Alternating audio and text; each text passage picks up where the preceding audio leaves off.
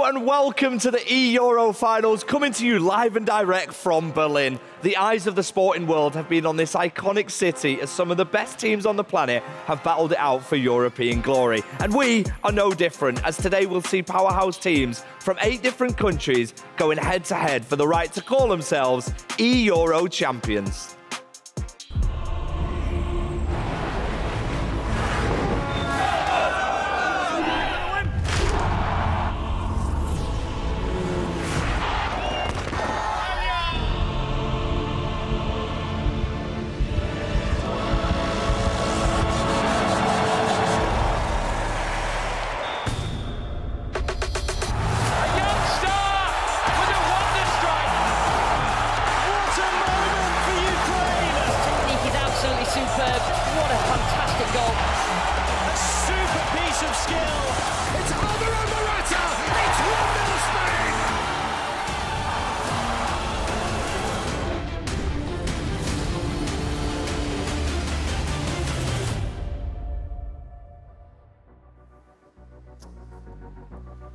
Hello and welcome to UEFA eEURO. We've got world-class players competing for the chance to call themselves eEURO champions. So it's only right that we bring in the best analysts and casters in the game. And that is exactly what we've done. As you can see, I'm joined by Ryan Pessoa and Casey. Casey, how are we feeling? Feeling so good. Berlin is a beautiful city, and I think we're about to see some beautiful competition. Well, honestly, let's not waste any time, and let's take a look at the bracket for this evening. Now, Ryan, there's one man on this bracket which stands out, who's in action very, very soon. Yeah, of course. Obviously, Anders, we know his antics on and off the field as well, and he's got emotion to show, and I'm sure he'll be ready. He's got a tough game, though. ST92 is not going to be an easy opponent, and the likes of Umut, Oberon, Andreas, so many top names. All right, let's get in nice and early. Let's get your predictions in nice and early. Looking at the bracket, who do you expect to win the whole thing? Oh, it's difficult because, obviously, going by past experiences with Anders and Umut, it's easy to say them, but I think it might be a little bit different. I think there could be a few upsets. So you've sat on the fence. Yeah, I completely have. love it. Right, Casey, I'll come to you. Let's look at this bracket. Of course, you've got your favourites. You've got Anders Vejrgang, you've got Umut, you've got Oberon. But every player stands a chance, don't they? Yeah, you really can't count out any player in this competition. You might see someone as a quote-unquote underdog, but do not count them out. I cannot predict at this point, but I am looking at Umut on the lower side of the bracket. He could perform. Yeah, well, Umut. Speaking about Umut, let's go and hear from Umut, shall we? Hebrew. Well, in fact, we will do in a second anyway. Let's speak about Umut then. Yeah. Teammates with Anders. Yeah. He's on both sides of the broadcast, of the bracket. He could potentially meet his teammate in the final, or is that looking too far forward? Potentially. It's only a few games away if they manage to win, of course, for both sides. But I think with Umut, he'll be wanting to prove himself on home nation soil, as we would say anyway, playing in his home country. So I'm sure he's got that little bit of cutting edge as well to try and perform. And with it being knockouts, it's so different, isn't it, for our players, because it could be sort of straight in the quarterfinal and it's over. Absolutely, and it's only 6-minute halves as well. And so a lot of players are flying in from other countries, and there's a potential that they come in, play 2 halves, and then they go. That's it. So hopefully, I mean, obviously some are going to happen that way, but it will be unfortunate. We'll see how it goes. We will see how it goes. And now we can finally hear from Umut, who is ready and backstage with Ibra. So I'm standing next to Umut. You're playing for Germany, the host nation of this tournament. How proud are you to play for this country? Of course, I'm really proud to play for Germany. It's my home country. I've born here, so of course I'm proud. And I also want to make the whole country proud with the trophy. Yeah. And this season was definitely not the best for you so far. How much confidence do you still have for this tournament? Of course, I'm still really confident because I just still know I'm one of the best. It was not my best season, but I know, okay, at some points I was really unlucky and the system is not that thankful for me. So, okay, I just don't want to think about the other tournaments and stuff like this. Just want to focus on this tournament and I feel really good. Yeah, definitely. And you practice a lot. Can you say what are the most differences between the 95 base mode and the ultimate mode? I think it's much slower. Like you have to play more calm, and counterattacks are really good. The KI is definitely better than an ultimate team, so you don't have to defend, just make the AR to defend. And there are not that many playstyles because no player has a playstyle plus. The defender have everything on everything on defense just on white. The attackers everything on attack on white. So you can't use the playstyles that much than an ultimate team. Okay, thank you very much, Umut. I wish you very good luck in the tournament, and we go back to host desk. Thank you very much, eEURO. And Umut, he knows very, very much about what it means to represent, because it's not just yourself you're representing, but your country as well. We caught up with Anders to see what it'd mean for him to win the eEURO. Vejrgang, Denmark. I always believe that when I play on my highest level, I'm the best. It's really rare that I'm playing extremely bad. I think my lowest level is also extremely high. My goal is all the time to win every single tournament. There's a reason why people who watches the game will probably see me as the favorite. I know I'm the favorite, but I also know that especially if I come into the final, it will probably be against my teammate on club level, and that's gonna be kind of mind game. So that will be the hardest game of the tournament. My goal this week is just to win the tournament, and I know that if I show up like I mostly do in the big tournaments, then I have a good chance of winning, but it's gonna be tough. But I know that if I play to my level, I'm the favorite and I can win the tournament. I didn't lose a single game in the whole tournament so far. It's probably one of the onlyest, so that would be a statement I can send before World Cup next week. I'm the best in my country, and I know that I have to perform to make the country proud. They know that I'm the best, I know that I'm the best, and I have to show it in the big tournament, the biggest tournament we have this year so far with the national team, and I will do everything I can to bring the trophy home.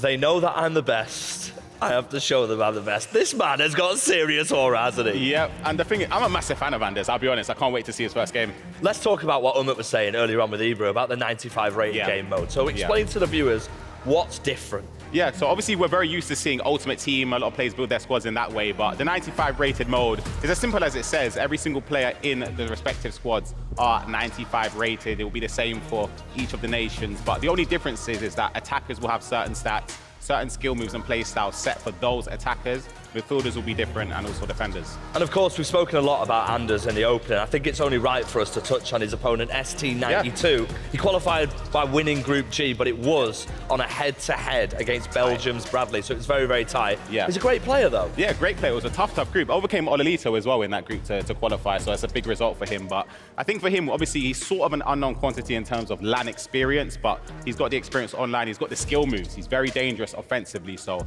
I think this might be a little bit tough for Anders. Well, it's nearly time, actually, to get involved. So let's head over then and get ready for the first game. It's Anders Vejrgang against ST92.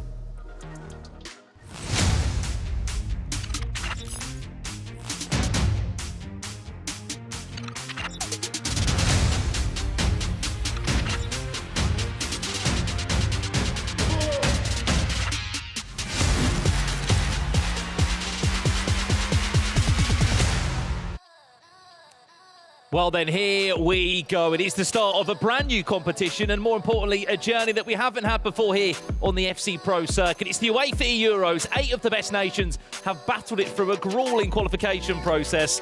In case it all kicks off here, Anders Vejrgang, what a start. The #1 seed is in action against ST92, who you could say might be the underdog in this competition and certainly in this matchup. Definitely. We know we've seen Anders compete in so many amazing competitions. He has made quite a name for himself in this competition, but we cannot count out players like ST92 because we've had shocks in the past, quote-unquote underdogs that come in, beat these great players, and so I think it's about to be an absolute battle. As we said, we could sit here and we could talk about the nations that didn't get here. We've, of course, included England, the Netherlands, France, the list goes on. This was a really hard competition to get to, and let's not forget as well, $100,000 on the line here live in Berlin today. It's a one-day competition. All games will be on broadcast. We'll be showing you every single quarter-final matchup here. But as the guys were saying down on the desk case, this is different. This isn't Ultimate Team anymore. This isn't sort of build your dream team. You're representing your nation, you're using your nation, but in a different 95 rated mode. Yeah, you're having to shift your mindset a little bit. With Ultimate Team, there's a certain type of meta, so you learn to adapt to that type of gameplay. But with the 95 rated squad, you're continuing to adapt to that. Some players, Anders, Umut, they've played with this because in the virtual Bundesliga, they had a competition where they played with the 95 squads. Will that give them advantage? Possibly. But I do believe that all of these competitors have been practicing running the friendlies back home, so they're ready to go with this new game mode. But I think it really brings it back to the fundamentals, Brandon. I think that's what we're going to see here, isn't it, today, Casey? Who is the best fundamental FC24 player? What we're saying about that, just got the basics down in terms of each position, which makes us even more interesting, has got certain skill moves locked from 3 to 4 to 5-star. For example, wingers and strikers have 5-star skill moves. You need to know, really, who you need to pull a certain skill move with, or a certain finish or shot type in the right area of the pitch. Yeah, and it's going to matter where you're playing each of those players. I was speaking to some players backstage, and they're saying no left mids, no right mids, because they don't have 5-star skills. So we're going to see a lot of wingers, a lot of strikers, maybe playing in different positions than they normally would, because 5-star skills are a very important asset in this competition. Absolutely. Well, look, we're just jumping into our first quarter-final matchup here. Denmark against Ukraine. CT92 against Anders Vejrgang. A win here, of course, will take you straight in to the semi-final stages. We have to speak about it from ST92 case that coming into this tournament, we believe he made $500 in prize earnings in his competitive career, Just getting here, he's made 7,500. He's doubled it. You get the point. He's made a lot of cash just for getting to this top 8. This, by far, has been his biggest achievement getting here. Quite the entry into the competition, and we have to remember, in the group stage, you have to be at the top of your group to make it through. He did go through head-to-head, but very, very difficult. He had to go through many, many great competitors. I believe it was head-to-head against Bradley, another great competitor from Belgium as well. And so he has worked to get to this spot, to be in this top 8, and now he has to go against Anders. I think it was back in March, wasn't it, the qualification for this UEFA eEUROs. Obviously, Germany were the host nation. They did get invited, but there was only 7 tickets left available. You had to win every single game in the groups, and that's what Anders Vejrgang did. Surprise, surprise. I think the game is ready to go now, so let's jump into it and kick off this UEFA eEUROs journey. Denmark against Ukraine will be our first game in action today. And following that, we'll bring you Spain against Israel, Germany against Turkey, and then Italy against Norway. We have a world champion amongst those 8 players as well. League winners. So much prize pot between them and what they've achieved in the FC Pro ecosystem across the last 2, 3, 4, 5+ years. Let's see. Maybe our first chance of the game. Yarmachuk for Ukraine, trying to get this attack forward. Expect to see front threes just full of attackers, such as strikers instead of wingers. Because this is an ultimate team, as we've said. You are fundamentally, Case, just trying to pack in pace where you can. Exactly, and we also have to remember it is 6-minute halves, and so in other competitions we have 9, and so you don't have time to get started. You have to be going straight into this match. You don't have time to really heat up and get into the groove, because the game will be over by the time you're in the groove. Well, speaking about getting into your groove, Anders Vejrgang very nearly his first chance in the game. Might get another one now. It's Wynn down this far-hand side. Looks to drop the shoulder, finds Hoyle, and there's the step-over exit, which is trademark. Anders, that's certainly a skill move that he will be able to use, and he will be using it a lot. Yeah, I think that this 95 mode really does suit Anders well. He relies a lot on certain skills. We see a lot of those step-overs in his gameplay, but I think he's fundamentally one of the better players in terms of he's very precise in his passing, and that's going to be important in this stage of the competition when other players may have relied on crossing, which we might not see as much in this competition today. Absolutely. To the point you're making, the aerial plus play style will not be in action today. The basic one will be, but that'll be just from centre-backs only.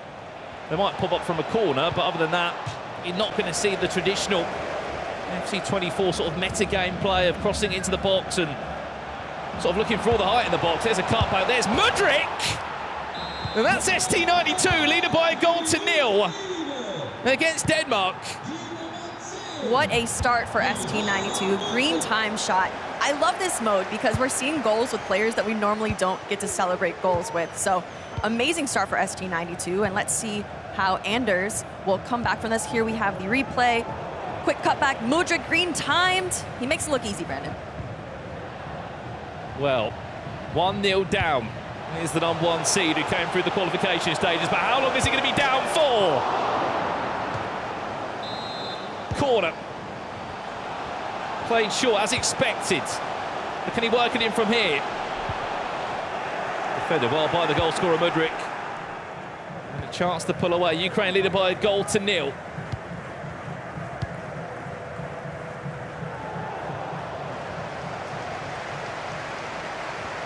Dreyer can't find a way through. We can see you home in the Twitch chat as well. Let us know who you're backing today in this UEFA Euros. As we said, 8 players here, 8 nations, all battling out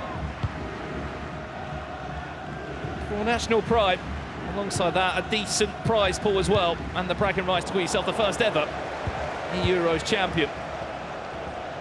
And they're still knocking on the door here, but still can't find a way through, Case. He's been very patient there defensively, hasn't he, ST92? He has. I'm actually very, very impressed with ST92's defense because Anders is not an easy person to defend against, especially with his creative skill set of skill moves, and he's been reading him like a book, really. It's the breakaway again. Can't find a pass. Does get a free kick. There's a lot of love for Anders Vejrgang in the chat, as expected.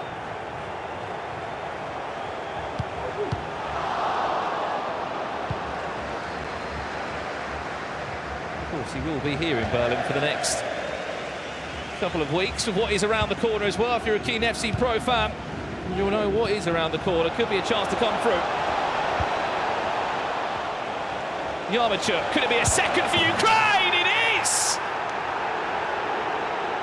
He might be an unknown player, but at the moment,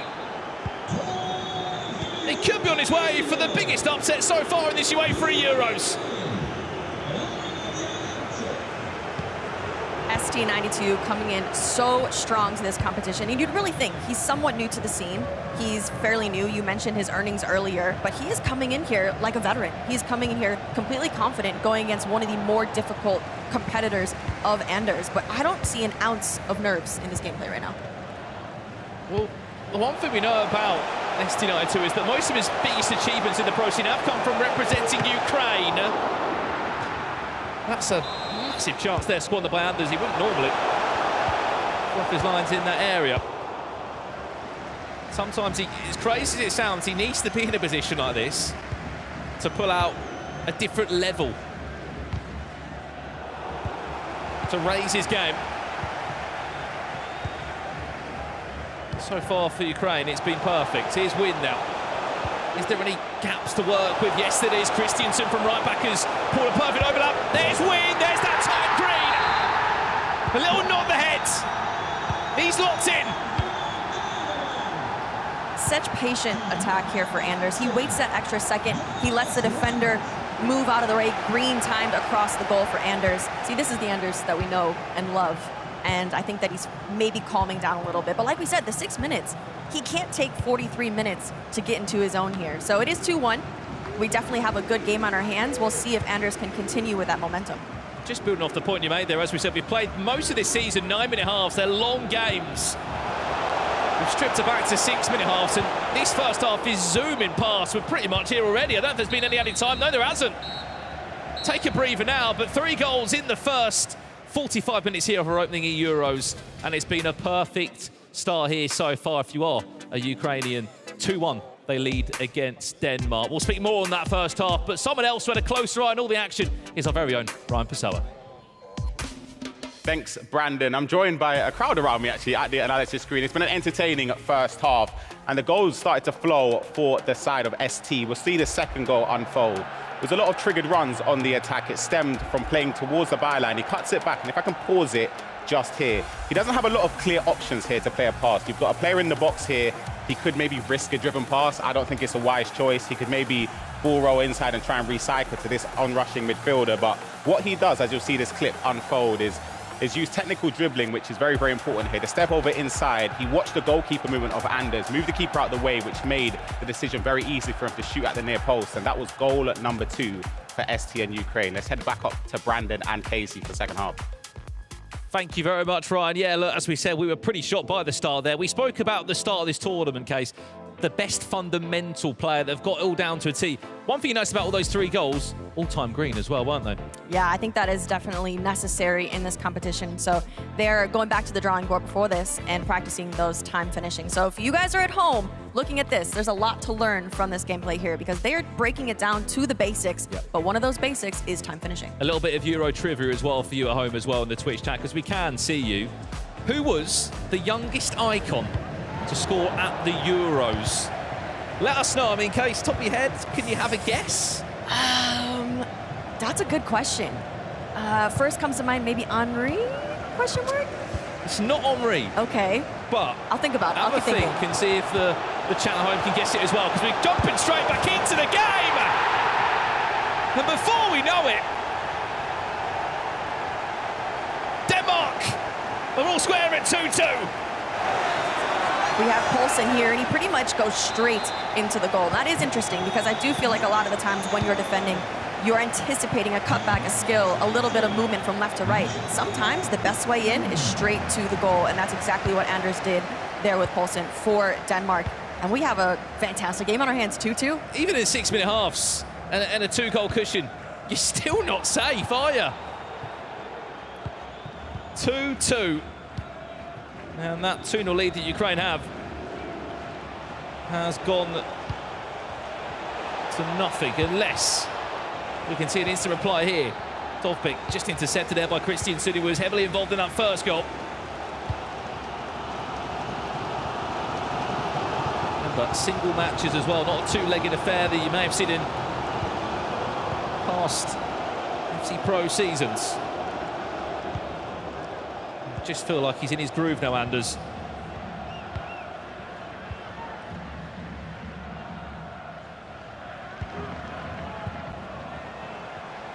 Delaney waiting for that right pass. Højbjerg also just sitting there patiently.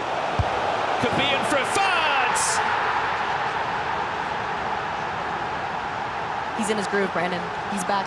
It took him 43 minutes to get there, but Anders is officially back as he dribbles in with Højbjerg. Quick pass up to Wind. The left back wasn't quite ready across the goal, and there we go. The celebrations are officially back. We didn't see him until he was up, but it does seem like he's back in his groove, confident with the celebrations. Well, we might have just timed this right, because we have got Fatih Houston in the commentary booth with us as well, the teammate of Anders at Denmark. I mean, what have you made of this game, my friend? Because he was 2-0 down, and now he's 3-2 up. I'm literally shaking right now.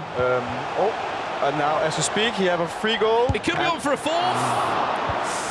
Yeah, if he took his time there, like 1 or 2 seconds, looking at where he moved his keeper. But yeah, Anders does have some tends to start poorly sometimes.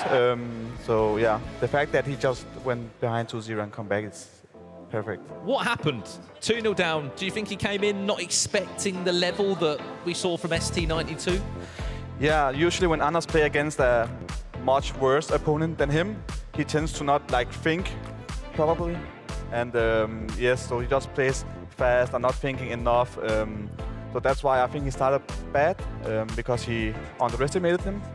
So when he got behind 2-0, he finally understood that he had to take this guy serious. And yeah, we can see now how good he's playing.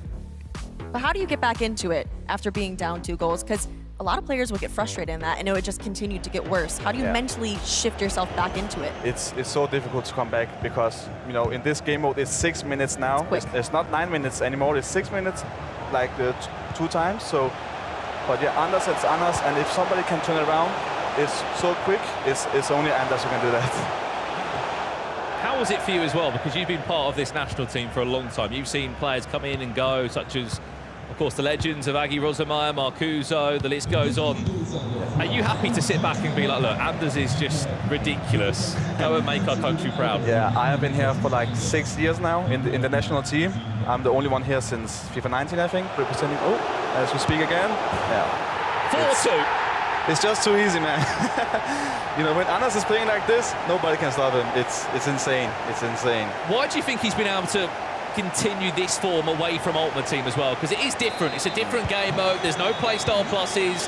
There's different stats on certain players that you might be used to from a defender or a striker. Why has he been able to just easily move across to this game mode? Because for Anders, it doesn't matter what game mode it is. Like, for example, he liked this game mode like rather than Ultimate Team because there's no playstyles, and he hates playstyles, as I know.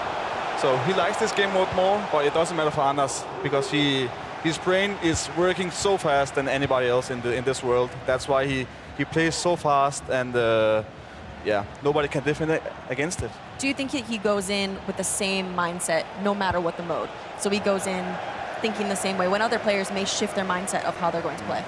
No, not Anders. It's always the same, man. Because he genuinely thinks that he's the best in the world and he should win every game with 5 or 4 or 6 goals. Oh, as we speak again, green. No. If he got screen time, it will win. You need to have a word with him. Anders, Tell him to time come grinning. nu. Come nu, Anders. I think he can hear you. He probably can. But yeah, for Anders, it doesn't matter, man, because he's the best in the world. He genuinely feels that, and that's why he have a lot of pressure on his back, and that is also why he's so emotionally. Because when he loses, for him, like the world goes under, and it just destroys his day, and that's why he have the best mindset in this game. In case you have just tuned in, this is UEFA eEUROs. Ukraine were 2-0 up against Denmark in the first half, and in the first 10 minutes of the second half, Anders Vejrgang of Denmark has been able to turn this game back on its head, and he is 10 in-game minutes away from a semi-final spot. You have to watch out. Ooh. Especially in 6 minute halves here as well, Case. To see out the game, it's easier. It is in this scenario. We'd sit there on 9 minute halves and say, look, it's a long 10 minutes. This is going to be a quick 10 minutes. Yeah, for a player, it definitely goes by a lot quicker. The 9 minutes, it seems like it drags on, and anything can happen in those last few minutes. But when it's 6 minute halves, I mean, look at how fast the clock is ticking down. And so it's a lot easier to hold the game when you're up, when the time is so short. Well, Højlund taking more time out the game. Well, does he fancy another goal, Anders? Anders will go for the goal if I know him. Okay, that is very rare that he doesn't go for the goal, especially when he thinks that he is so much better than the opponent. But it is smart, because now he doesn't have the ball, ST92, and then he cannot score. Well, 2 minutes left. What could have been an upset is just going to be a bit of a norm now. Anders Vejrgang making it to the latter stages of any tournament. It's something we've become very familiar with now. Much respect to ST92, honestly. I really thought that he will be so nervous and shake, all of that. But when he scored like the first 2 goals, no celebrations at all. So we gotta give him his props. Oh. Make that 5. Yeah. And when he plays like this, nobody can stop him in the world. Nobody, I'm telling you. So it's an honor for me to be teammate with this guy. Has he mentioned anyone that he's worried about at all in this competition that he could possibly go against? Not worried, but like he really wants to beat Germany, because it's his teammate and his coach in Leipzig, so he would love to face them. Well, it's a full-time result. Commiserations to Ukraine and ST92. Just building on what you said, Houston, to even get to this tournament, only 8 or 7 nations can make it through that really difficult qualification process. But Denmark turned the tie around. Anders Vejrgang with an all-important 5-2 win. He seems a bit stressed. Yeah, man. Look, the first game is always like the hardest one, really the hardest one, and it's such a relief for him to win. And now he's just gonna play like this the whole tournament. First game is the most important one. And look, Case, look, even at 2-0 down, you just don't write him off. You can't. We could be playing 4 minute halves. You can't write him off, can you? You can, and I think that we look at him down there, he does look disappointed. I don't think he likes to concede any goals. So if he does, he's not going to be happy with himself. He wants a perfect game no matter what. Yeah. He really is a perfectionist, isn't he, Anders? He is, man, because like 2 years ago when he was behind 2-0, he would just rush and do some stupid things, but now he's reacting much better and just taking his time. He has so much composure, and that's what a champion has. Amazing stuff. Well, that was the teammate, of course, Vejrgang Houston of Denmark. But someone who has just won, who is on his way to a semi-final, is Anders Vejrgang, and he's joined by our very own eEURO now. So I'm here with the winner, Anders. Congratulations first. You're in the semi-finals. What a comeback. How do you feel? Of course, I'm not really happy, to be honest. I'm just relieved because I got down like 2-0 after 30 minutes and did 6 minutes. So it's like a really fast game, but I know that I'm the best in the tournament. This was the first step, and like later I'm gonna send a statement that I'm really the best in the tournament. Yeah, you had some problems at the beginning of the game. Can you explain why? I don't know, I have like a bad, like I always start slow and I don't know why. Like that's the only way you can kind of lose to like an underdog, if you like give him the trust that he actually can win. And he played good in the beginning, but I was also defending really bad. And I saw at the end of the game, he only had 2 shots, and that was like the 2 shots. So after I got down 2-0, I stepped up massively, and I showed why I'm the best in the tournament, I would say. Okay, thank you very much, Anders. Good luck in the semifinals, and we go back to the host desk. Yes, thank you very, very much, eEURO and Anders. Wow. Box office from the start. He just said in his interview then, he's not happy, but he's relieved. I think it shows his mentality. He won, what, 5 goals to 2, but just to overcome it in such a relaxed way as well. And it's just a testament to how Anders competes. And speaking about his mentality as well, he said he wants to send a statement later on to show that he is the best. So make sure you make sure you stay tuned for that one. But listen, we need to talk about the players on the pitch. Our Vivo player of the match, who have we gone with? Yeah, we've gone with Wind for Denmark, and Anders was the player that got the goal back for Anders, an all-important goal, which sort of eased his nerves a little bit, helped him get back into the game, and just give him that hope that he can come back. Yeah, super important. I mean, he actually scored 2 in the game as well, Ryan, as we see the first goal. When Anders scores this goal, the green time, you think, okay, he's cooking, and then the third one without the time finish. Jonas Wind again. When he scored the first goal, it just felt as if you knew more was coming. You knew he was going to score the second and then the third. It was just about if ST could maybe hold on a little bit longer, just because obviously 6-minute halves is a lot shorter. Maybe you could try and kill time on the clock a little bit, but Anders just kept on pushing forward. And we have to say a massive congratulations to ST for everything, of course. There's no mean feat to losing to Anders. There's an air of inevitability about that, man. You go 2-0 up, and it's sort of as if I'm playing you, I'm 2-0 up. I know you're going to... You know, you're going to cook me. That was you are not nice. going 2-0 up against me. I'll go 2-0 up against him. No chance. But that's absolutely amazing, isn't it, from Anders? And he is our first semi-finalist. Who will be facing? AdrianCifuentes or yuval? The action will continue after the short break. But first, here is our Axie Confidence Corner.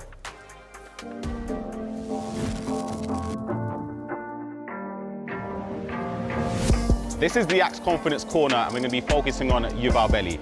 He's a player that makes the correct choices in key areas of the game, and that is exactly why he's a top player. What separates me is mostly decision making, like when to pass, when to do offside traps, when to shoot. Like, you know, when you have chances 2-on-1, and then you can turn on pass or turn on shoot. So I think in these areas I'm good.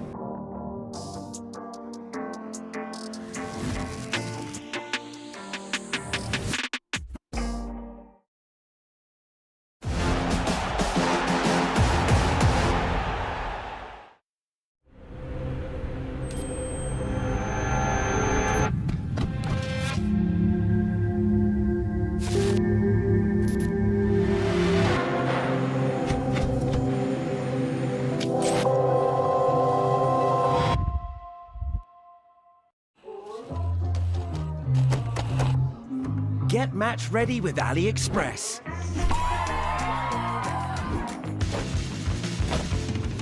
Find your style with AliExpress.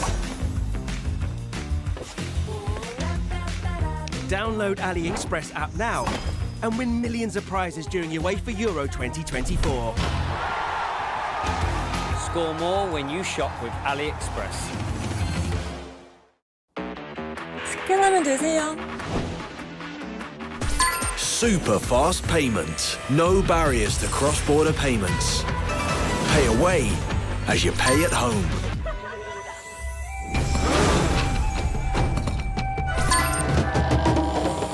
AliPay Plus. As simple as football. It's your home payment advantage. AliPay Plus. Official payment partner of UEFA Euro 2024. Passion. Drama. Heartbreak, glory. The game hasn't changed, but how we experience it has. With technology delivering digital experiences like never before, we'll help take UEFA Euro 2024 to the next level. Atos, official partner of UEFA Euro 2024. New Axe Black Vanilla? Yum. Live life with no stress, he said that's my best flex. I hopped on a big plane, said I'm doing big things, gon' bring out the champagne. Yeah, baby I'm cool, yeah, you know what to do, yeah, we got nothing to lose. Metro Boomin want some more. What the balls is, I just pull up in a New Axe Black Vanilla. Get closer with the finest fragrances.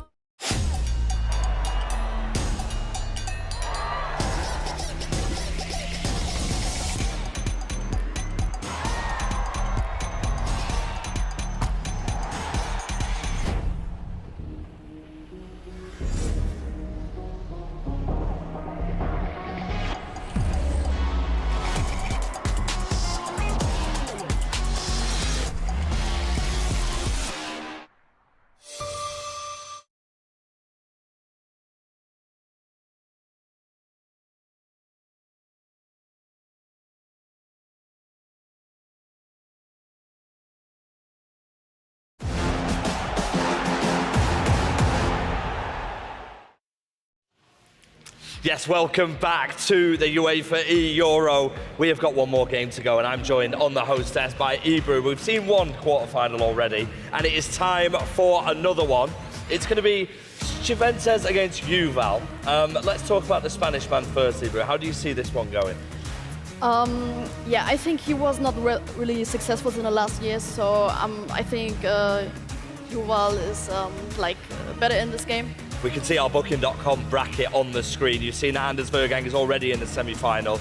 I mean, Cifuentes, he qualified by winning tiebreakers against France and Serbia after they finished top of Group F. He knows what it's like to dig deep. Do you see him coming on top in this fixture? I'm gonna go with yuval, of course. Yeah, I think he's my favorite. I like how he plays, so that's my favorite. And the beauty of it is, eBrew, as well, is that it's knockouts, as we see behind us. Yuval is representing Israel as well. Look, the players have got a chance no matter what, but it is 95 game mode, isn't it? So let's talk a little bit more about 95. We've actually played against each other on the 95 game mode. Like, I won't tell you who won, but I won one. And eBrew also won one. And we left it as a draw. 95 rated, it's completely different to Ultimate Team, It's completely different. I mean, you don't have the playstyle pluses, you just have the normal playstyle, so you can really use the meta this year, you know, the corners, the free kicks, and the high balls with the headers. It's completely different. I know they have to play completely different in this tournament. So Anders lost this game mode, but let's see how Yuval and Adrian will go with this mode. Yeah, and let's see a little bit more about AdrianCifuentes, shall we? And let's have a look at his player journey. AdrianCifuentes, Spain. I'm really excited to represent my country because it's the best thing that a football player of a EFC player can do, so I'm really, really proud. Winning this tournament is the main goal of the year because this tournament is the most important tournament in terms of national teams this year. The qualifying for this tournament has been really tough because we have to play so many games against the players of my country and also games against the players of the other country of the group stage. So yes, it has been really tough, but we are here. The player I want to play the most is Anders because I consider him one of the best players of the world. I expect a really good tournament because we are in quarterfinals, and if we are here, we expect to win it. Yeah, my family supports me a lot, my friends too, so I will do so good for them. Going for the trophy, so we expect to win it because I know we can do that. And there you have it. It is time for quarter-final 2. It's AdrianCifuentes against yuval. Ryan and Casey are upstairs. Let's head to them.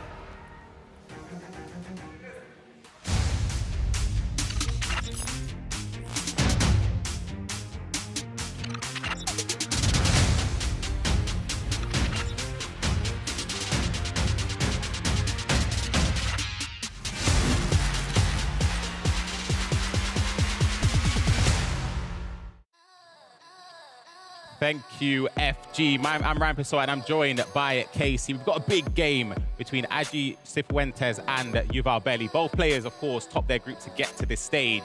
But Casey, it's going to be a tough game. It's going to be a very tough game. Two very competitive players here. I can't even predict how this one's going to go. Some of the ones, there may be more of an underdog. This one, they're pretty even across the board. Yep. Looking at Yuval Belli, he did very, very well in the Portuguese league this year. A lot of impressive competition. And AdrianCifuentes won over other Spanish players to get that spot. Yeah, so very, very deserved. Yeah, and it was in that tough group where it's a bit of drama between France and Serbia in Group F. Yuval Belli, on the other hand, coming through his group, defeating Tex and England to make this spot, winning on head-to-head. But he's somebody that across the years, when playing across online competitions, you always spoke about him being potentially the next up, the next prodigy that can make their mark in international tournaments. And I'm sure he'll be hoping that this might be his, I wouldn't say breakthrough event, because I think he's had that already, but just one way he could maybe get some silverware. Definitely. I am curious your opinion on this one. So with the 95 rated squads, which player do you think this suits better? Because some are on the other half, you know? Yeah, that's a difficult one. From years gone by, I would say Yuval Belli, just because I don't really see him as somebody that crosses a lot. Obviously, this year you have to change that. And corners as well. And I spoke to his coach, Veni, a few days ago. He said corners and set pieces and things aren't his forte. He doesn't really spend a lot of time practicing on that. So maybe that could fall into his favor for this tournament. Obviously, 95 rated mode. It's different. The speed of the game's different. The personnel, the squad selections are all different. But I think it's going to be interesting to see how they set up their squads. Yeah, definitely. I know last game, I wasn't really sure what to anticipate in terms of how many goals were scored, but I was pleasantly surprised. You think we'll have a similar situation in this one? Yeah, I think there'll be a lot of goals across the board completely. We spoke with the players, yesterday in practice arena, and they were saying how there's a lot of goals, even in practice games. There seems to be end-to-end action throughout every single game that's been going on. So I'm hoping, for our sake, that's going to follow suit as well. Yeah, I mean, either way, this matchup between AdrianCifuentes and Yuval Belli is going to be a banger of a match. It is Spain versus Israel as they get locked and loaded into their matchups here. We will see them getting kicked off here shortly. And if you guys are just tuning in, this is the second game of the quarterfinals. We have 2 more games to go. We have Obrun versus Andreas and Umut versus iMertAL coming on later. But first up, we do have this matchup. Yep, and we've got our eyes on the Twitch chat as well. Let us know who you think is favourite to win this game. AdrianCifuentes up against Yuval Belli. We'll be kicking off very, very shortly. And of course, the winner of that actually plays against Anders. I know we would have seen them waiting in the wings and the crowd immersed there, just seeing how the action unfolded. They would have been hoping for their sake Anders would have lost. He was 2-0 down, but he showed his quality and just overcome that relatively easily in the second half. Yeah, I was still very impressed with ST92 because he came out so confident in that game. But that just goes to show some of these players that we don't anticipate a lot can come in here feeling very strong, very confident, and shock a lot of other players. Obviously, Anders has what it takes to overcome being down a 2-0 deficit, but we might see a couple other underdogs do well today. Overcoming deficits in this game was difficult, not only because it's 6-minute halves, but it's a best of 1. Whenever we used to see 6-minute halves, it was a best of 2 in years gone by. But for this year, obviously, the players are used to 9-minute halves, best of 1. The 6-minute, it goes by just like this now. It does. You blink and it's done. You blink and it's done. You don't really have time to bed yourself in the game unless you're Anders. It took him a while to get into it, but I think that goal just before halftime was key. I think if that didn't come, maybe it could have been different, but I think that changed the dynamics of the game. Yeah, I also think utilizing that time during halftime to make those changes that you need is going to be very, very important, whether it's the subs, because a lot of these teams that they're playing with as well are new to them. They're used to their regular Ultimate Team players, but they're using players that they maybe never would have seen. I like it from a viewer perspective because we get to see goals from different players all throughout Europe, but they might not be used to playing with those type of body types, heights. Everything goes into play. Lack of skill moves. You only got 5-star skill moves on all of the attackers. That goes for the left winger, right winger, striker, and centre forward. The rest of the players don't have 5-star skills. Skill moves are so important, whether it's in a reverse elastico, anything. Just a Magidi cancel is so important in those attacking areas, but you're limited in that sense. We saw a few of the squads. Some players were playing even wingers at left back in a 4-3-2-1, just to have that offensive presence with skill moves going forward. But the meta's just different on this game mode. There's not a lot of crosses, if any, at all, and I think that could favour Yuval Belli. Yeah, even in terms of the meta and the way people play, we talked a lot about the attack, but speaking with some of the players backstage, the defenders even defend a little bit differently. The AI is a little different, so you see a lot of defending with the CDMs in this mode as well, which is very, very different from any other mode because normally people are defending with their center backs, but they're switching to their CDMs, tracking back, and letting the AI do that for them, which is a little bit different than what we've seen in past competitions. Yep, and of course you see the action underway.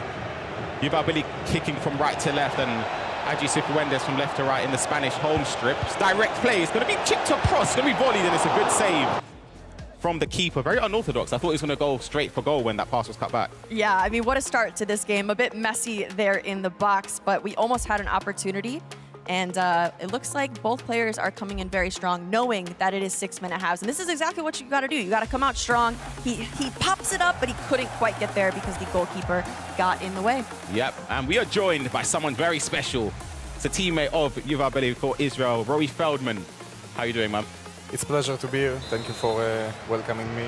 And really, really nervous right now to watch Yuval, and I hope the best for him. I always found it more nervous watching than playing. Genuinely, I used to hate it. I think that like when you play, the nerves going out maybe after, I don't know, 20 in-game minutes, and when you're watching, you're just nervous the whole game because it's not in your hands. It's in his hands right now. Talk to us a little bit about preparation since you've been with him for these past couple days as he's going into it. How's his mindset with this mold, with the 95+? How is he feeling about the players that he currently has on the pitch? I think we played a lot against each other, so he doesn't play against potential opponent too much. And we don't have so many tall players. Our tallest player in the attack is like 181, I think, max. And Spain have Joselu, for example. So I hope to not see any crosses. But of course, if Adrian will manage to, control the tempo with the crosses, he can do good. See the player look here, trying to recycle possession for Adri. Good tackle there from yuval. I saw a question in the chat mentioning and asking, are all the players 99 rated? What are the stats? The players are 95 rated for every single position on the pitch for all of the squads. The difference is attackers all have the same stats, skill moves and play styles, and that's the exact same for midfielders and defenders. And there are no playstyle pluses, so it is just their basic playstyles. Yep. So some of those metas that we see with the aerials and the finesses, we aren't going to see those playstyle pluses. And so it does really force all the players to adjust how they are attacking these games. And like we said before, it brings it down to the basics, the fundamentals, and a different type of player is going to succeed in this mode. Yeah, it's great build-up play as well. Could have been a mistake from AdrianCifuentes, but it was fortunate for him that the bounce back fell in his favor. Seen a lot of creative attacks from yuval early on. Just passes in behind, little chips to the back post. Even if it's not necessarily looking for the cross, it's just about trying to find the space to get a shot at goal. Now I want to chat with you a little bit about the qualifier to this, because it was a very difficult competition to go through that. He did beat Tex in that competition as well. How difficult was that? Were you with him during that entire process? Yeah, I coached him. Oh my God. It's first goal, and it's brought down in the box there. Managed to get past the defender there, and the touch there from the attacker in the box gives yuval the 1-0 lead. Maybe argue a slice of fortune. You'd expect the defender to get there, but it worked in his favor. You need a bit of luck. Yeah, sometimes. You do. You really do. Sometimes that's the way it goes for the games, and in that situation, unlucky for AdrianCifuentes, but there's still plenty of time in the match. But you were discussing the qualifiers. Yeah, so basically when we played the qualifier, so yuval played, of course, and me and the coach, Erez, we've been with him the whole time and supported him as much as we can. And the first game was against Tex, and because the first decisive part is head-to-head and not goal difference, after he beat Tex, first game, we knew it's a big step to qualify, and that's what saved us in the end. Yeah, this could be a goal back. Ball around the goalkeeper, and it's going to be Joselu for AdrianCifuentes. Barely any moments have passed in this game before he found his way back into it. We're level with just around 13 minutes in game time played. Going to see the breakdown of this goal, Casey. Yes, and just like that is 1-1, an easy ball roll past the keeper for Joselu, who we mentioned before is going to be so vital for AdrianCifuentes. And he didn't let that first goal get to his head. He definitely stayed in the game, and now it is level across the board. Yep, it shows his strong mentality to bounce back. Rory, how important do you think it is for a player when competing just to not get frustrated or angry at things going on in the game, and just to make sure that you're just focusing on bouncing back? I think especially in those 6-minute halves, you saw Anders, that's the perfect example for great mentality. After being 2-0 down, he won 5-2 and you don't even remember. That's a good tackle. That's a great last-ditch tackle there from yuval. Sorry. Yeah, and you don't even remember that it was 2-0 down. So when you are conceding, and sometimes you can concede bad goals, you just need to focus and don't break stuff and just be chill, control the tempo of the game, and just try to score, because, I mean, in this mode, there are a lot of goals, for sure. It is important to not break things. That would probably be an issue here in the UEFA eEUROs. But it's interesting, though, because in other competitions, they're across 2 legs as well. And so you are really shortening the time of these games.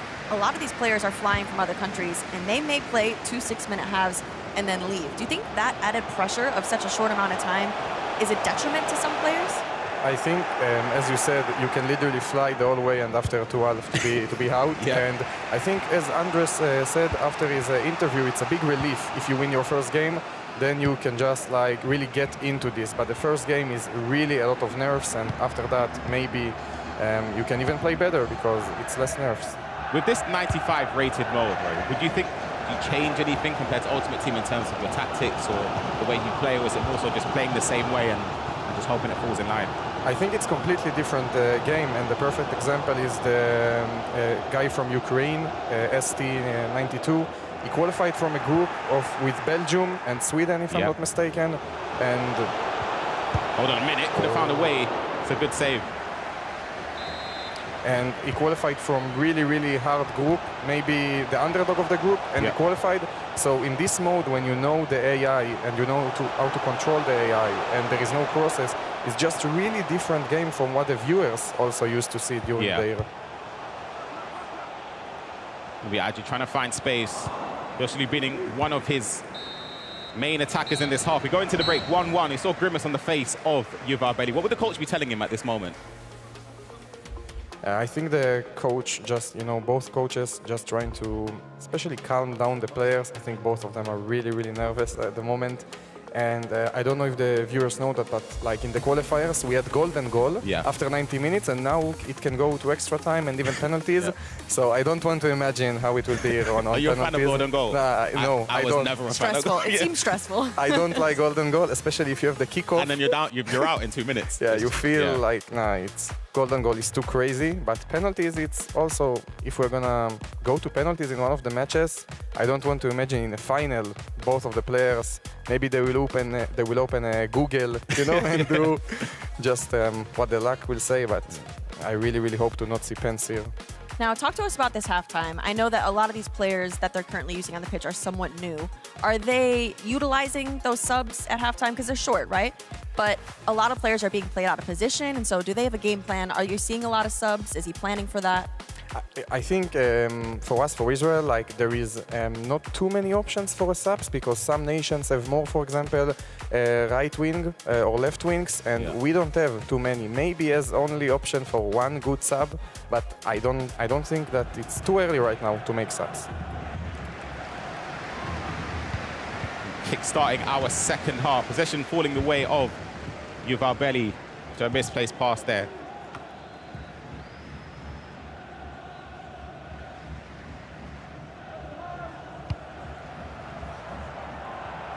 Seen people in the Twitch chat asking if Anders won his first game. He did win 5-2 against ST92. It could be a chance for Yuval Belli on the attack here. Solomon playing towards the byline. Buro scoop inside. Reverse Elastico, good defending, man. Just to still keep possession. A cancel, and it's a fantastic goal to take the lead in this game. It's a beautiful goal. Definitely goal of the day so far. Fantastic, fantastic utilization of the skill moves, Casey. Yes, fantastic utilization it is. The composure that it takes to cancel, dribble around, and then choose the perfect moment to take that shot for Yuval Belli. Very, very impressive. Crazy. This is prime Yuval Belli and prime Manor Solomon together. I hope Manor does it in Tottenham soon. I don't hope that. Crazy goal, crazy goal. That's an incredible goal. Going to be a quick comeback again, potentially. AdrianCifuentes trying to play quick, snappy passes in and around the area. Couldn't find the breakthrough. It's a fantastic goal.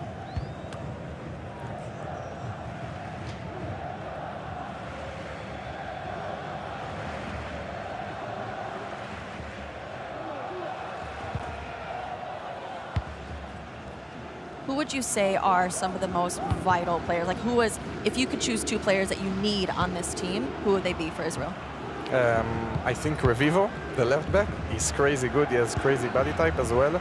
And Khalaili, who is right now with the ball, is like Mbappe. Speed right he's there. He's like Mbappe? Yeah, he's like Mbappe.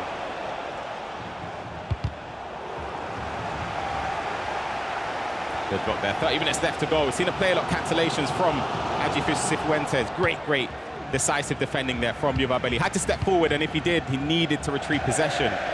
He's just giving it straight back there to Spain to kickstart after a throw-on. We're going to tap back in to the way the players had to qualify for this. If you weren't aware, they had to qualify through a strenuous online qualification format, playing, sometimes having a group full of 7 or 8 opponents in their group. They had to more or less win every single game, or at worst, lose one maximum. And that was the case for Yuval Belli. In a group with Tex, had to beat him, as you mentioned, and went through on head-to-head. The same with AdrianCifuentes in that group with France and Serbia, tied on points. But I think it's nerve-wracking, or for your example, for your experience, and example this year, how important is it to just build up momentum when playing, getting those first wins on the board and seeing how much that can push you forward? I think especially in this mode, in the 95, sometimes you feel you can really lose to anyone. Yeah. And after Yuval won Tex in the qualifier in the first game, I think we thought nobody can stop us. And then we lost like 10-2 to a guy from Czech Republic. I don't remember his name. And in the end, Tex won the last game against Czech Republic, and that's why we beat them in the head-to-head, and we qualified. But Yuval did crazy campaign in the road to this eEURO, and I'm very, very happy for him. Yeah, he's going to have to defend this attack. He's stepping over. That's beautiful. Good save to prevent that finding the back of the net. A corner. We've seen a lot of corners taken direct throughout the season so far. The aerial plus meta, is it going to fall the way of Spain? It's over the top here. Rodri to bring it down in the area. I just don't think that corners are going to be the same exact that we see in Ultimate Team, especially without the aerial play styles. They just don't get the air that they need in order to make them as overpowered as they are in other modes. I think that there's players in other modes, they sit there for hours practicing their corners. It just won't apply to this sort of game. Yeah. Yeah, you're completely right. Like, especially because only the defenders have the aerial, and it's on white, not even gold. So it's really not overpowered here. If you see a corner goal, it's really rare. Do you prefer that?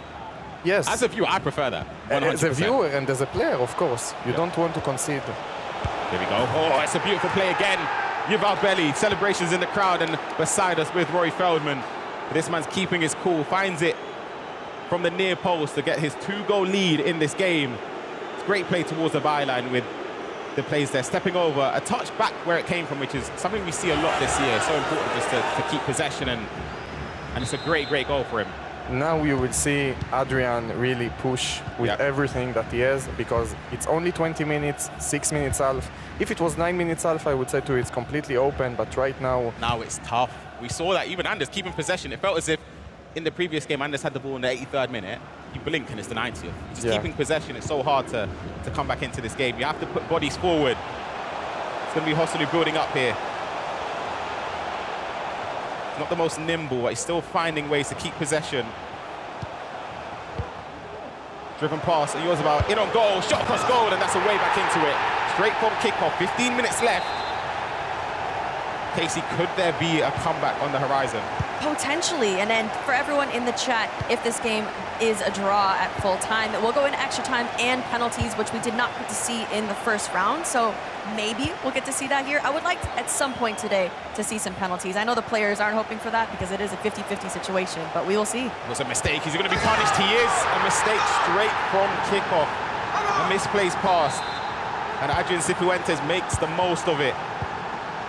Mistakes cannot happen in this mode. That was very strange. It was very strange what happened there. I think he pressed R1. Yeah, I think he dummied it by accident. He pressed R1 by mistake, and the ball went through his player legs, and then he lost possession. It's crazy. I don't expect that, and now only 10 minutes to the end. I think these are the moments, as a player, you get more nervous for, especially if you were winning, because you sort of don't want to... Sometimes, you can speak from current experience, your mind sort of drifts off. You're sort of thinking, all right, I've sort of not won the game, but you're in cruise control. And before you know it, you could be down. Good save, rebound. And just like that, AdrianCifuentes takes the lead in a matter of moments. It could just turn on its head just like that. Just like that. Nobody expected that. Like, it was 3-1 up in a blink of an eye. It's 4-3. I don't know to explain how it happened. I'm honestly in shock right now. I think all the people who are watching as well. Yuval as well, I'm sure. It's crazy. Yeah, I was literally just about to say, how hard is it to bounce back, because your mind will be thinking you're on course to win. You concede 2, and before you know it, it's game on, and the mental momentum is in favor of your opponent, and we saw just what that meant to AdrianCifuentes. But it's going to be tough now to try and regain for Yuval Belly, but he can do it. There's still time left in this game. He can still get back into it. Yeah, and Adrian scored, I think, 2 kickoffs against him. So if he can do it only 1 time now, we will go to extra time. He's going to have to start taking risks at this point. So it can either go in his favor to try to get the ball back as soon as possible, turn on the press, or he could start pressing and then he opens himself up for a counterattack or a situation like that. So we'll see in these last 7 or so minutes if yuval can put something together. For me, and he has to go constant press straight away. He has 45 seconds or something. You have no time. You have to go straight away. It's a misplaced pass here. Ferran Torres stepping over. Is that on? Surely offside. Yeah, surely offside.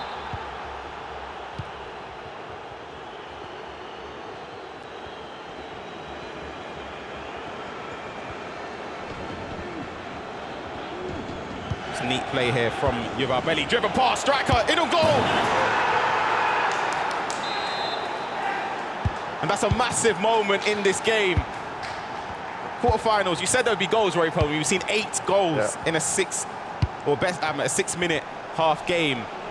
And yuval needed that just to give him that hope, not only just to remain in this game, but I think for the mental approach, it helps a lot.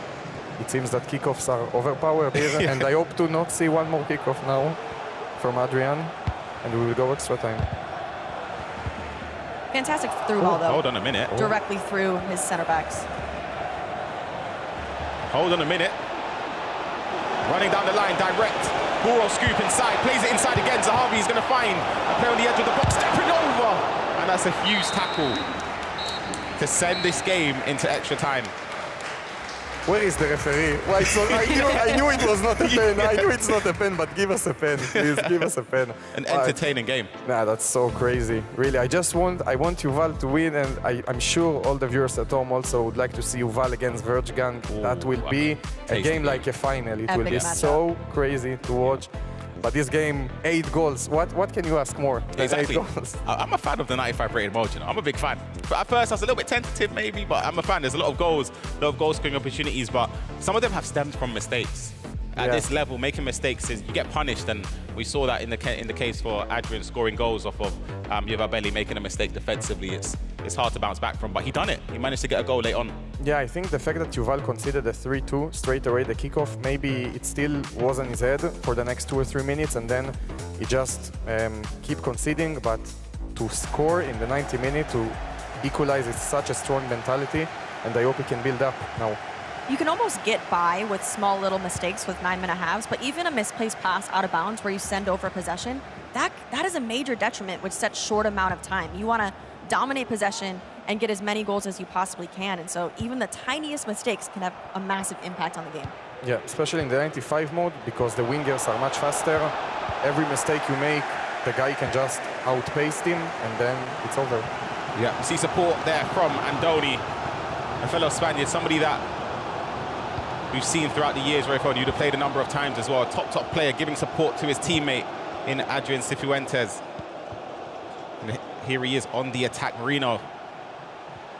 Nowhere near enough pace to get him behind there. Biel Abada from the... Right now he's in the MLS. He left Celtic and he's clutching up.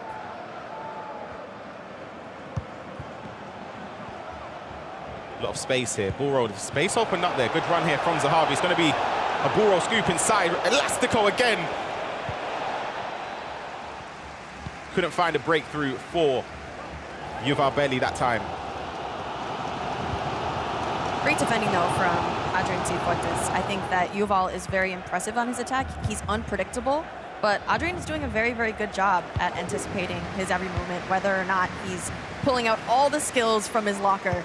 And I've been very impressed with him, both offensively, but very much defensively. He's going to have to defend very well here. It's the first time we've seen a whipped ball to the back post, And Hoslu couldn't find a way to jump high enough to win possession there. Luckily, it's not ultimating. Yeah, if it was, then it's unfortunate it's a goal. Yeah, it's a GG.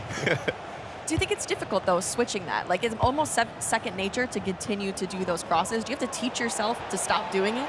You literally have to practice a lot to get this out of your mind. I don't want penalties, please. Wait, is that the first already? No, halftime. Oh, no, I didn't think that went quick. That was quick. It's really quick. It's crazy. It's like 2 minutes. It's so weird because obviously we've played with 6-minute halves for years. This is the first year without it. It just feels so it's just so different.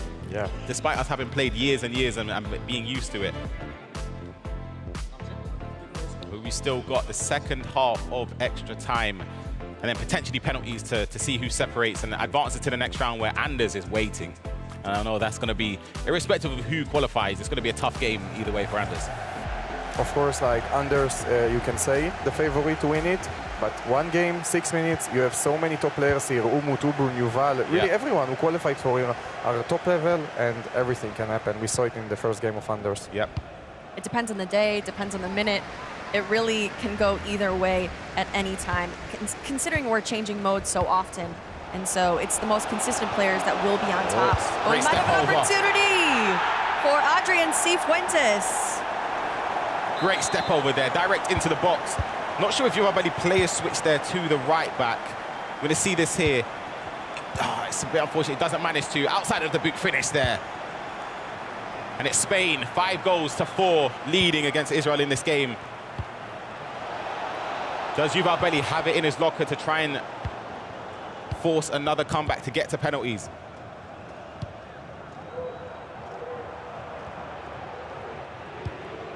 Sure, this time Adrian will try and keep possession. A lot more sensible than he did in regulation time.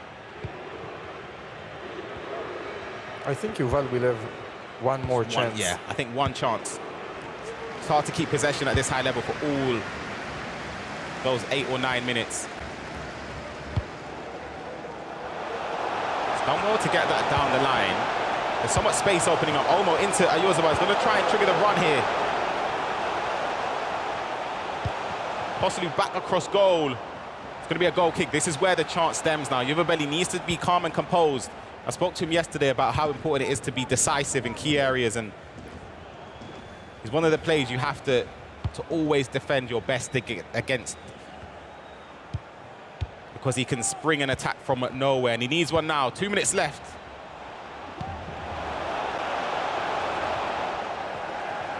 Great defending there from AdrianCifuentes. Let's see if he can hold on to possession for this last minute, but he doesn't. The press is on.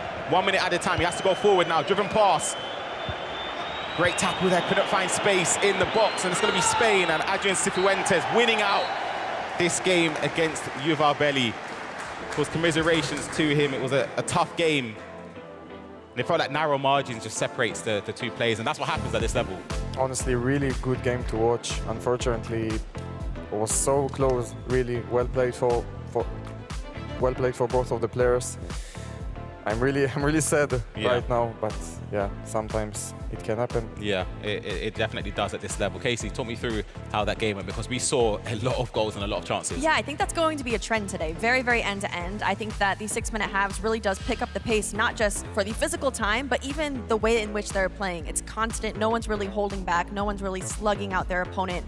And it's been very, very enjoyable to watch, and I hope that continues for the rest of the day. Exactly. We've seen a lot of chances and a lot of goals, by the way. So that would be, was it 7 goals in the first game? We've seen 16 goals in 2 games. Over 2 games. It's unbelievable. A lot of action between the 2 games so far. We're going to send it down to eEURO as an interview right now. So I'm here with the next winner, Adrian. Congratulations first, you're in the semifinals. Tell us something about this crazy comeback and how you feel. Yeah, it has been a really tough game. We know that before playing because Yuval is a great player. So we knew that, so the game is so difficult and we go through. So you're going to face Anders in the semifinals. What do you think about that? It will be a super match, I promise. So it's incredible to be in a semi-final, and we will go to the trophy, for the trophy. Okay, great. And did you have any problems with the 95 base mode?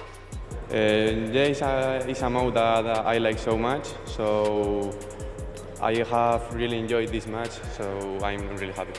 Okay, thank you very much, and good luck in the semi-finals. And we go back to the host desk. Yes, thank you very much to eEURO, and congratulations to Cifuentes. I'm joined here on the host desk by Brandon Smith. What a game! Really entertaining. I mean, look, we've said this a little bit about 95 rated mode. It's different to Ultimate Team. Sometimes it can give you loads of goals or not much, but, you know, Ryan Pessoa said it right.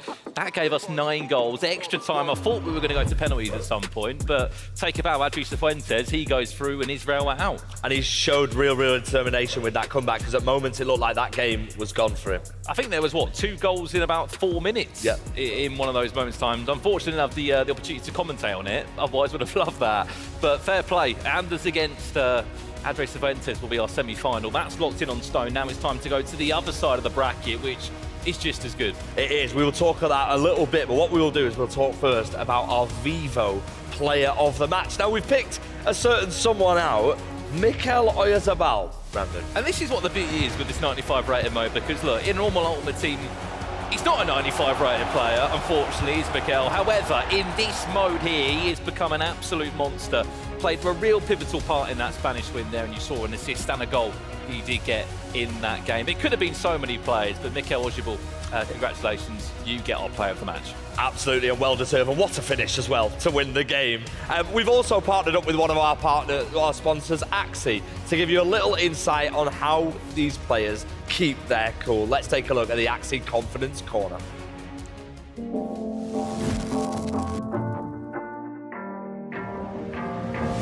We're going to be focusing on iMertAL, otherwise known as Mert, who's somebody I know very well from across the years of competing. Somebody that prides himself on fast transitions, quick-paced FC24 games, and a lot of goals. And I'm sure he'll have his eyes on the prize.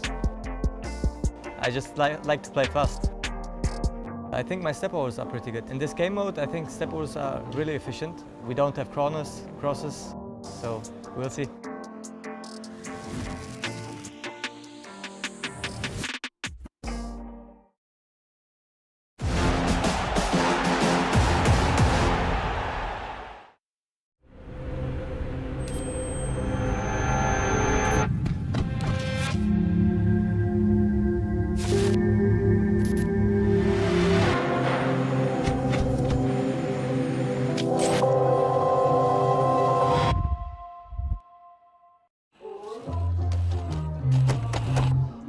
Get match ready with AliExpress.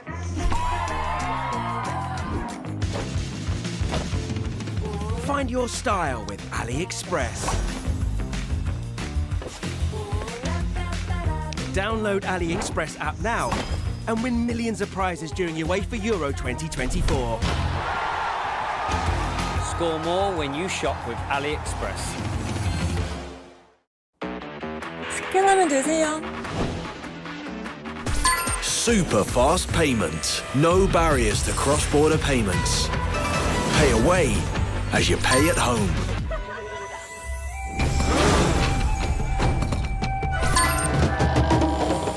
Alipay Plus. As simple as football.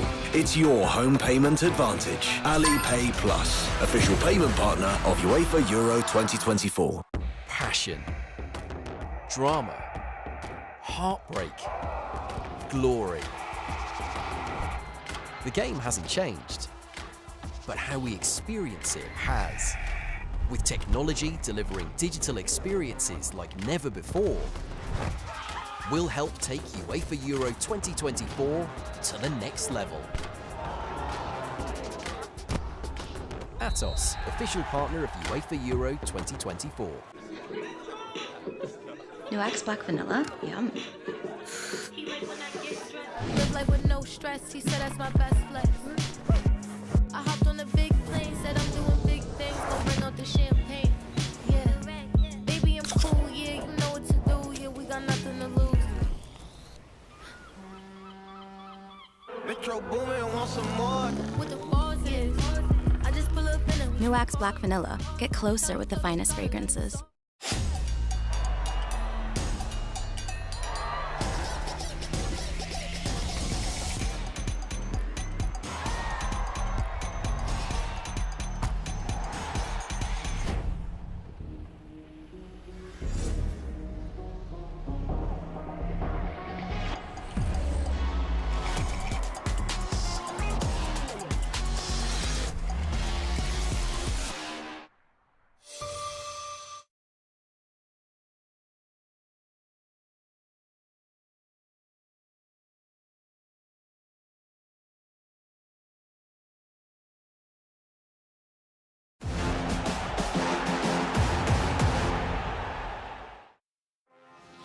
Hello and welcome back to the UEFA eEURO. My name's Archie and I'm on the host desk now by Casey. Casey, you've just watched an absolutely sensational quarterfinal.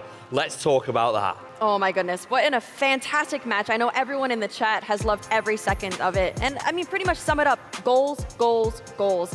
And very end to end. At either time, both competitors never really gave up. We went into extra time. I wanted penalties, didn't get it, but AdrianCifuentes came out on top. I mean, it'd be interesting to see if the people watching on our channels wanted penalties as well, because I also did, but I'm pretty sure the players probably would. Probably well, not. Cifuentes definitely didn't want to. Let's take a look then at our booking.com bracket and see how things are looking as we're about to head in to another quarter-final. So we've got our first semi-final, and what a matchup that is. Anders Vejrgang against Cifuentes. Yes, and we mentioned it before. We're sitting on 14 total goals of these first two quarterfinal matches.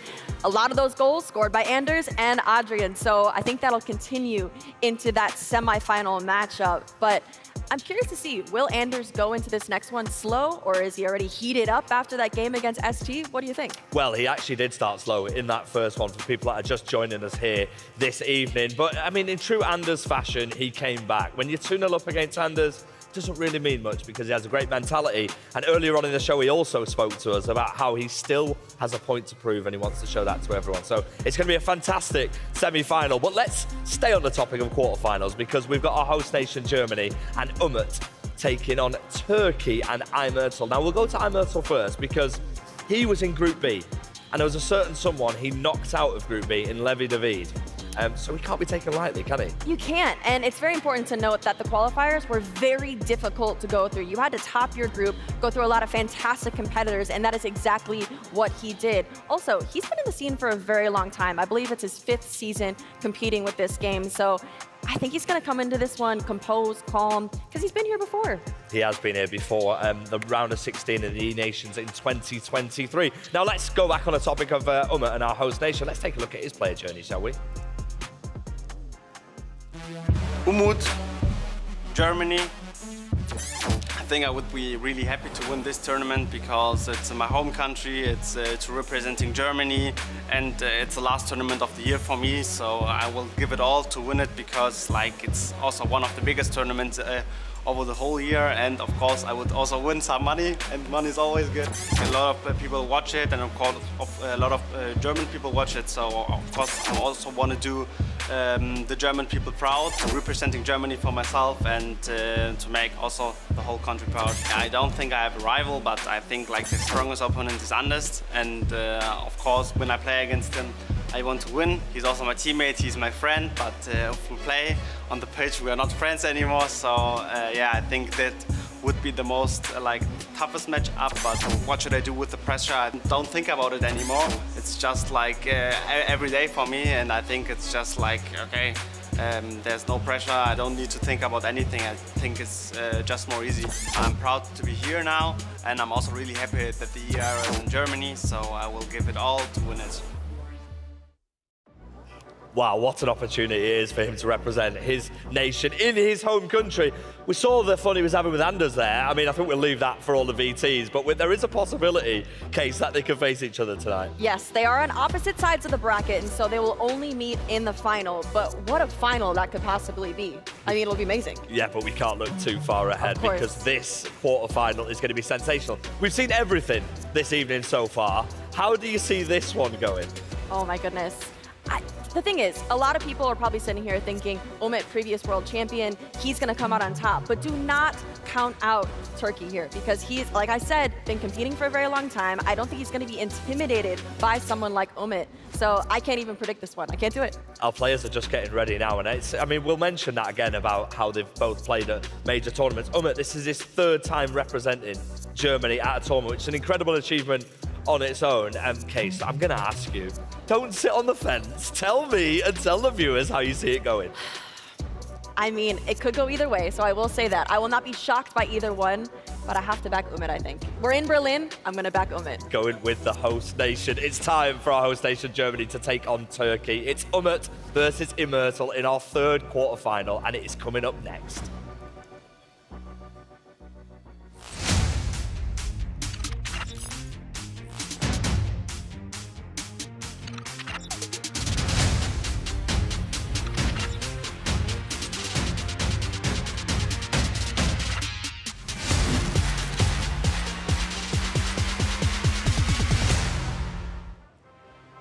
Well then, it's time for our next quarterfinal here at the UEFA eEUROs, hosted here in Berlin. I mean, look, we got a great stellar cast here of talent on this desk as well. I mean, Ryan Pessoa, no affiliation to Germany or Turkey. And then we have Ebru. Where do you see Ebru? Because aren't you half Turkish? Plus, yeah, true. Were you born in Germany or not? I was born in Germany, but my parents are from Turkey. And then you're also teammates with Umut. So where do you see in this game? I'm looking forward to this game the whole day, because on the onside we have Umut, one on the best players in the world, and on the other side, Mert. He's competing for many years and has so much experience. So great game. Hopefully it will be a great game. You heard Kay say it as well, Ryan. Look, iMertAL, he's been in this scene as long as we've been in this scene, hasn't he? He's been competing in so many different tournaments, but he's still here and he's still in the conversation. Yeah, he's passionate. He's a top player, and I spoke to him yesterday. He's a fan of scoring goals, quick tempo play, quick transitions from defense to attack. You see some of his career winnings and his accomplishments on screen. He had to defeat Levi de Veer and the Netherlands to top his group to reach this stage. He won a game by 13 goals in the group stage. He was scoring tons, and if it's anything to go by from what we've seen in the previous games, I'm hoping that this game follows suit as well. Well, I mean, the last game you got the chance to cast on, Ryan, as well. 9 goals in extra time needed. I don't know about you, Ebru, but I've been impressed by this 95 rated mode, which I thought could have played out a little bit differently. Yeah, you have to play completely different. It's a complete different mode, so you have to practice a lot to get comfortable with this mode. Well then, you've seen enough about Umut. $688,000 in prize earnings. A big chunk of that, Ryan, came from when he was world champion, which a lot of people do forget. Yeah. He is a world champion in his own right. He has been to the forefront, and he's basically won one of the biggest trophies you can win. He's not going to be at the World Championships this year, so this is really his last kick of a ball on FC24 of what he maybe could achieve, and if he could end it as an eEURO champion, he'd certainly take that, wouldn't he? Yeah, absolutely. I've said this before, and I said it to him as well. I feel like Umut gets disrespected. I don't think he gets the respect he deserves. He's a world champion, and I think, obviously, even being a world champion, he sometimes gets overshadowed by Anders. Obviously, this is a different competition, but usually partnered up together. And I just feel as if, for Umut, maybe this is a way just to show that if you can even reach the final, potentially play his teammate, maybe just set some ground rules down, Brandon, that he's the big dog. He's the guy you don't want to mess with. How do you feel about that, Ebru? Yeah, I think, for me, Umut is one of the best players in the world, maybe the best player in the world. I mean, it was not his best season, but he was very unlucky this year. And this season it comes, it's about the playstyles, you know, and Umut was not really comfortable with playstyles. I think when it comes to play real football on the pitch, on the AFC, then Umut is the best. But this year it's not about playing football, it's about using playstyles. And why do you think he's been so consistent as well, Ebru? Because he's always there, he's always in the conversation, he's always in the big tournaments. Why is that for him? Yeah, that's why, like I said, he's one of the best players in the world. For me, he is the best, because he's playing the best football on the pitch. It's the fundamentals. Everything is great. And he's mentally very good. And what have we been saying about this tournament, Ryan? It is basically a celebration of the best fundamental player on FC24. Well, let's lock into it now. Turkey against Germany. And let's see how this one is going to play out. I think we are on a quick pause on one side of the screen. Last couple of changes in camera settings. Winner of this one will go down to that bottom side of the bracket, which, as we said, you could be playing against Oberon or Andreas, Ryan Pessoa, which is also going to be potentially a crazy semi-final for whoever one of those two players pull through. Yep, it could be a huge matchup regardless, as you said, of whoever makes it into the next round. And I think for iMertAL and Umut, to be fair, both players are known across the years of just through balls. A lot of balls in behind, a lot of quick attacks and goal-scoring opportunities. And I'm just hoping that we see a lot of goals in this game. Well done. That's Germany's side. Let's take a little look at it, how he's been set up, if there's any interesting choices there. Leroy Sané as a left back. Ryan, why are we seeing that? I think it's just the skill moves. I think it would be down as a winger in game. Or would it be a left midfielder, right midfielder? I'm not sure. If it is going to be a left midfielder, he wouldn't have 5-star skills. But he would have more. He'd have more overall stats, better defensive stats. Could be an early chance here for him. If he can get his shot away, it's defended well by iMertAL. Yeah, he needed to shot at this moment. Yeah, I was going to say, I thought as if maybe he overplayed it slightly. That's just the narrow margins at this level.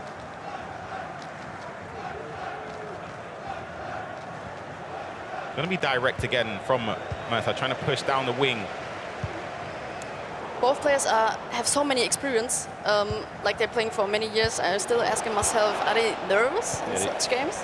I think the first game you're always nervous for. The first game is the most nervous, in my opinion, and after that you sort of find your feet. But the thing is about this competition, there's no loser bracket. It's lose a game and you're going home. So there's no time to sort of find your feet. You need to perform straight away, and Umut is on the attack here. Well, here we go. Leroy Sané all the way from left back. Here's Müller! Oh. And into a pause it will go. Unfortunately, the worst pause that you can get. But right place, right time. Müller with a time green finish, making sure that it does fly into the back of the net. Perfect start there for Umut, Ebru. Yeah, it's a classic Umut. He's dominating since the game started, like for 11 minutes, in-game minutes. Yeah, it's just a classic Umut. Well, I asked a question earlier to the chat. I mean, I'll put it to you both as well. Who was the youngest icon to score at the Euros? I'll refresh the question now and get a few more answers in. Can you give me an answer? So if you think you know the actual answer, you can give me the actual answer. Are they English? Yep. Ooh, that's a hard question. You say, wait, say that again. Sorry, ask the question one more time. Youngest icon to score at the Euros, the final stage of the Euros. Alan Shearer. Are you locking the answer in? Locking it in, yeah. Right, he's locked in Alan Shearer. Am I right or wrong? It's not Alan Shearer. Wayne Rooney. Let's see what the chat's saying. Michael Owen, not Michael Owen. Did you have a guess, Ebru? Maybe the Dutch strikers were really good. Kai Havertz. Went for a red time finish there. Maybe like Van Nistelrooy or something. It's not Van Nistelrooy. Who? Sorry, Brandon. Where's teasing Brandon? Sorry. It is an English icon. He's not from the Netherlands. Leroy Sané. Kai Havertz look to try and pull away through. Remember, if you are wondering why certain players are out of position, we're playing a 95 rated mode here at the UEFA Euros, which does allow for certain players to go into different positions just to give you a bit more pace and threat going forward. Pretty aggressive there from Kaplan of iMertAL. Yamal. I mean, he's been great for Spain. I know he's pretty young, but he's not an icon. That wasn't the question. Maldini, unfortunate FPL champ. It's not Maldini. Again, it's an English icon. I feel like I might have the correct answer in a second. Not Müller. Did score a lot of goals in international tournaments, but not him.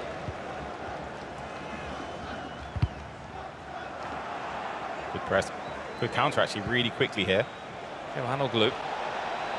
Trying to yield this out on this far-hand side. Can they try and work it in now? Turkey with their first real chance of the game. Kimmich does get turned. It could be a gift. Neuer. Umut was very lucky in this moment. Thought he was destined to concede there. Yeah. Just a quick passing. It felt as if the ball was just bunting and bouncing the way of iMertAL there, but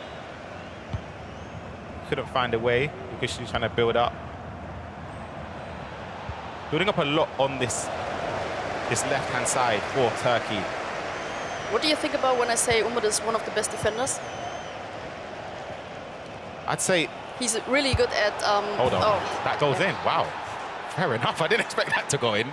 Well, Turkey, they've just equalised from a corner. We said corners might look a little bit differently today. Couple of step-overs. Wow. And just fancied a shot from that far out. It's a green type shot across the face of goal. It caught me by surprise. I didn't expect that to go in.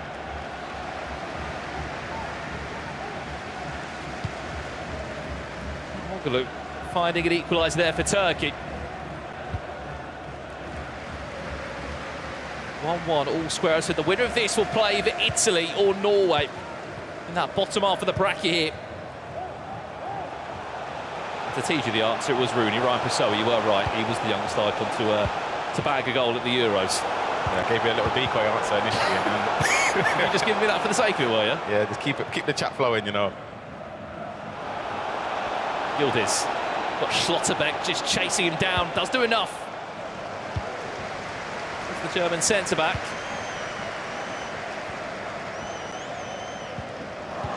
Good press. End-to-end between both of these players. 5 minutes left already in this first half.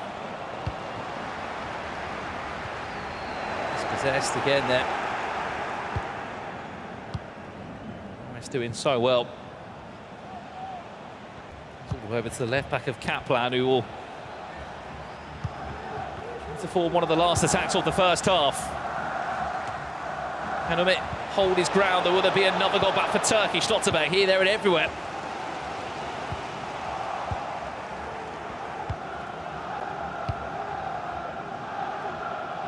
Time, if there'll be any, of just 1 minute. Trying to switch the play over, but you won't really expect to see a cross into the box right here, will you? Instead, just try and work it in. Yeah, and Umut knows that as well, which it helps him defensively. If you saw just the way you spoke about how good Umut defensively is, and that is a clear moment just to show it.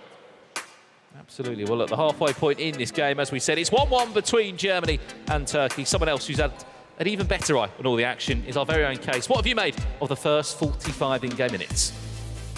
Yes, such a great first half here. I'm going to show you guys the first goal from Turkey as it comes, because it was a bit of a shock as we see it here play on the board.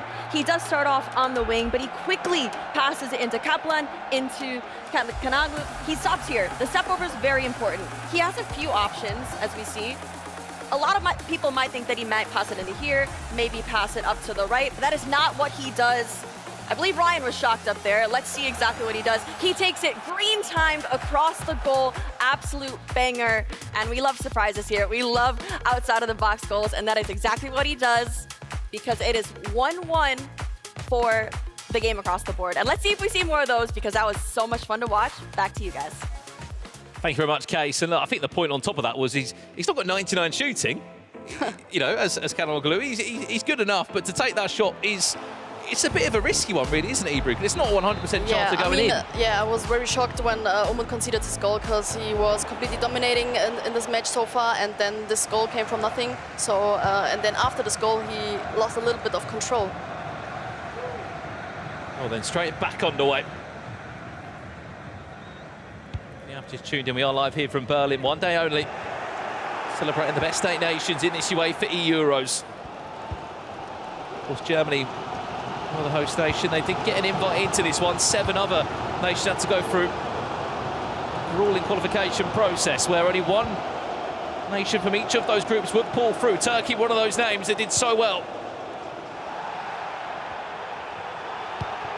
Here's the goal scorer coming back to support his team. We saw a couple of subs, Ryan, but do you think they will play an important part here? I think especially wingers-wise and strikers-wise late into games when you might not have the same stamina as you'd be used to having maybe an ultimate team. Yeah, absolutely. You want to have the relentless base style as well, and I think for the attackers anyway, with the 5-star skills for the wingers and the strikers, I think that's important to have as an option off the bench. Could be unfortunate, it's fallen the way. Ouch. That's a painful one. Have Turkey got a striker? Or have they just got a centre midfielder that just keeps on popping up with all the goals, Ebru? Yeah, but I must say it's very unlucky for Umut. I mean, this goal is not really, nice to concede. What can you... Oh, he's intercepted. Great ball from Sane. Great ball. Yeah, this is what I said. I mean, Umut is this year very unlucky. I don't know where it came from. That's an unbelievably unlucky goal to concede for him. He can't do anything there. He's done his job to intercept it. Sometimes that just happens. Your opponent gets the rub of the green, Brandon, and iMertAL takes the lead. I think unlucky is a good word to describe that, Ebru, because it doesn't even mean to say it, but I think 3 years in a row, Umut's been 1 game away from a world championship. And in this scenario here, he has to brush it to a side. He will get chances, he will create a chance, but for Leroy Sane, I don't think he'll be playing much longer. Yeah, and Ebru, you know Umut very, very well. How would he be feeling at this moment? You speak about how important mental side of things are. How professional is he in these moments? I mean, it's not a cool situation for him, but he's very professional. He stays calm, and he's always good for a comeback, so he also has enough time. Let's see if we can see that comeback now from him. Still got 13 game minutes left, but 6-minute halves. 4 minutes in real life time, it will zoom past.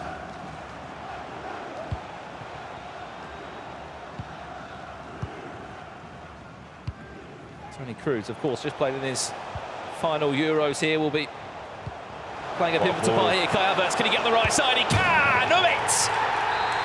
Back in the game! Instant reply after just conceded. Doesn't even flinch. Just the job's not finished. He needs to carry on going. He knows that there's still a long way left in this game. There'll be more goals, and this was his way back into the game. Toni Kroos, great ball, as we see in real life as well, what he's associated with. The goalkeeper movement would have thrown a lot of players off there, but he kept composed and trusted himself to green time it across the face of goal.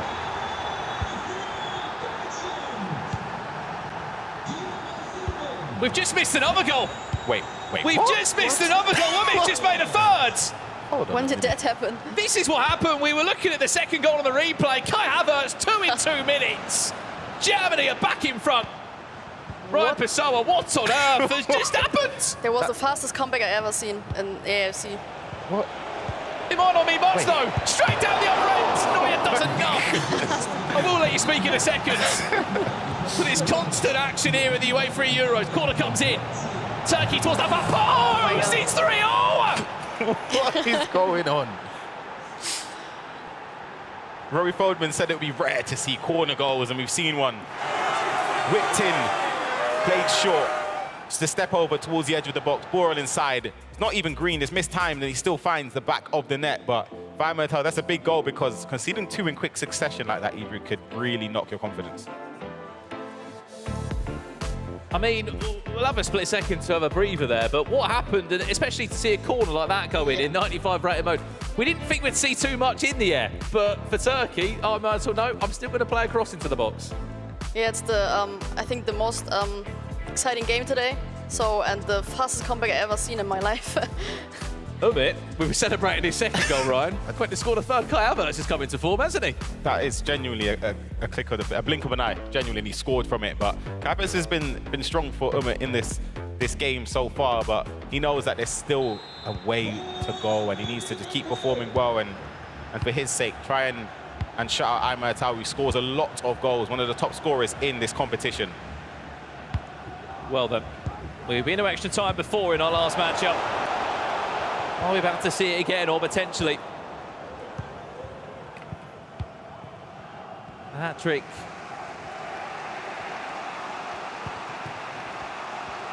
From Kai Havertz. Turkey on the hump. Now Honoglu looking for a hat-trick as well after scoring 2 goals already for Turkey. There's been much more than a centre midfielder and a captain in this team. He's been the talisman. Oh, it's brilliant. Fee. Oh, iMertAL! Whoa. That was excellent. Yeah. That's a great goal. Wow.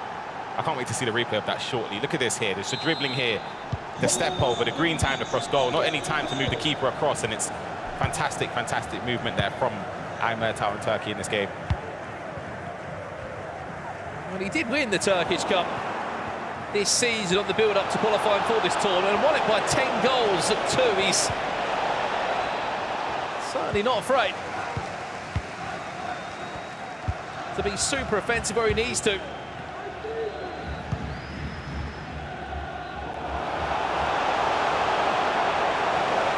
Once again for Germany.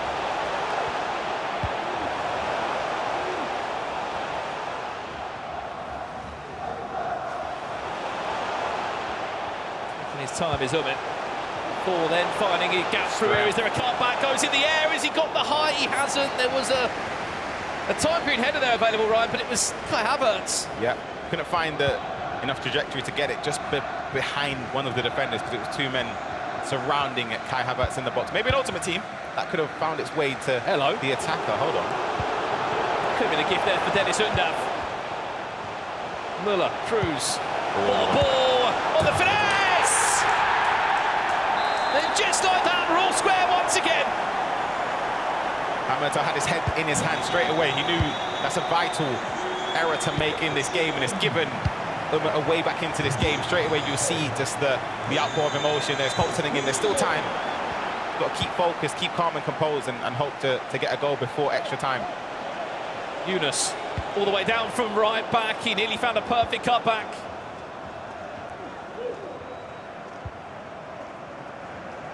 Two and a half in-game minutes left. I think we might be going into another 30.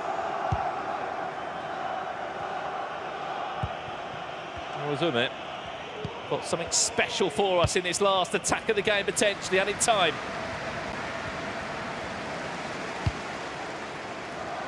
Come any second now. He needs to get that ball inside the half of Turkey, which he will do. No added time, or just a minute. Tries to stretch this Turkey back line from left to right. Can he now find the gaps in between? Tony Cruz. Muller turns. Oh! Germany! On home soil strike in the 90th minute! And they will send Turkey out of the UEFA Euros! He's a world champion for a reason! It's heartbreak on one side of the stage! But for Germany, they survive and live to fight another day in the semi-finals. It's emotional for iMertAL Turkey, but I have to say this. Fantastically worked goal for a moment, I'll be honest. Just the build-up play, utilising the last moments on the clock there. That's a lesson for people at home. Play for the last attack so your opponent has no time to respond. And that's exactly what Umut done very, very well there, Ebru. Yeah, this is Umut. I mean, he stays calm till the end. He is not getting nervous about what happened in the game when you were very unlucky. He stays calm and plays his game till the end. Didn't even celebrate. Yeah, this is Umut. Yeah. We said as well moments in that game that Umut was a little bit unlucky. Maybe that rub of the green was on his side there at the end, Ebru. Yeah, true. Unbelievable scenes there in the Euros. We thought we had extra time on the cards again. No, we didn't. Umut proving why he deserved that invite to represent Germany here in Berlin. He goes through, and as we said, he could be playing against Obrun or Andreas of Norway. Maybe later on, that could be a great semi-final. Yep, great semi-final. Of course, on paper, you'd say Obrun is the favourite. But again, Andreas, sort of his breakthrough year. We've seen him in a few competitions this year, and I'm sure he'll be hoping he can just go that extra step further and make a name for himself. We said about Umut being consistent, Ebru, as well. Yep. Always in the conversation, always in the game. That was a great example there, wasn't it, how he ended it? Yeah, like I said it before, he's consistent, he stays calm, and yeah, that's it. And remember, just to tease you, if there is a world that Germany and Denmark were to get into that grand final, it would be two teammates going head-to-head for the first ever UEFA eEURO Championship, which, of course, as we said, it could happen, but it would require, of course, a few more matches down the line. Yep, of course, Andreas would have to overcome AdrianCifuentes, which won't be an easy game. He's somebody that we brimming with confidence after beating yuval, and of course, you still have the other quarterfinal to unfold to see who plays Umut. Absolutely, as we said, we are moving thick and fast through this UEFA eEuros. One more quarter-final still to come here. Italy, of course, taking on Norway. $100,000 on the line here. We've already said goodbye to 3 nations. There is still one more nation to go through to the semis and one more to go home. But for now, let's check in with our winner, and he's with Casey now. Yes, I'm here with the winner, Umut of Germany. And first, we're going to go over the Vivo Player of the Match, which just so happens to be the game winner, Vejrgang. Umut, as we see this replay here, talk us through how important this player was to you in this game. Yeah, of course, I take the last attack because otherwise it would be stupid. And here I just play around the box. I see Vejrgang was free, direct passing, green time finish into the long corner. Yeah, it was also a little bit luck in the game. His player was passing before that goal, really strange. So yeah, in that case I was a little bit lucky, but yeah, of course I'm gonna take it. Obviously, Vejrgang has been fantastic for you in this competition, but how exciting is it to play with the German national team? Because you don't often get to do it as you're playing with Ultimate Team. So how has that been for you? Of course, it's nice to play also with German players, and there are also some players in the squad we're friends with in real life, so it's nice to play with them. Some of them are also on the bench because you need tall players, and for example, Vejrgang is really tall, he's a striker, you just need to play him. But still it's nice to play with some different players and some players you never play in Ultimate Team. Now, all of these games have been so fast-paced with these 6-minute halves, but it seems like the playstyle is also very forward, very rushed. How are you able to keep your composure throughout that whole game? Because it was so end-to-end, so many goals on both sides. Yeah, of course, it's different to Ultimate Team. You need to change your playstyle. I think you need to play here a little bit faster because, yeah, I don't know, the step overs are crazy and tall players just run forward. The strikers are so fast, and in Ultimate Team it's not that crazy. So I also changed a little bit my playstyle. It's also not easy for me, to be honest, because normally I play a little bit more calm, but yeah, I need to adapt that. All right, Umut, well, I will let you get ready for the next round. Thank you so much, and congratulations on that win. Thank you. But we are going to see how Andreas keeps his cool in the Axe Confidence Corner.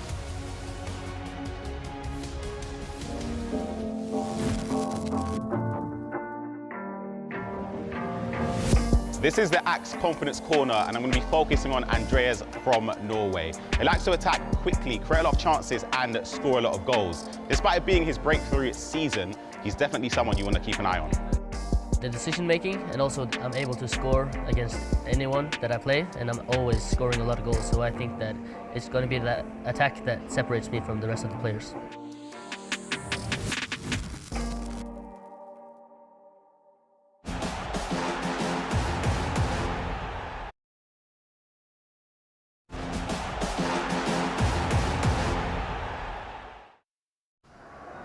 He's checked the VAR.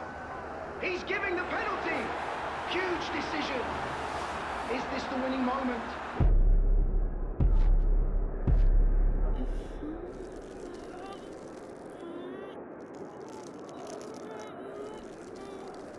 And he scores.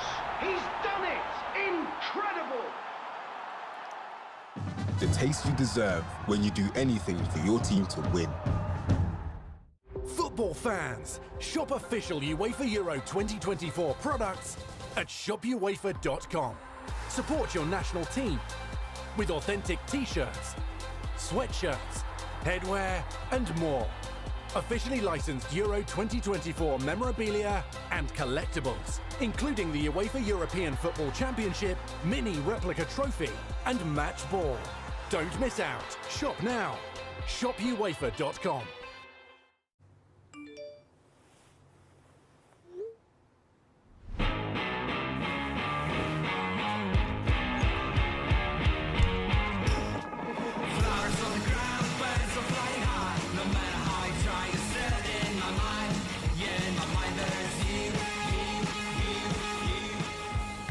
From match day to every day, as the official partner of UEFA Euro 2024 at Lidl, we're on your team.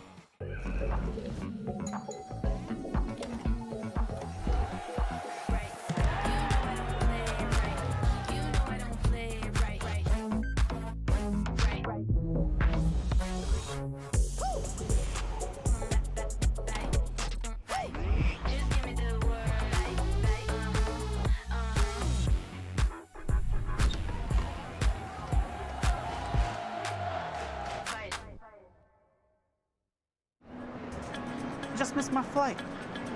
Didn't do it on purpose. Yeah, don't worry. I'll keep it safe. Okay, bye.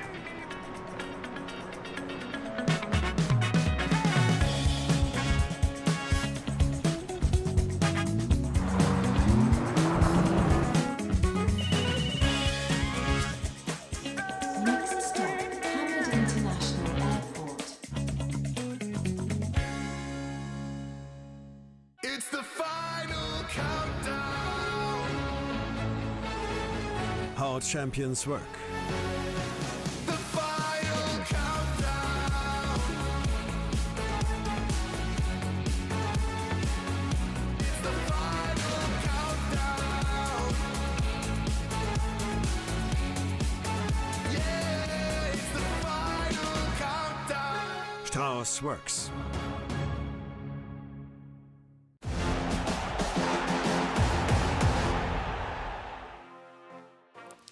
Hello and welcome back to the UEFA eEUROs. We're one game away from determining our final four in full. Let's take a look at the bracket brought to you by booking.com. Joining me on the host desk is Brandon Smith. What have you made of it so far? It's been crazy. I mean, we've had extra time. We had a 90th minute winner there from Germany that we just saw, but this is the bracket, as we said, with booking.com. One game left to go, and it's Italy against Norway to set up our final four. I mean, really get into the prize pool. As we said, someone tonight will be winning $30,000. And of course, picking up the UEFA Euros trophy for the first ever time. And when you look at that three that are already through and the potential of the four from this one, we've got two players. One man who's very new to the scene, Andreas, who's done fantastically well in Norway this year, and he's new on the FC scene. I think he's a player that we can't underestimate coming into this one. I would honestly go and say he even could be like a rookie of the year, Andreas. He's come out, he's won his local virtual league, he's played in quite a few tournaments, he was involved in a recent UEFA Champions League as well in London, and really, in Norway, he's the player that they have to use in this competition, so I would not overlook him. He's been getting in the reps this year, and I think he maybe could cause a bit of a stir in this bracket. And we've seen so many things going on in this, and he's playing Oberon, who won Group C. Fantastic player, has been around for a very, very long time. And let's head and see some more about Oberon, shall we? Oberon, Italy. I don't know if I'm the favorite. I am always confident when I play and just want to enjoy every single moment of this tournament, and I will do my best. Now we start to the quarterfinal, and of course, like, it's the final, but we have to think about every single game. I think it's very good to have like a good qualifier, because I think you have also good vibes for the tournament. You arrive maybe better than the others. My passion comes from my big brother, because I always play with him from like since 6 years old. So he teach me everything, and now I have to represent at best my nation, but also to make him proud. My last tournament that I won, it was the Serie A 2 years ago. So I want to win, and with the Italy jersey is, I think, much better. I think that maybe it's the perfect end to this incredible journey. It will be like an incredible thing. It will be a dream.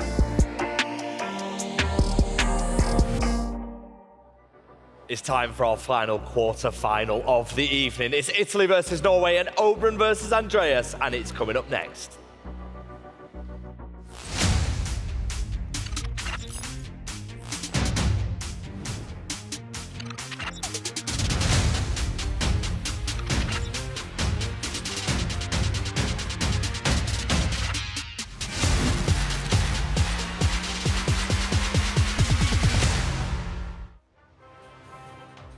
It's a big one. Italy up against Norway. I'm Ryan Pessoa, joined by Casey, and also Italian pro player Akacha. How are you feeling for this game? I feel really nervous, to be honest, because watching is not like playing, and I hate it, but yeah, we are here to support Oberon, of course. I'm here to support Oberon, and it will be a really good game to watch, I think. Yeah, it's going to be a really, really interesting game. Some stats for you before we kick off this game. Oberon, of course, qualifying through Group C, going unbeaten and conceding the joint fewest goals in the qualification from alongside Anders. And of course, we've seen Oberon throughout the years. We saw him earlier on in the season performing extremely well. Andreas as well, a Norwegian champion. It's his breakthrough season, so as he's a relatively new player on the EAFC scene. And he qualified through Group E, only losing one game. So he's someone to look out for. And I'm sure he'll be excited to get into it, because playing at land compared to playing at home is a major, major difference. I will say also, Andreas beat two very, very massive players in the qualifying stage. Tuca from Portugal and RVP legend from Romania. Massive names. And so to take out those names going into this one must give him some confidence. It's going to be Norway, of course, kicking from right to left in their strip, and Italy from left to right. Mentioned this a few times, but we've seen a number of goals. It's going to be Norway straight on the attack. Oscar Barger shot across goal, and that is it straight away. A one-goal lead for Andreas and Norway. The celebration comes out. The trademark swig of the water bottle, and he takes a one-goal lead in this game, and Akacha's not the start that Italy and Oberon would have wanted. No, not at all, to be honest. Good build-up from Andreas. He didn't cross the corner because I think he has talent, no, I think. But yes. No aerial, so he knows it, and he plays short. Yeah. And he went really good build-up and free shot from the last 16. If there was a way you would set up this squad, and again, I'll just remind those at home, if you're unfamiliar, you just tuned in now. It's 95 rated mode, so every single player on both of these squads are 95 rated. The attackers have certain play styles to go along with them. The midfielders have their own set of play styles and stats and skill moves and weak fit. Same with the defenders. How would you build your squad? To be honest, it's really hard because you have to adapt on which player you have in your national team. For example, for Italy, we are playing on right back for Russia, which is a center mid. Yep, hold on a minute, a mistake! Great save there, could have found an equalizer for Italy. Do you find it difficult to change the way you would set up your squad? Because obviously in Ultimate Team, aerial plus play style is so important for crosses. Do you still look for the same thing in this 95 rated mode, or do you try to get players that maybe are more nimble, a little bit shorter in front of goal? Yeah, because I think you can't count on aerial plus, because you can't cross literally. The player will not get the ball. So even if you use tall attacker, because we use Skamaka, they have Haaland. The purpose is not to cross, but because they are better in sprint boost. Here is a cross, back post Haaland, didn't get, could have been a mistake. I think that's going to be a corner. We saw a corner earlier on that led to the first goal case. It's going to be Haaland, again, played short. The exact same setup. Doesn't quite work for him this time. I think we're going to see a lot more corners taken short just because we are not seeing a lot of those aerial possessions here. I am a question for you, Kasha. Height is definitely into play here, and I was talking to Oberon earlier, and he said he was a little bit worried. You have the Hollands on the other side. How are you offsetting the Italian team when some of the players are a bit shorter than the other nations? To be honest, I think Oberon is just not worried of the fact that Norway is bigger player. So maybe Andreas can use better those players. I have no idea. But for the match I saw, also in training, header are not the best. So I think Italy team maybe is better in this mode. Yeah, it's going to be Norway though pushing forward. Andreas couldn't find space in the box there. You can see just the way he's got an imprint and a blueprint to build up his attacks. It's just quick passing on one side, or quick dribbling, sorry, on one side. Passing, trying to rotate possession and recycle to the other side and try and find a driven pass to the attacker. It'll be Oberon on this case now, building up.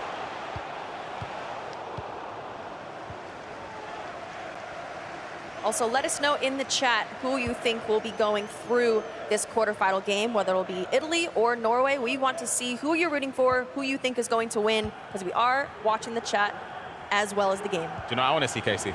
I want you to give a prediction.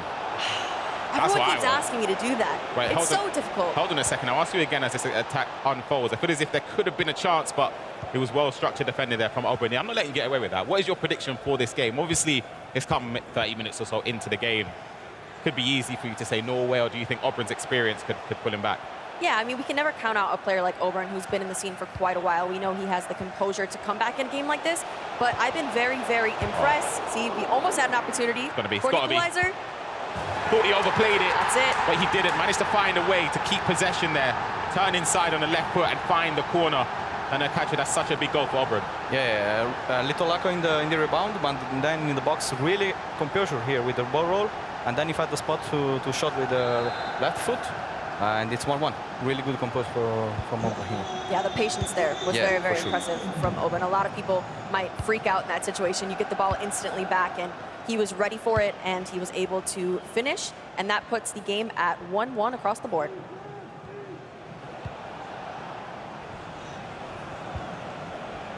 But to answer your question, Ryan, on the prediction, I will have to say Oberon on this one. I think that the veteran in this scene does have the upper hand in a lot of situations. Yeah, it's going to be a tough ask for Andreas to try and break down Oberon. I always associate Oberon as someone that sort of comes into his best as the game goes on. He seems very calm and composed. He doesn't really let preceding goals knock him off. He seems to just keep pushing and keep playing. Yeah, it's just experience, I think, at this level. Oberon plays top level since 2 years, so he's not afraid of going 1-0 down at the third minute. We see a lot of comebacks in these 3 matches before, so we can see also from the goal he scored. He was not pushing. He was really composed in the box. I will say, though, this is not the type of game mode for the player that takes a little while to warm up, because the game is over by the time you're warming up. And so I'm hoping, we've seen in a couple of competitions that Oberon, it does take him a little while to get into his zone, but I think maybe he has anticipated the fact that it is 6-minute halves, and so he is ready to go in this one. So I think we're seeing him in the zone a little bit earlier than we would. Yeah, there is no room to mistake here. You have no time to react. Yeah, here he is. Paylock cancels, couldn't find the shot through the bodies of defenders in the box there. Got a question, actually, a bit of trivia here for the chat and for both of you, Casey and Akacha. Who has the most appearances for Italy in the Euros? I think I have I have 2 names. Go on, let me hear it. I am doubting if Buffon or Maldini. I'm gonna say Maldini. Okay. I'm not gonna confirm if you're correct or not. Buffon. Okay, I'm not gonna. We'll let the chat try and give their predictions here as this attack, or last attack for the first half, unfolds. Good defending there from Oberon. We go into the break level. sort of both players just cancelling each other out. Good defending from both players as well in important areas. I've been super impressed with all of these games. They've been very, very end-to-end across the board. No game is really dominant on one side, and it makes it a very entertaining game for everyone watching. But going into the second half, do we think that either of them will change up anything, or just hope that it swings their way? What do you think? I think Auburn will keep playing like this because from an external point of view, I think he's growing up in the build-up, in the defense. So if I'm Auburn, I'm more confident going to the second half. But Andreas is playing good as well. It's really a balanced game. If you were sat behind Auburn right now, what would you be telling him? Keep playing like this, play your game, stay calm and focused, and you will get it. Do you think for players this year, obviously we're very used to now playing a best of 1 9-minute halves. 6-minute halves used to be the norm, but that's changed this year. Do you think it's difficult to change that? From your experience, you find it a lot harder to transition from playing a best of 1 9 minutes to a 6-minute half because you have less time, you have to manage the game a lot differently? Yeah, because in a 9-minute game, you can try different things. Like, okay, I will play first half like this, first 30 minutes like this, then I will try, I don't know, crossing, finesse, trivela. In this game, I think you don't have time. You have to take the right choices at right moment. So you have to understand before how to play that game and to have a right plan to win the game. Yeah, I'm seeing a lot of Twitch messages in the chat. I'm seeing Maldini, Buffon, Chiellini. FG says Chiellini or Bonucci. Could those be right? Could be. If it was me, before even checking that, I would have said Buffon. Here we have AdrianCifuentes waiting in the wings in the players' lounge, looking to see who will advance into the next stage. Potentially, this could be somebody that, if AdrianCifuentes wins, could play in the final if they manage to overcome Umut. But the answer is actually Bonucci. Bonucci. I didn't know. I would have said Buffon. They're both wrong. I think because Bonucci got 2 finals. Yeah, so it's one more game than Buffon. I would have been wrong, I'll be honest. I would never have said him. I'll be completely honest. Yeah, it's not about consistency, it's about the quality of the run at Viras for Bonucci. Yeah. We saw the quick glance at Spain and AdrianCifuentes is sitting, waiting and watching this game. As a player, would you rather be practicing in these moments, or would you just want to see what your opponents are doing and how they play? To be honest, I prefer to relax, not playing. Because I feel when you are in a good momentum, if you keep playing a lot, you will lose the momentum. It's like you lose battery. It's like this, in my opinion. So you need to relax and to chill a bit. And so what Adri is doing is good. Is there ever a situation that too much practice is actually a detriment? Yeah, for sure. I think, just to repeat myself, if you are playing good, you don't have to play too much. Hold on, what ball could have found the edge? A ball from the edge, sorry, could have found the player in the box, but sorry, continue as you were saying. Yeah, if you're playing good, for me, you don't have to play a lot because, like, what you have to improve. If you're playing good, if you're winning, just stop playing and you will get winning again. Momentum. Yeah, I know I'm bombarding you with questions there, Katja, but I'm very interested here. When it comes to practice, do you prefer to sort of focus on learning a mechanic in the game or try and get better at, or is the aim just to win? Or do you have targets in the game that you want to accomplish when you're practicing? It depends. I think every pro players, when there is a training session, you have to divide the training session by phase. Yeah. So, for example, you want to try new things. Okay, you try, you learn, and then you play for win using that tactics, that mechanics, whatever it is. So it depends on the situation, of course. Before of the tournament, you want to play for win, for example. Course, yeah. When it's a long time before the tournament, you want to train for learn mechanics. Open there, trying to find a way through the defense. He's got a throw on very high up the pitch here.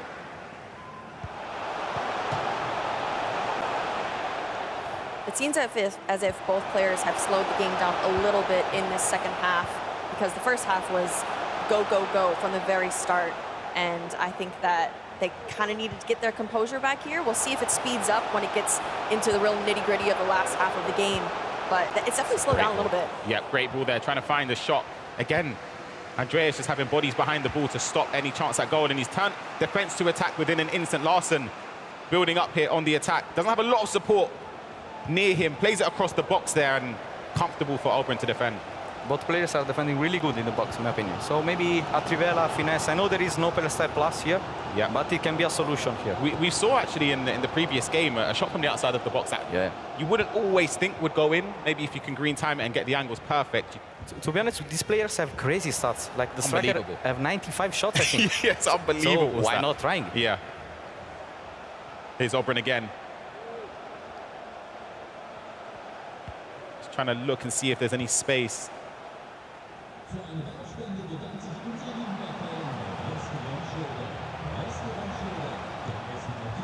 Played to the edge there. Little knock up, he didn't want that, and they couldn't find the space to bring it down. Haaland could be in behind here, but it's going to be sensible for Andreas to try and keep possession, but to no avail as Obrun wins it back straight away again.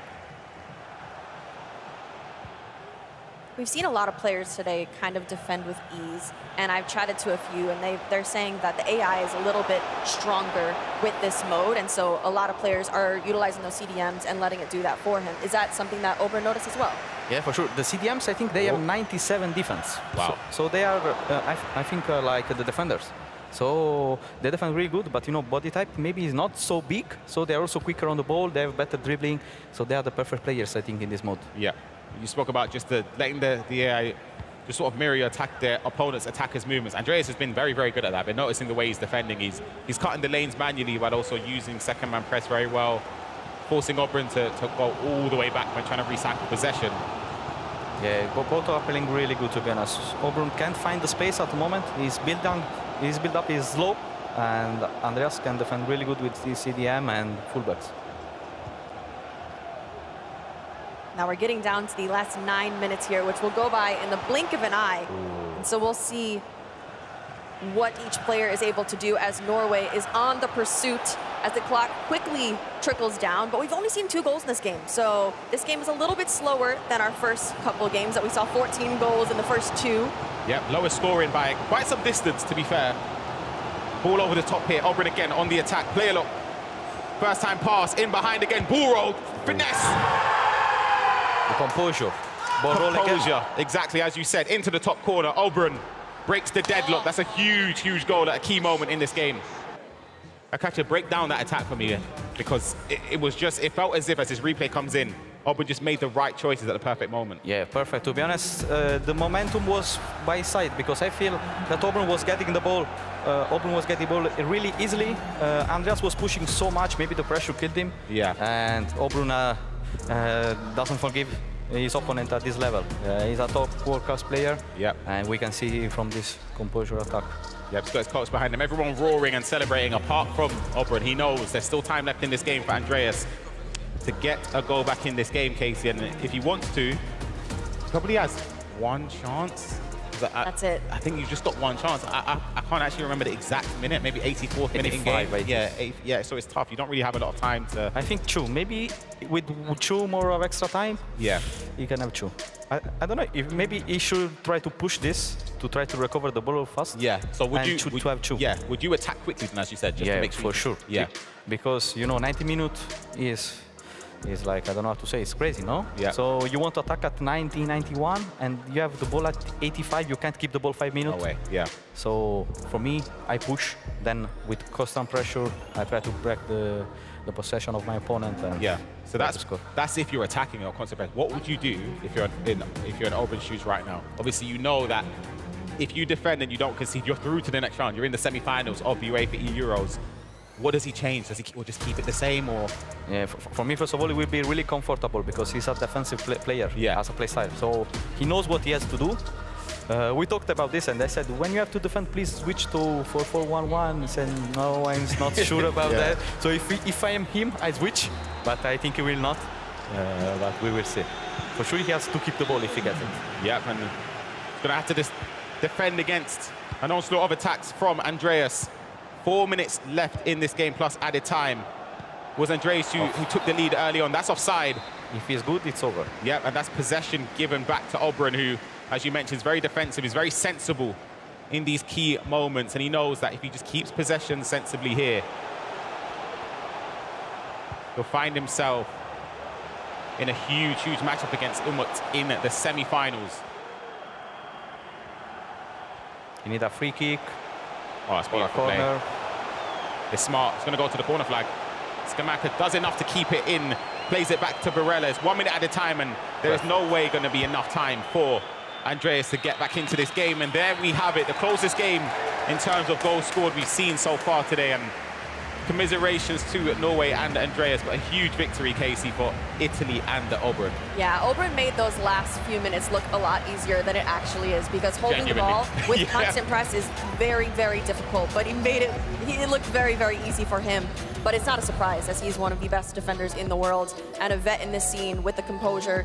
He did it well, and commiserations again to Norway for Andreas, because it was a very good game for him. He started off very, very strong, but it is Oberon who came out on top. Yep, and Oberon will be playing against Umut in the semi-finals. We'll see that shortly on in today's stream. And Akacha, it's a big result for Italy. It's a massive result. You spoke about nerves watching it. How nervous were you watching those last moments when Oberon tried to keep the ball? Yeah, but to be honest, when I see Oberon scoring at 85, I know he will not concede a goal because I trust him. Yeah. I think he trusts also himself. Yeah, definitely does. And in fact, he played perfectly. Offside trap to put onside Andreas, and when he got the ball at 86, he kept the ball really easily, to be honest, until 91, 92. So he was really comfortable in that moment. He doesn't suffer pressure. That was his strong point. Yep, and that is exactly why he is one of the best players in the world, and that's why he won that game. We'll be able to hear from him. He's at the host desk right now. Yes, thank you very much to Ryan Pessoa and everyone in the commentary. We're joined here by Oberon, our semi-finalist. And first things first, the game. It started a bit indifferently for you. You conceded a really early goal from Oscar Bob, but you recovered great. How you feeling? Yeah, it was, of course, I'm happy. It was like a difficult start, and for me it was not the ideal, I think, for everyone.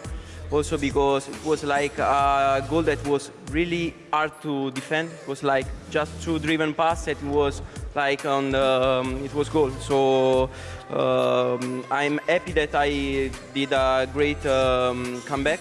So it was a close match, and so I think it was like maybe the only one close match in the quarterfinals. So I'm happy that the Italian defense is still good.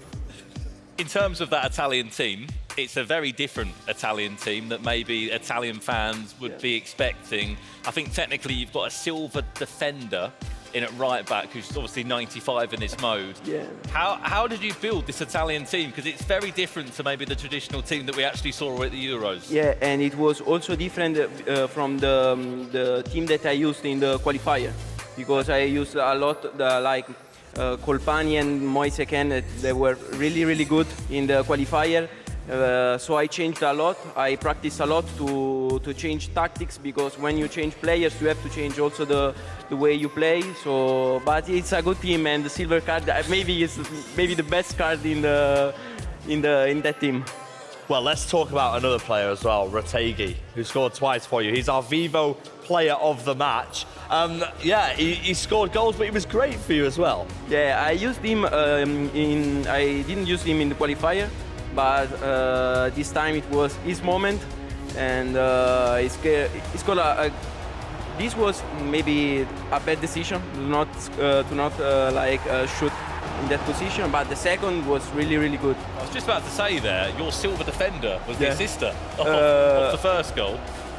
Retegi there coming forward. How are you feeling in that moment? Because I saw you shaking when you were drinking from your water bottle. Yeah. You were shaking. Yeah, it was. That moment there is real composure, and that's what you're all about. Yeah, it was like it was a difficult match, I think, and so it was happy, but I have to be calm because I know that it was hard to defend the last chance for him. So it was happy, patient. Calma. I need calma, yeah. Calma. Well, okay, all quarterfinals are done. So let's head over and have a look at the bracket presented by Booking.com. Now, your opponent coming up next is Umut, who's representing the host nation. We're in the lovely city of Berlin. I imagine there's going to be no favours from your side. Of course, but I think everyone is really, really good, and it's just a best of one, so everything can happen. It will be good. I wanted to face him in the first World Cup, but I lost in the semi-final, and so now it's time to show my skills. And looking beyond that as well, Brandon, the first semi-final, may I say, Anders Vejrgang's back, and he's up against Spain, and what a game that'll be. Yeah, about 30 seconds time, I'll be running up to that commentary booth, and I cannot wait to commentate on that guy. He was doing a little bit of the old Cole Palmer celebrations as well. He's certainly enjoying his life here in Berlin at the Euros, but he's got a difficult opponent in front of him in AdrianCifuentes. And we have got two absolutely fantastic semi-finals. Thank you for joining us. We look forward to seeing you in the semi-final. We're going to go to a quick break, but we'll be back very, very shortly for what's going to be an incredible set of matches.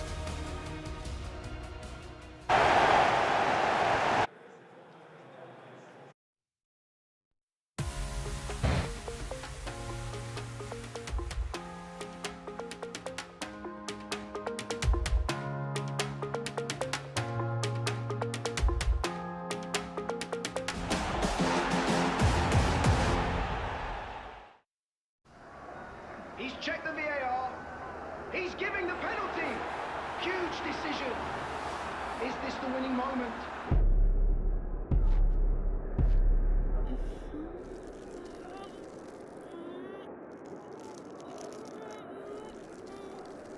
And he scores! He's done it! Incredible! The taste you deserve when you do anything for your team to win. Football fans, shop official UEFA Euro 2024 products at shopuefa.com. Support your national team with authentic t-shirts, sweatshirts, headwear and more. Officially licensed Euro 2024 memorabilia and collectibles, including the UEFA European Football Championship, mini replica trophy and match ball. Don't miss out. Shop now. shopuefa.com.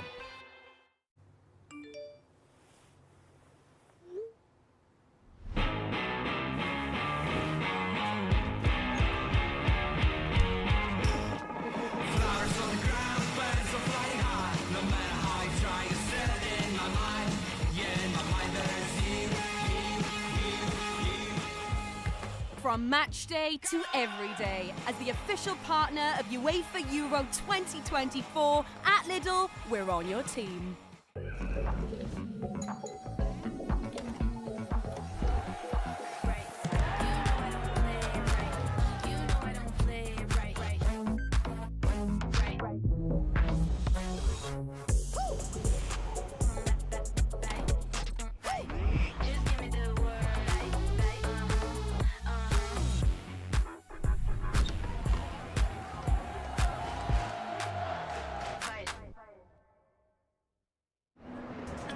Just missed my flight. Didn't do it on purpose. Yeah, don't worry. I'll keep it safe. Okay, bye.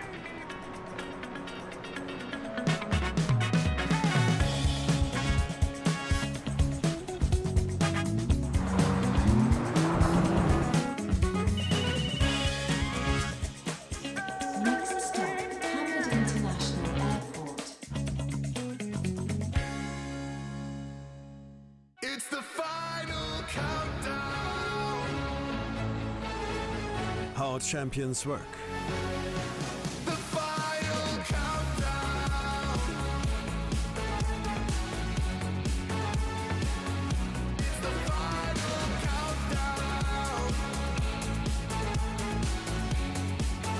Yeah, it's the final countdown. Strauss works.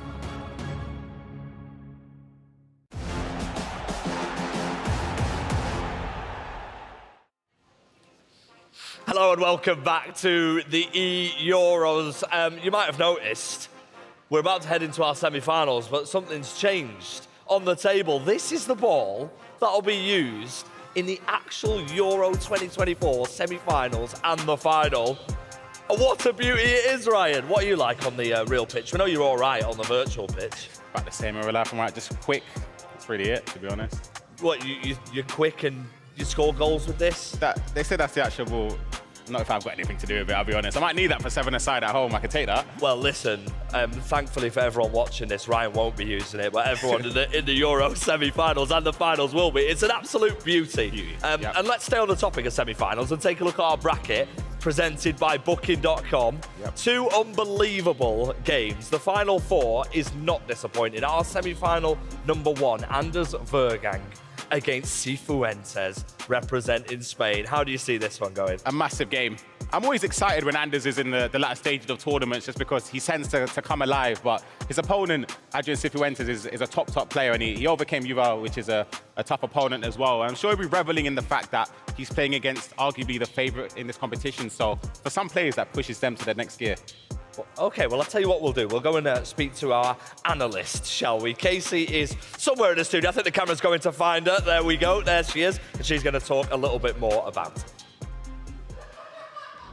Yes, I have an analysis for you. Some amazing moments to choose from. So many goals have been scored, but I have two moments to show you guys. Let's get straight into it. The first one is going to be Anders in the final minutes of the game, 55th actually, against ST92 as he travels up to pitch with wind. Keep an eye on that one right there because he does score the final goal. Delaney dribbling outside of the box. Højbjerg into wind across the goal. And that is just one of the many goals that Anders scored in that game here. We see the celebrations. On to the next one. Cifuentes running down the wing with Marino.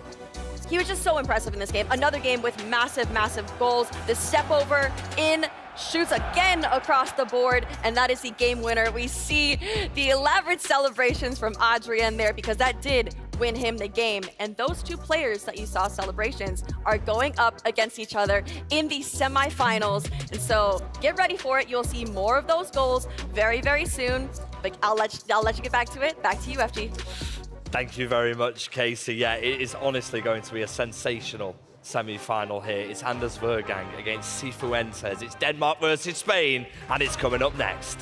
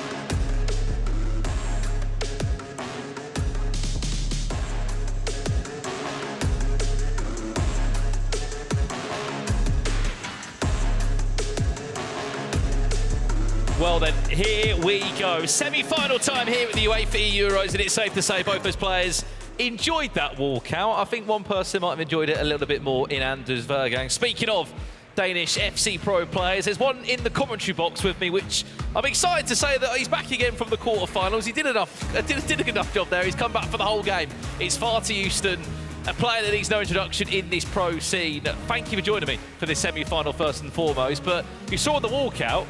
He loves the lights and the cameras with him, doesn't he, Anders? Anders lives for the cameras, man. Like, he will do anything to be in front of a camera. And as you can see, when he scores a goal, for example, he celebrates like a wild one. But I'm so happy for the opportunity again. No, thank you for joining me. We were just talking as well on the build-up to this matchup. The way that you represented your country at the UEFA Euros, of course, you had to go for the qualification, but there was another tournament that was played in your own country. For example, AdrianCifuentes played against 15 other Spanish players to get there. I said, did Anders do that for Denmark?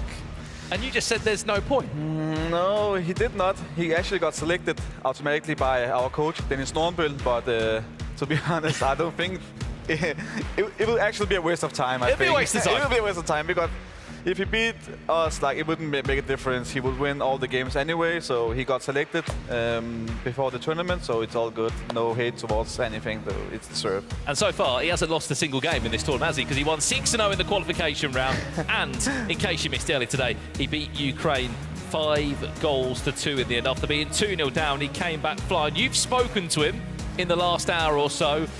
Talk to me first and foremost how he's feeling about that game that you just played, and also his thoughts coming into this one. As I said, he also told me that he starts pretty slow. And yeah, like he did against Ukraine, he was behind 2-0 after like 40 minutes. So it was about to get scary, but he clutched up.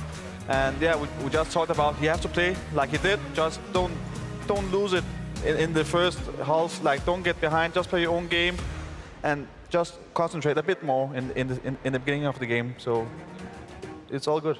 It's all good so far, isn't it, for Denmark? However, AdrianCifuentes has been putting on a show. It was an extra time thriller against Israel that was enough to send him through to this all-important matchup. Now, yuval coming through clutch. Of course, was our Vivo player of the game earlier in that quarter-final. More of the same here. I mean, you come into another game now. Do you look much at the opponent? Do you look at how they play? Or is it, for Anders, it doesn't matter who's in the way? It's the same preparation for as always. Anders, it doesn't matter who's in front of him. FIFA 19 text could be in front of him. He will not be scared at all. Nicholas could stand in front of him. He will not be scared. But I know he respects all the opponents here. And AdrianCifuentes, he started pretty slow in the first game against yuval from Israel. He was behind like 3-1 in the like, I don't know, 75th minute. And he scored like 2 goals in 2 minutes. So it went all crazy inside here. So, but I feel like Adrian started a little bit too slow. But then in the 70th minute, he just woke up suddenly and just played the amazing FIFA, FC. Well, the last couple of changes being made before we log into this all-important semi-final matchup. As we said, $30,000 on the line. It's interesting to say about Anders Vejrgang because he actually played his first competitive FC with the national team when he was old enough to play, when he was eligible to play. Of course, recently after just turning 16 years of age, he had that crazy Ultimate Team Champs run. It was in a 2v2 E-Nations tour where he actually played his debut. They had a good run in that competition, but you could argue that he's always had national involvement. That was his real taster into this esports scene. Yeah, exactly. Like his first tournament was with us in the Copenhagen E-Nations Cup, so he already got experience from there. But it doesn't matter for him about experience because he was live streaming in front of 80,000 people back then, so he didn't feel any pressure at all. But so yeah, he's made for EAFC tournaments. Well then, enough talking. Let's jump into it now. Semi-final number 1. Here we go. Denmark against Spain. And as we talked about, the start of this game is very important for Anders because he tends to start slow. So let's see what will happen here. As we can see, just taking his time. And something happened right there. Well, he's not happy with something in terms of his controller settings. You can just see him very frustrated. I want to ask you, Euston, the team selection of this Denmark team. We know that certain players are playing in different positions for pace reasons, and in the 95 rated mode, each individual position has a certain stat. All strikers have the same pace, all centre-backs have the same pace, all centre midfielders have the same passing. Did he have full control on that build-up for his team, or was you involved in that? How did the process go? We were all actually involved in it. The thing about this FC game is that you need, for example, if your left back and your left wing, they need to be left-footed because in this game you have to be on the sidelines a lot. So when you, for example, are on the sidelines, it's very important this year that you do a ball roll and dream pass inside to the midfield. So in the left side you need left-footed players. Just saw a pause come in there from Anders. What was wrong? I don't know. I actually don't know. I think it was from controller settings, and then I think he walked out manually, and then yeah, fair play to AdrianCifuentes. He just gave the ball back to Anders. Not many players would do that. He gave the ball back, but nearly scored as well. And talking about scoring, that was he went for a time green shot from that angle. Anders likes to do these kind of shots because people are expecting, you know, Anders or normally players to do a ball roll and a dream pass inside the box. So that maybe Anders is thinking that they will try to cover the pass, and then he just likes to shoot from there. I'm sure you've played quite a few practice games against him as well. I dared to ask what the head-to-head score is between the two of you. Yeah, we played like 20 games in 3 days coming up to here. I think I won 3 games or 4 games. And you won some? Yeah, I won some. That's more than some can say. Yeah, but Anders is insane, man. His pressing is... Oh, as we talk. Could be Morata. I mean, we can speak all day long about Anders Vejrgang being great. But we also have to respect that there's another guy on the opposite side of the stage who has also had a pretty decent tournament. AdrianCifuentes, we'll talk about this build-up again, just about stays on side. That's an insane goal, man. I think Spain here, they did their homework, by the way. I think they watched the last game of Andreas, and Andreas likes to move the keeper a lot in these kind of situations, as he also did against Ukraine. So I think they watched the game back and said, okay, if you come to a position like this, just shoot near post, don't think about anything else. And it worked. And those are the small details, man. That make all the difference, don't they? Especially when you're playing against one of the best in the world. It's all about the little details, man. I've been on this scene for like 7 years now. I've been through it also. It's so much about these little details, like the player switchings, like there's so much into this, man.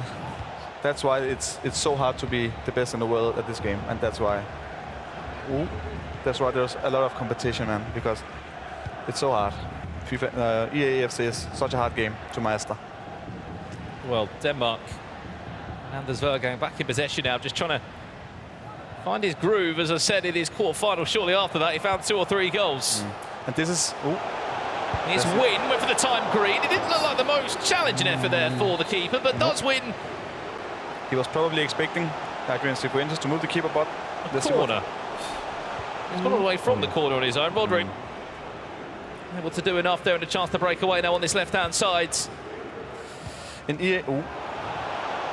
Could be through there. He's been quite aggressive on the right back as Anders. There's 2 or 3 players just queuing up in the box, recovers well and gets himself out of that spot of bother. Nice defending. Very nice reacted by Anders. It seems like it was about to be very dangerous, but Anders defended pretty well. Chance again for Denmark. Got a huge overlap with the left back again. Poulsen can't turn, he can't really move. He's just heavily pressed there by Lee Normand. And this could be off effort there for Alvaro Mata. And this is the part of the game where AdrianCifuentes, he have to like chill out, not just rush the passes, not do something stupid right here, for example. He have to just chill and not doing this, because Anders is the best in the world at capitalizing when you're doing stupid stuff like this. Poulsen stopped in his tracks there. That really should have been a goal. It wasn't time green, and it was potentially a bit of goalkeeper movement there. Corner quickly played short. Højbjerg finds Dreyer, who tries to just charge his way through 2 or 3 Spanish shirts there, and a chance to break you on the counter-attack. AdrianCifuentes is living a very, very dangerous life right now. He just have to do what he's doing right now. Look how Anders is reacting when he's like holding the ball right now in his own midfield. And yeah, just like this, he just have to take it easy. You say it's dangerous, why? Because every time he gets the ball, he just rushes the pass, and he's just running direct and not really thinking.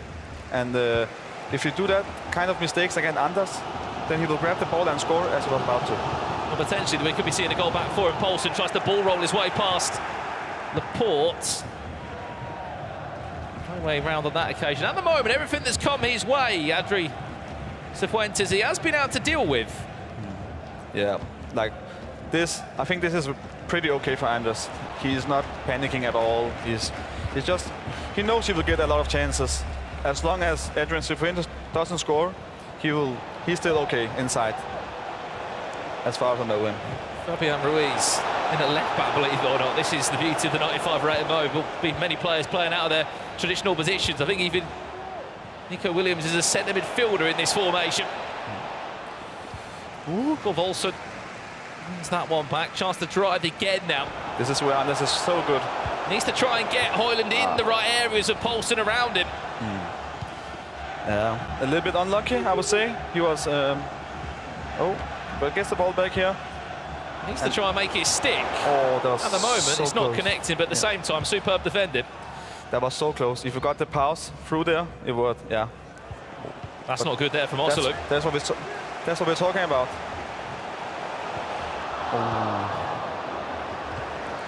Cifuentes have to take the last attack here. If he doesn't do that, I will be pretty shocked, I would say, considering like he has played for a few years now. So let's see what's going to happen. I think he is going to take that last attack. Lee Normand with a huge overlap on that right-hand side. This is where numbers will start to queue up in the box. Fila Morata, Nico Williams into Morata. What a save from Schmeichel. That could have been. My God. The 2-goal deficit to go into half-time. He will still get the corner to be played, though, if He can move it forward. He tried to, but the referee pulled up for half-time.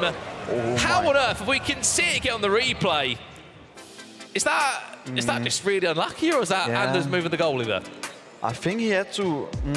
I think he rushed it a bit. AdrianCifuentes, he just took a little touch and shot directly. Like he had so much space. He could have waited just a half a second to shoot. Then he would get the best shooting animation ever and just score. I would say a pretty big mistake, but also a bit unlucky. Let's see it again.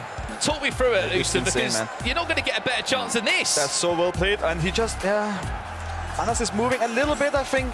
Does he move him back a little bit? I think so. Anders likes to move the keeper back a little bit often, and it works out for him there. I think Adrian should have scored. Like, and you were teeing him up. I'm not saying that Anders saved it by himself. He was very lucky, and that's what you need. You need luck sometimes. Well, let's not hang about. Let's jump straight back in. And the interesting fact now is how will Cifuentes react to that? Because many players would be frustrated when you miss a chance like this. So I'm very interested to see the next 5 minutes. How will Adrian react to this big blunder he did? And as you can see, he's doing pretty good, just holding the ball. But Anders is so good at pressing, man. It's insane. Well, Morata, normally the star for Spain in the Euros, able to convert from that area. And a chance. Big chance, man. He missed. It's insane how much that means, because it was in the 45th minute, right before the halftime. You could get such a good score before the. Might not mean too much though. Wins back to Poulsen. Oh my gosh! Not on target, and I don't even think it was time green. No, it wasn't. It wasn't. And why? Why is it not being timed from what you'd expect him to be doing in those areas? Anders usually timed those green 9 out of 10 times, and as we talk about it, when the pressure gets to you, suddenly it hit him, and he didn't green it. Lee Norman, oh my, all the way from the defensive line, pulling out step overs there and nearly causing a problem. Chance to break again now. Here's Denmark. Poulsen, has he got the legs? He does. Step over exit was nice. Into Dreyer. Does he want to find a one more pass? He went for a time green. That time it was green, but there was a Spanish player in the way. Ferran Torres might just have the legs to pull away from Vestergaard here, which he does. Not sure what happened there with the idea of the skill move. Didn't link into Nico Williams, and we're pretty much in an end-to-end game here in the eEURO semi-final. Yeah, that was a very weird situation. He obviously meant to pass it into the middle, but yeah, there was a player right behind him, and it locked onto him. So yeah, that's just FC. That happens.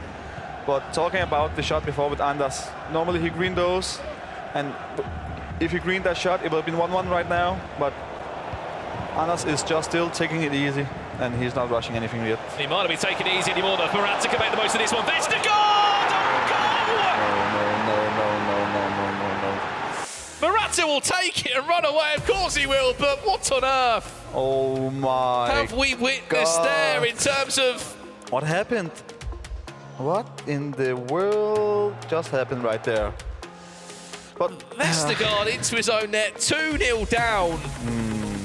And AdrianCifuentes, he will praise to the skies and say thank you. I think all the pro players would do that if they scored a goal like that. But now it's interesting to see how Anders reacts to this. Like, would he just lose his head now and play like stupid EAFC or what? Or it goes the other way though sometimes, though, Houston, with him. Yeah. But I mean, it's a shame because he just conceded a goal like that, and if you're Anders, yes, it can begin to go so bad. Like, but Anders have been playing FC for many years now, 3 years, 2 years. So let's hope that he can handle this, and because there's still a lot of time, still like 4 minutes. 5 minutes in real life, minutes left, so still good amount of time left. There's a lot of time left. I'm interested to see if you have turned on constant pressure, because of the fact that there is only 6 minutes now per half. So when he loses the ball, needs something to happen now. Here's the Spanish support. I saw so many Spanish pros as well tuning even off Aaron. Javi Alvarez was watching from home. I saw on his social media They're all supporting that one player that's representing them. Who knows, maybe they could even do the double this year, the Euros and the actual Euros here in Germany, Spain. They've been in fine form. This would be a big result, Big but chance. you've got to stop Anders Vejrgang when he gets through defensively again. We keep on saying how maybe he's not been on the pace, Anders, but AdrianCifuentes has been superb in these defensive areas. When he's been asked questions of, he has been brilliant. Is he about to Big find chance, himself a very big third? He chance. goes for Travella. Keeper's all over the shot. Oh, it's about to go very, very, very bad for Anders. Yeah. Cifuentes is a bit lucky in these situations inside the box. But Anders should turn on the constant pressure now, I feel like, because there's not a lot of time left. I think he should have a tactic ready with the constant pressure. Well, he's going to have to start being a bit more now this offensive. is dangerous because it is 4 versus 3 now, and Anders is so good at capitalizing here. Well, he has to make the most of this one out, Poulsen. It all has to be perfect for him. Step overs, he goes in, he goes out, he gets stopped. Oh. And it's another 15 in-game minutes or so, Houston, where he's just survived the pressure. Oh my God, I think Adrian just shaked right there because that was intense. If we just ran forward, oh, looking at this. Delaney, cut back, Poulsen has to score this one, he will! We're back, we are back. Whew. Now we got a game, Brandon, at least. And you know more than me as a national teammate of Denmark, Anders Vejrgang. You don't give him one. No. You never give Anders one. And Anders is also the best in the world when he turns on constant pressure. When you're playing against it, you cannot really do something about it because you can't breathe. No, because he's also good at pressuring by himself. Ooh. So 12 minutes left. I think Adrian is on trouble here. He really have to think about every pass for the next 10 minutes, because one mistake here and it's over.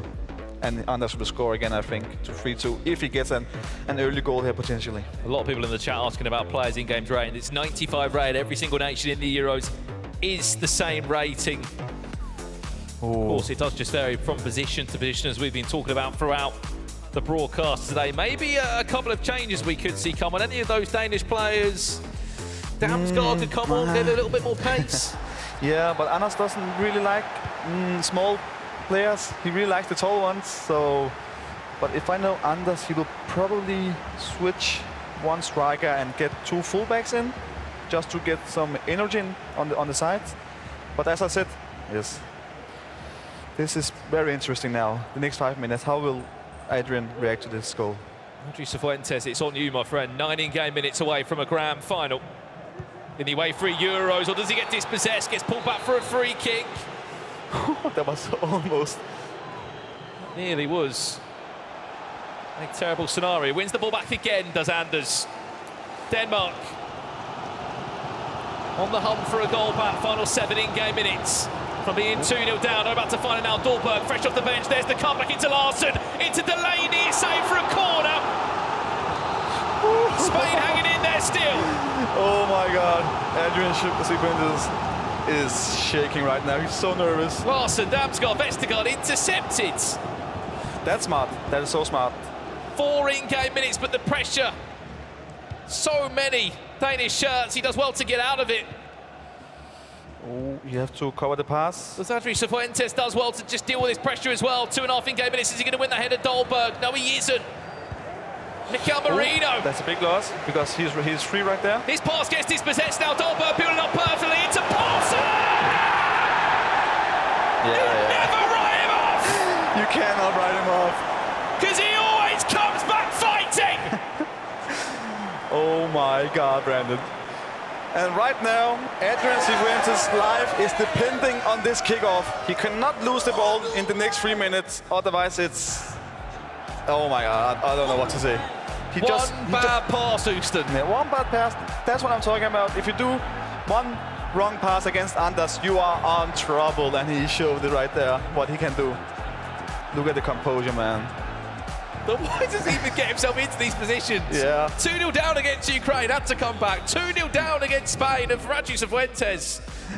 He's just saying to himself, okay, I want to have some exciting games, but yeah, I don't know what's going on. He's been so good, AdrianCifuentes, defensively. We keep on saying it so many times. He's kept him out, and you keep getting pushed and you get pushed, and then we start thinking back to that chance at the halfway mark. Oh, exactly. Where he had to score it, really, didn't he? He had to score that. Like, it's almost embarrassing that he didn't score, but he did what he had to do, and Anna saved it. That's it. Now, the next 3 minutes, AdrianCifuentes cannot lose the ball. Even if he doesn't even have to attack, he just has to keep the ball, I think. He has to reset as well, because mentally he's thinking, I'm so close to a but huge out, and I'll say it. He has to get this match until full time now and not lose the ball, because Anders will like 90% score. So this is very, very important sequence right here. Added time of 2 minutes. If he can win this ball back, one of these two, there's going to be one chance at least. And it's 2 minutes now. Now it gets more scarier. But the minute already gone. He needs to get the ball past the halfway line if the referee wants to play the last attack onwards. He's going to get a very fortunate bounce, but there, Ojibal. Chance for AdrianCifuentes. He does very well to send 1 or 2 players back in. We're into extra time in the semi-final here between Denmark and Spain. I would like to see AdrianCifuentes' heart rate right there the last 2 minutes, because that is not really a comfortable situation to be in. Whew. But yeah, he managed to keep the ball. That's important. And now we are on extra time. And Anders is frustrated or something. In these moments as well, he's always very animated, is Anders Vejrgang, about certain things in the game. It could be the perfection that he desires from certain players, the animations he desires from being around him in training games and moments. What does he normally sort of complain about? What are the finer details that he's complaining about? He's complaining about everything. Like when I play against him and I get like a lucky pass through his man, he just complains and say a lot of stuff like that. And he also hates when I talk to him when we play against each other. He hates a lot of stuff. He's complaining a lot. So when you beat him, does he just sit there and say, you're not moving, we're playing again now? First of all, he's saying I'm very bad and a lot of things, but that's just banter. He's, you know, when I beat him, it was directly, we have to play again, no more breaks. And I'm like, no, I don't want to play again. Yeah, I just won the last game. Run away, take you with him, run away. Yeah, but he's not letting me go. So I have to play until I lose. And yeah, I lost the game after. Well, we are jumping into extra time now. A lot of people asking about other players. We have got Obrun against Umut coming your way in the next semi-final here from the UEFA Euros. Germany v Italy. Insane game. And the winner of this will play the winner, of course, of that game. That's the beauty, man, about FC competitions. We see those games, Obrun and Umut, like 2 insanely skilled players playing against each other. We could not ask for a better match in the second semi-final. 30 minutes, as we said. I mean, AdrianCifuentes has had a good minute or so there just to sit back and just get his head together after that, because he played so well, as we said. Yeah, he did make it difficult for Anders, but he still gave him 1 or 2 chances, which he cannot do. Yeah, he lost the ball again in a very stupid place, and that's why Anders is capitalizing right here. Let's see if he can make the most of this one. Paulsen, the goal scorer of the first, back to Dolberg, who had 2 or 3 players around him. Keeper can't pick that one up, has to head it out instead. And already 10 minutes of extra time is surpassed. Yeah. Oh, and Adrian is so nervous right now. It's very obvious, like how he passes around like that, for example. You cannot do that against Anders, because right now people capitalize and probably create a big chance. Damsgaard finds Paulsen into Haaland. Haaland able to get the shot away that he wanted to. If I'm Adrian right here, I'm taking the last chance. I don't care about if I have to keep the ball in for 3-4 minutes. But again, I don't know what he's doing. It's a very, very dangerous game he's playing right now, because Anders will do this. Big chance, Haaland! And the game is flipped on his head. That's what I'm saying, man. You cannot do these mistakes against Anders. He's so good at those situations. To beat Anders, you have to play perfect. You cannot rush anything. That's what Cifuentes is doing here, and it's going to cost him the game. Apologies if you heard any unsavoury language there on stream at home. There is a lot of emotion here at the UEFA eEUROs, but just back to the point, 15 minutes of pressure AdrianCifuentes had to deal with there. Oh. He's not been able to get out of his half. He's had to sit back and just deal with wave after wave after wave of pressure and attacks. Yeah, and that's what I'm saying. Right now, it's gonna be so hard to beat Anders because when he's leading Anders, he's so good. Like when Cifuentes is gonna turn on constant pressure, Anders is probably gonna create a lot more and probably close the game out. I feel like because Anders is so good at playing out of the constant pressure. So yeah, I'm excited to see what's gonna happen. As we've come to understand more than ever in this 95 rated mode as well, one chance is all you need just to change the game on its head. For AdrianCifuentes, pick back up that confidence of how well he's played earlier on in the game. He was creating chances, he was free-flowing. You mentioned as well that he really took notice of Anders in terms of how aggressive he is with his goalkeeping movement at times. And yeah, actually, I think AdrianCifuentes will, if he loses this game, he will go home and he will be so sad about like he didn't score that chance before the halftime. And yeah, it's heartbreaking for him, but let's not count him out. There's still 50 minutes left, but it's gonna be so hard, so hard. You can even be at a 9 out of 10 against a player of Anders sometimes, and it still isn't enough, is it, all the time? We're going to jump back into the second half of action now in our semi-final. Let's see if Denmark can hold on to this all-important lead, or is Spain going to come back again? But just to my point I was saying, he's been so good. AdrianCifuentes played easily a 9 out of 10 performance. He had some really good chances, but we have to keep talking about it, and we will, after the game, that chance at the halfway mark where any other day he definitely scores. I think we have to look at that again. But that's what I'm saying. Anders is going to keep pushing, and as he runs, will be supported. And this, as I said, Anders Vejrgang. He's so good, man. It's insane. It's so insane, man. Normally, pro players will be like nervous. I have to keep the lead, so on, so on. But Anders doesn't care. He just presses like a crazy guy. It's insane. But yeah, now Cifuentes have to turn on constant pressure, and Anders is so good at keeping the ball against that. 4-2 in front. Anders Vejrgang is again. Apologies for any unsavoury language there in the celebrations. Look. He is on an onslaught at the moment, and looks like he could be on for a fifth. Anders scored these all the time. Paulson on his own, there's the time green finish! And he makes it 5. That's what I'm saying. Goals to 2. Suddenly, we're in the same scenario as he was in his last game. Yeah, man. Behind 2-0 again, and he's just doing these kind of things like it's casual for him.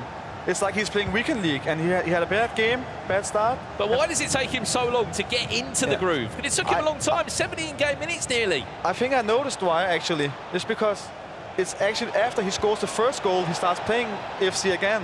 And as we see, Anders is, he's so good against constant pressure. You cannot press him, because if you try to press him manually, he will just go and score again. As we can see, with Paulson, almost scored a 6th goal. As Anders would say, it's tennis.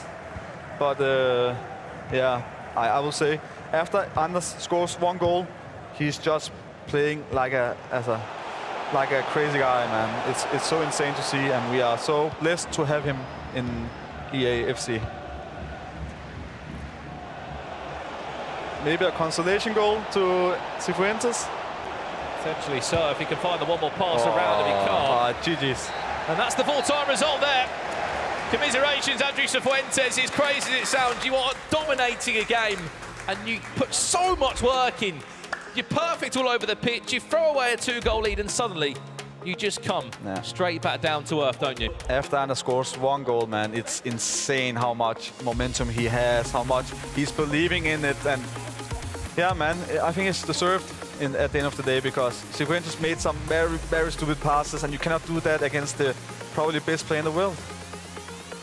If he wins this, where does it put him? Because he hasn't won an individual title yet, has he, since being in the competitive circuit. He's won a 2v2 World Championship, but he's lacking. I've always said about Anders, he's always in the conversation. He's got an incredible sort of following and name, but he's not had an individual sort of major trophy yet. This could be it in the UEFA Euros. That's exactly right, what you're saying. And as you said, he have won a 2v2 competition. He still hasn't won a 1v1, and now he's 1 game off against Umut or probably Oberon.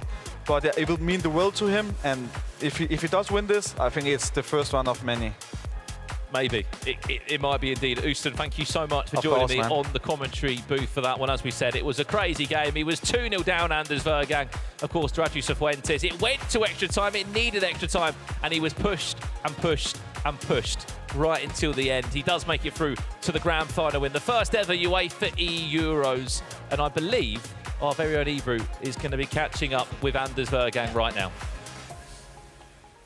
So I'm here with the winner again, Anders. Congratulations, you're in the final. And yeah, you're always starting your games like with problems, but then end up with a comeback. How do you feel?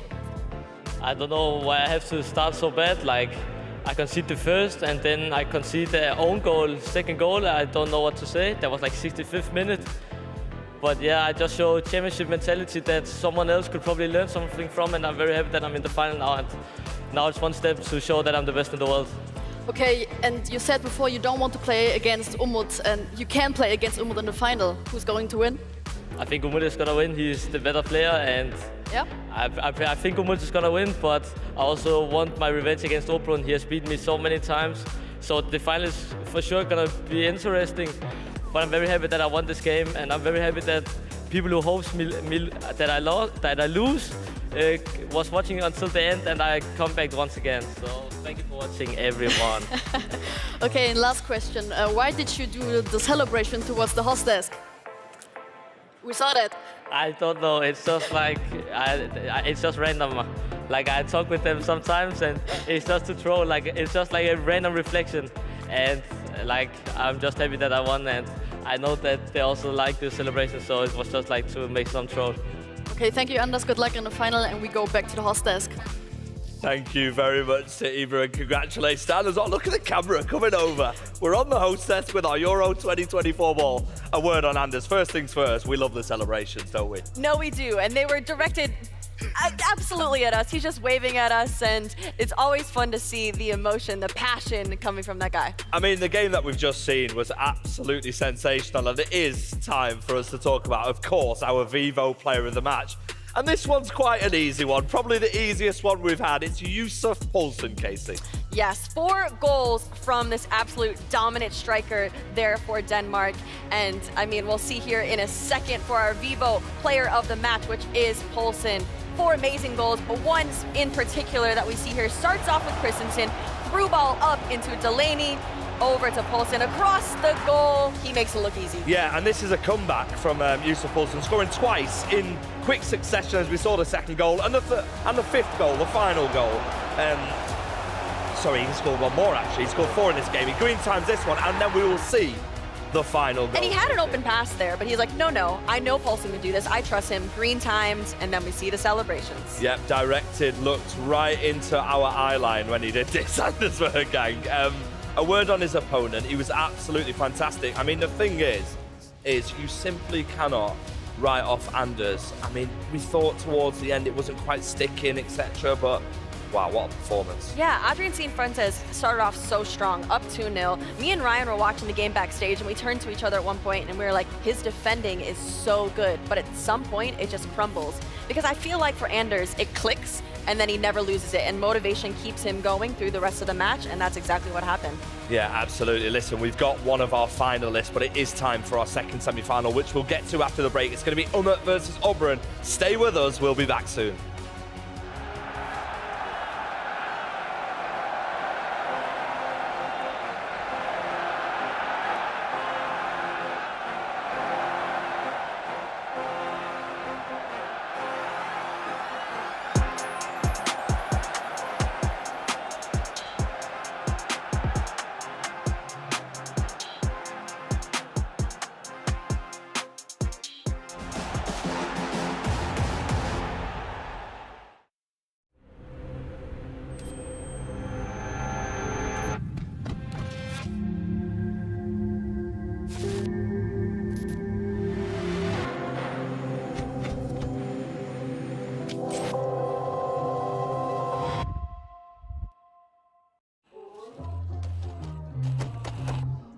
Get match ready with AliExpress.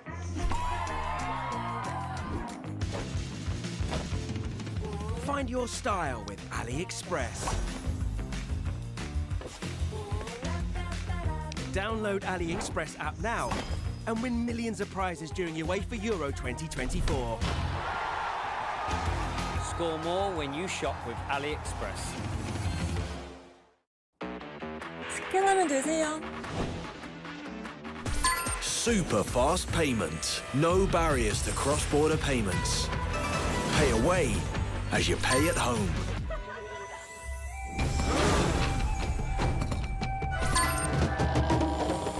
AliPay Plus. As simple as football. It's your home payment advantage. AliPay Plus. Official payment partner of UEFA Euro 2024. Passion. Drama. Heartbreak. Glory. The game hasn't changed, but how we experience it has. With technology delivering digital experiences like never before, we'll help take UEFA Euro 2024 to the next level. Atos, official partner of UEFA Euro 2024. New Axe Black Vanilla, yum. Live life with no stress, he said that's my best flex. I hopped on a big plane, said I'm doing big things, gon' bring out the champagne. Yeah, baby I'm cool, yeah, you know what to do, yeah, we got nothing to lose. Metro Boomin, want some more? With the balls, yeah, I just pull up in a New Axe Black Vanilla. Get closer with the finest fragrances.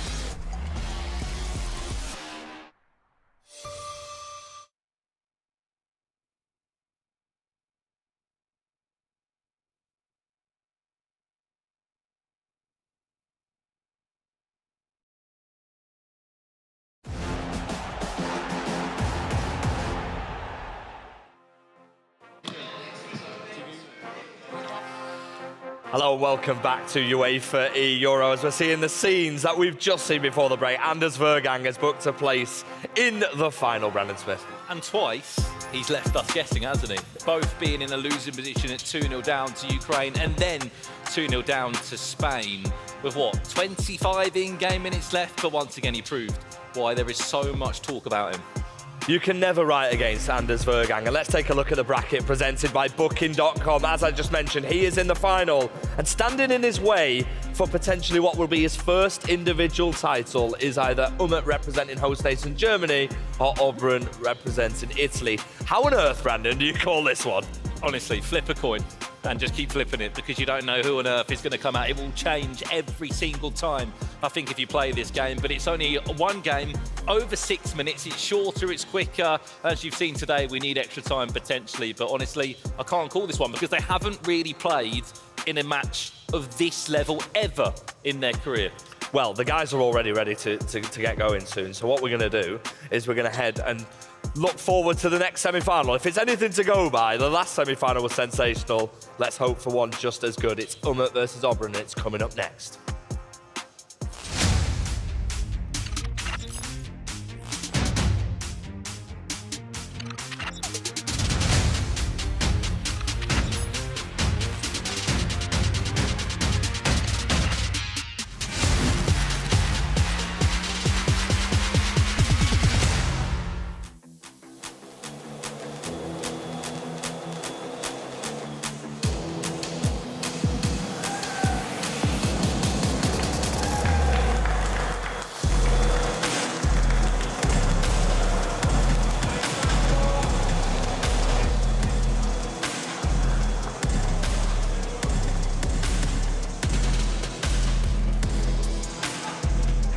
This is it, the clash of the Titans. Umut against Obrun, Germany up against Italy. I'm joined by Casey and Katja again.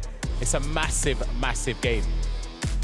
That it is. I am so excited for this one. Brandon Smith said it perfectly. It really is the toss of a coin. Both players have been in the scene for quite a while. They both have what it takes to perform at this level. As you see them walk in, both of them so calm, so composed. Yep. Not really jumping around and celebrating yet because they know that they have a job to do. Erkasha, how are you feeling about this one? This game will be crazy. We are talking about playing Whooper for we are at Euros, but they performed really good in career in World Cup. We know Umut is a World Cup winner. Obrun is a back-to-back top 4 in World Cup. So it will be a really hard matchups for both players. Yeah, from your experiences, obviously you played Umut before, obviously teammates with Obrun. How do you think Umut will approach this game? Do you think it will be a close game, or do you think we'll see a lot of goals like he did against Turkey? I think it will be really tactical game. And Umut will try to attack because it is what he's best at doing. Yeah. So, you know, Umut is really calm, really complete. He can score in many different ways. Yeah. And I don't know how he will play. If I am Umut, I play like slow to keep the ball, you know, to have the ball in my hands. But Obrun as well will try the same for me. Exactly. Obrun, as you mentioned earlier, very defensive. He's someone that keeps control of the tempo of the game. But again, sometimes you can speak from experience this season. Do you find that difficult to play against some players that play slower than you? You sort of see yourself slowing down your play? You don't want to rush it and lose possession, or how do you approach it? To be honest, I feel like in this game you have to be good in transition. When you get the ball, you trigger down one player with L1 and then you start a counter-attack. And I think, honestly, Umut is the best at doing that in the world. So, yeah, he's complete. Like, he can play calm if he wants, but if he wants to play counter-attack like this, like, he can with calm. Yeah, here's a reminder, of course, of some of the accolades for Umut and Obrun as this game kicks off. If you missed earlier on, we saw Germany and Umut up against Turkey, winning narrowly against iMertAL. And, of course, Obrun winning against Andreas in the quarterfinals. And let us know in the chat who you think will be taking home this win for the semifinal match. Will it be Germany? Will it be Italy? Let us know in the chat. We will be looking out for who is rooting for who.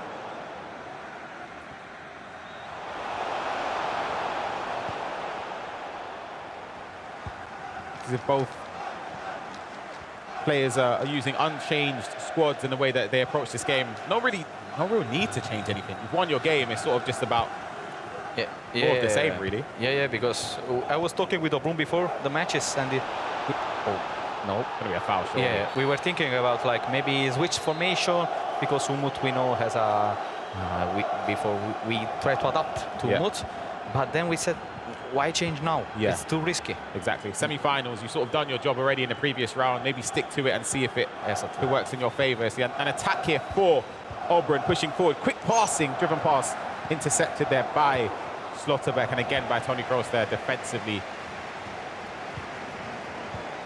And Really as we get closer to the final, it is important to note that the prize money is increasing every step of the way. First place, we have 30,000. Second is 20, and third and fourth will be 10K. So the more games they win, the closer they get to that 30,000. Yeah, Obrun couldn't find space in the area there. He's got a corner.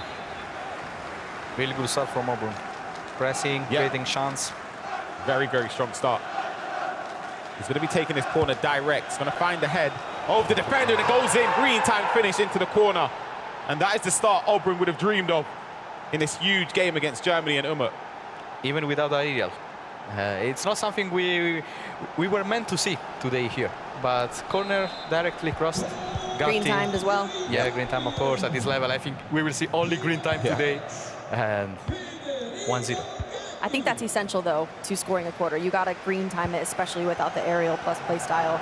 And we mentioned before, a lot of people might be going short just because the aerial situations aren't as overpowered in this mode.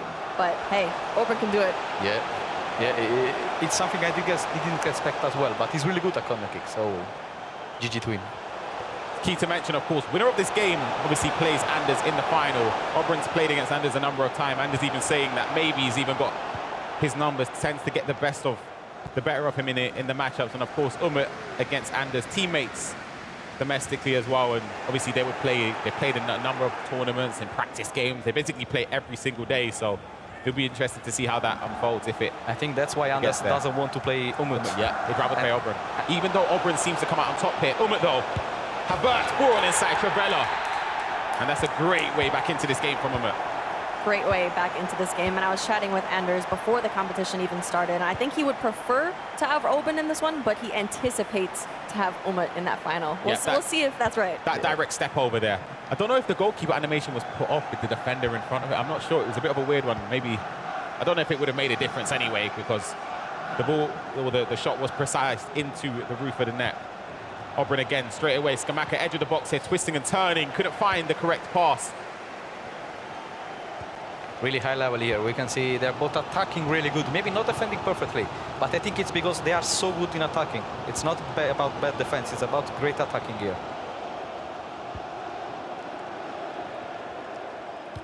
Havertz in behind. Leroy Sané playing left back for Umut here. Offensively supporting every time they build up. Müller back to Bayer.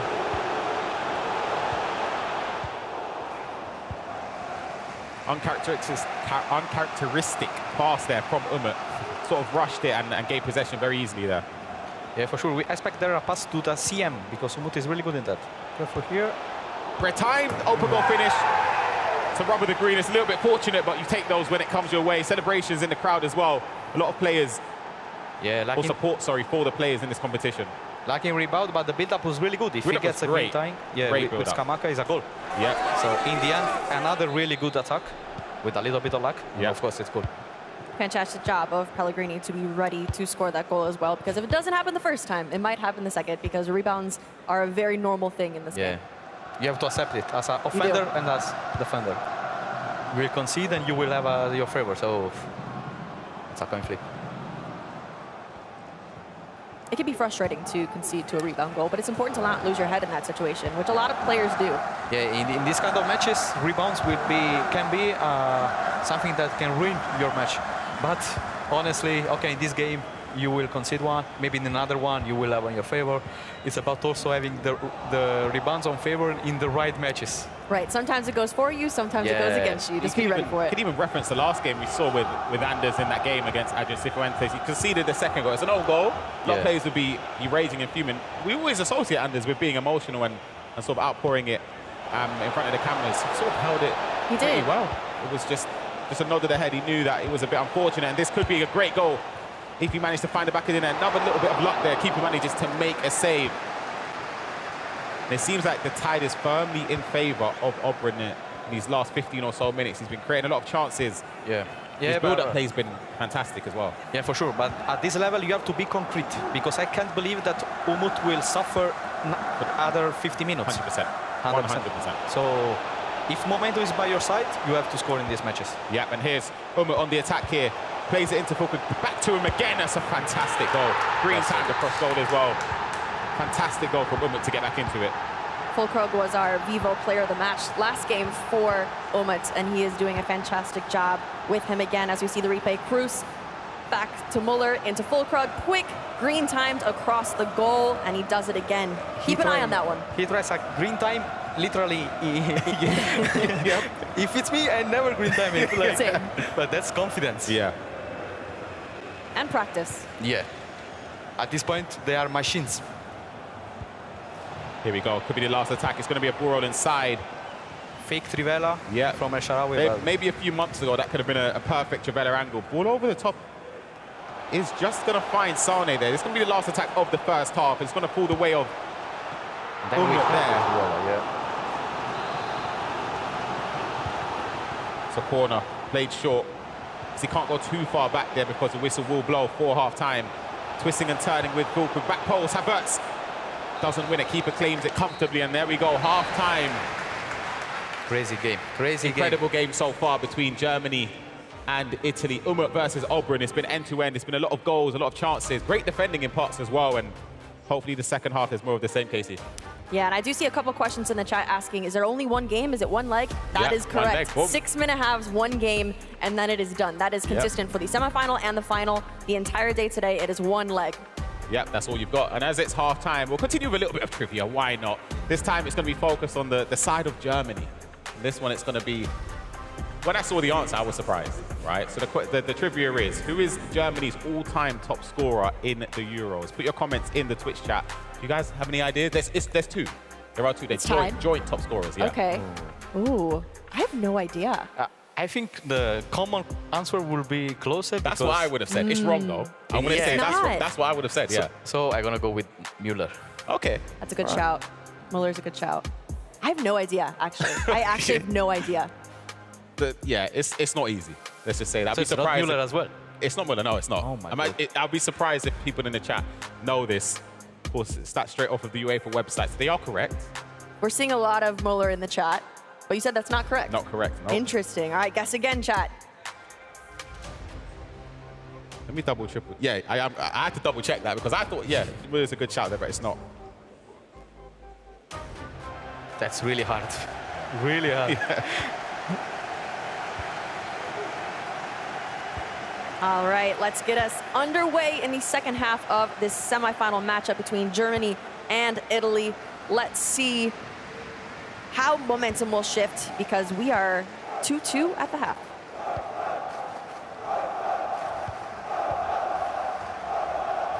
I think the game will slow down a little. Just my feeling, of course. Maybe we will see 10 goals, I don't know. Why do you feel that? Do you think that's down to the players because they're personally slowing down the way they attack, taking less risk, or do you think that's just how it just goes? It's about taking risk because at first 20 minutes, you can concede more. Yeah. So you can push, attacking really fast. Now, you know, a goal conceding at 60, 70, 75 can be punished. decisive. Yeah, 100%. So they will be a little bit scary, but it's natural at this level. To be afraid of the score and the minute.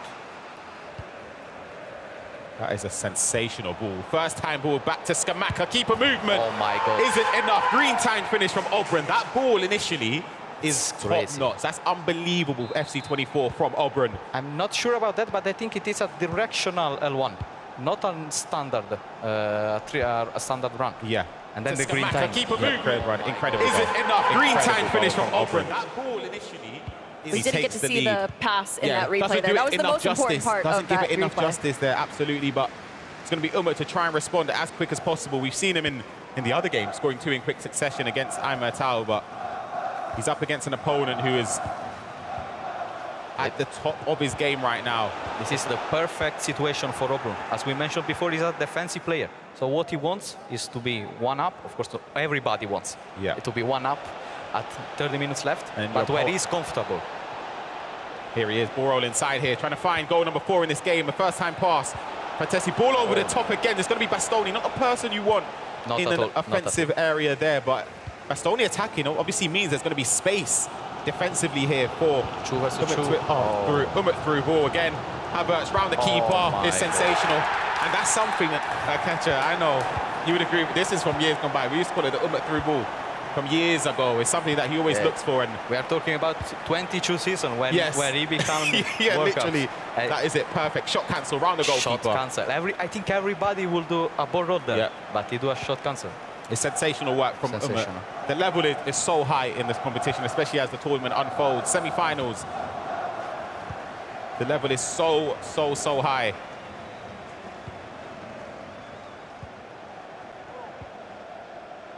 See this attack again. Can Umut get his 4th goal in this game as this attack unfolds? Switches play again to Sane has been a very important outball, Casey, for him in this game. He has. Leroy Sane has the pace on that wing. That is very, very necessary here for Germany. And he can't quite get it through there. Possession goes back over to Obrun. I don't know. This is very consistent with a lot of the other games, high scoring. I actually didn't anticipate this many goals. I thought they'd kind of cancel each other out a little bit. I thought it'd be a bit lower scoring.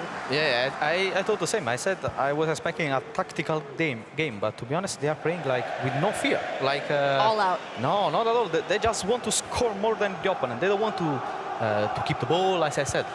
So they are really brave, to be honest, because this is a semi-final of Euros, and they are not afraid of the opponent, and they are really confident of themselves, of course, to play like that.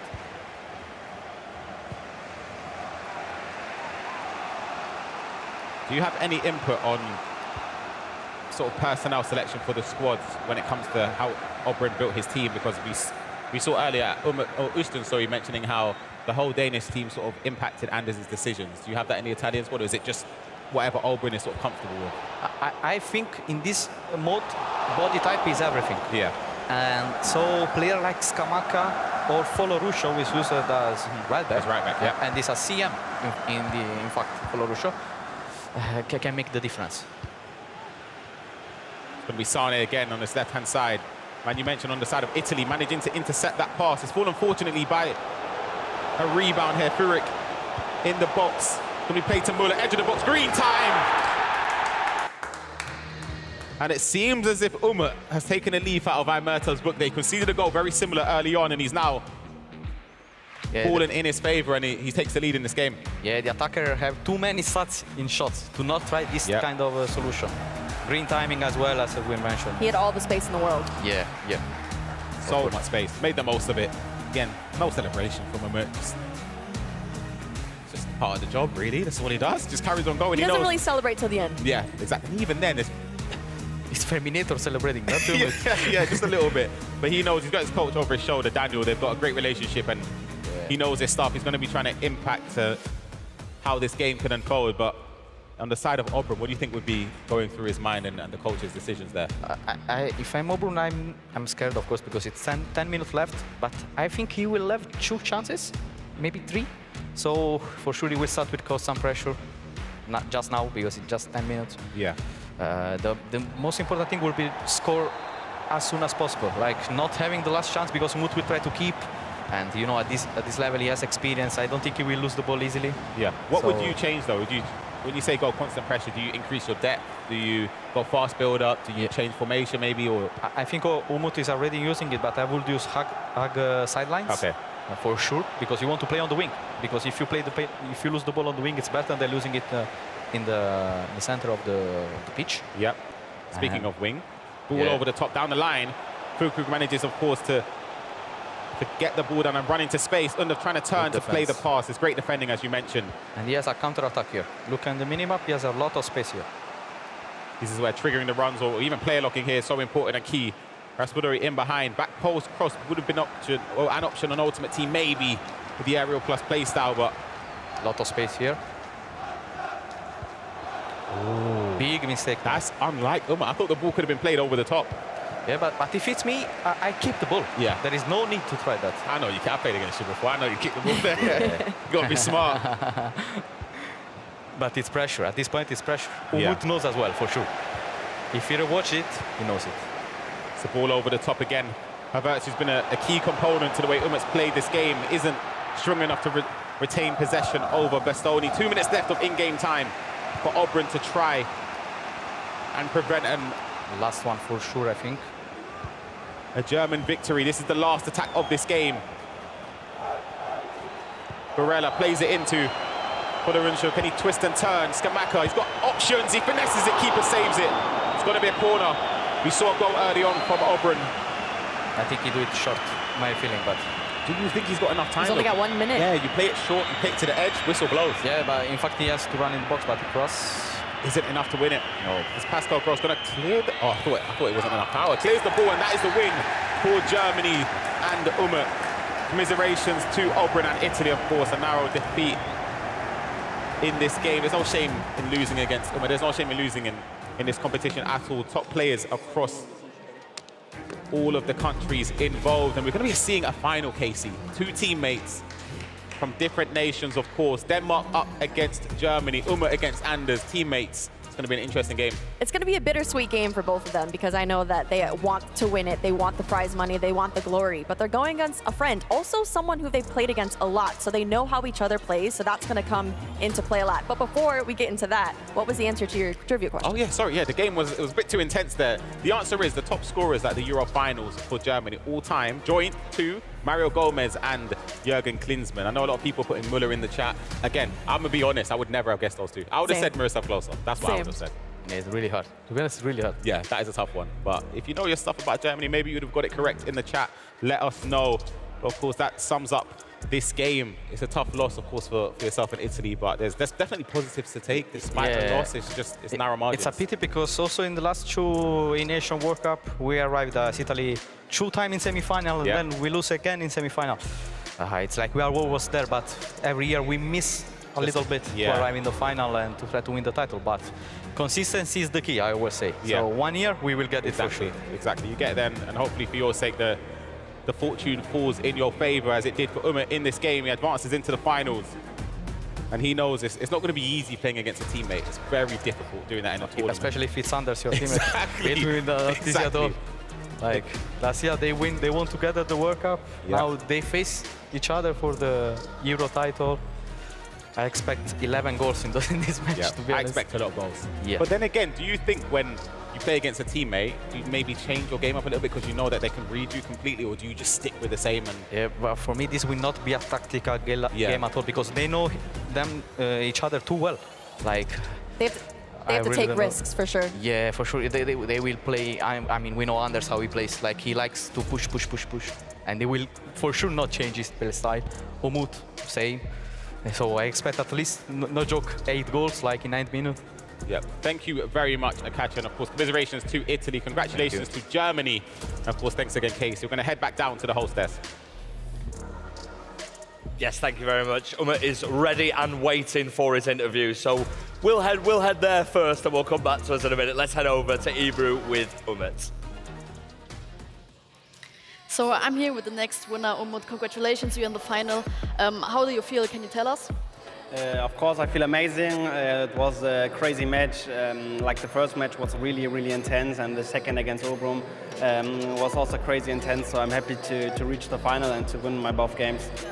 And you're playing against Anders in the final, and he said before you will win in the final if you match. What do you think? No, like for me, it's a 50-50 game. To be honest, I think Anders is the best player in the world. I think like if you go only from skill gap, he's just the best. He's so crazy good, and I'm playing really often with him. So I think I know what I'm saying. Okay, and Anders is a very special player. Is there something you need to take care of when you play against him? Yeah, of course. I think he's the best player in offense by far. Like he's crazy pressing. So I have to be careful to don't lose the ball in my half. Otherwise, he will score many goals. Okay, thank you, Umut. Good luck in the final, and we go back to the host desk. Thank you very much to eEURO, and a massive congratulations to Umut. Brandon, this final is going to be sensational. It is. We teased it, didn't we? We said this could happen if this happened, that happened, and it has. 2 teammates going head-to-head. They played earlier this year in the German Championship on the same team. They played against each other in the Bundesliga, of course, this year as well. And now they play in a grand final. They've played before, Faraz, but they've never played in a grand final. They haven't, but they're going to, and it's coming up very, very soon. But before doing that, let's talk about the game in which Umut's just won, and of course, our Vivo player of the match. It might not be a surprise to many people, we're going with King Kai Havertz, aren't we? He's been superb, and not only just in this game, FG, but also in the quarterfinal as well. He popped up, not with a goal, but also an assist. Rightly deserves our player of the match presented by Vivo. Yeah, absolutely, and as Arsenal fans will probably say, Kai Havertz scores again, because he scored one and then he got another one as well. A great ball and a great finish as well, composure.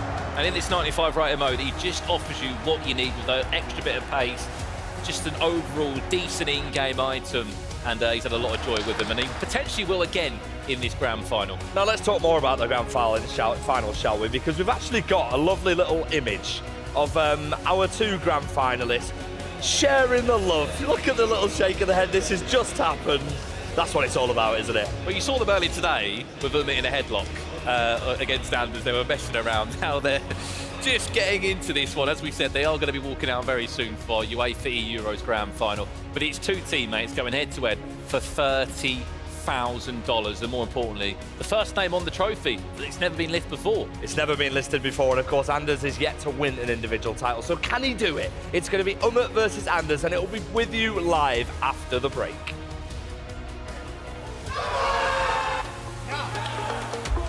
Open goal finish.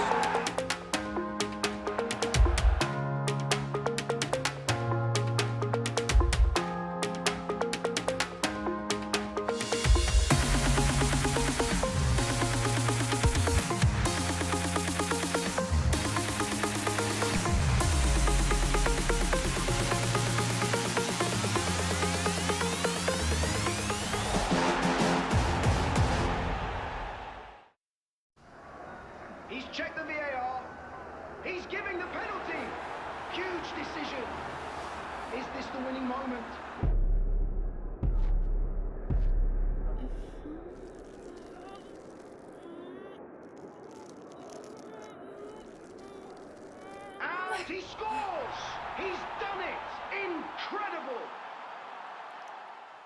the taste you deserve when you do anything for your team to win. Football fans, shop official UEFA Euro 2024 products at shopuefa.com. Support your national team with authentic t-shirts, sweatshirts, headwear and more. Officially licensed Euro 2024 memorabilia and collectibles, including the UEFA European Football Championship, mini replica trophy and match ball. Don't miss out. Shop now. shopuefa.com.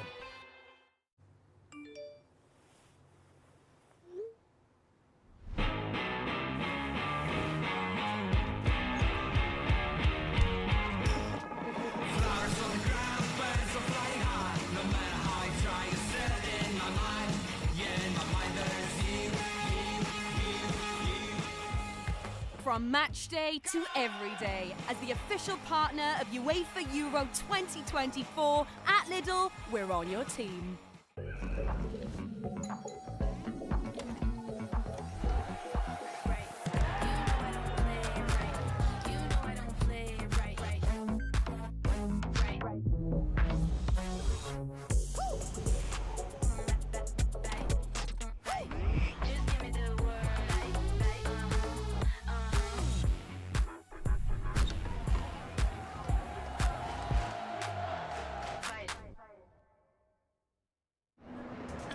Just missed my flight.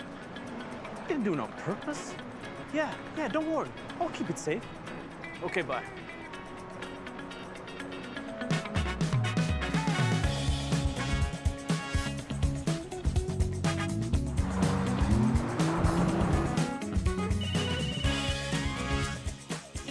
Next stop, Hamid International Airport. It's the final countdown. How champions work. The final countdown. It's the final countdown. Yeah, it's the final countdown. Strauss works.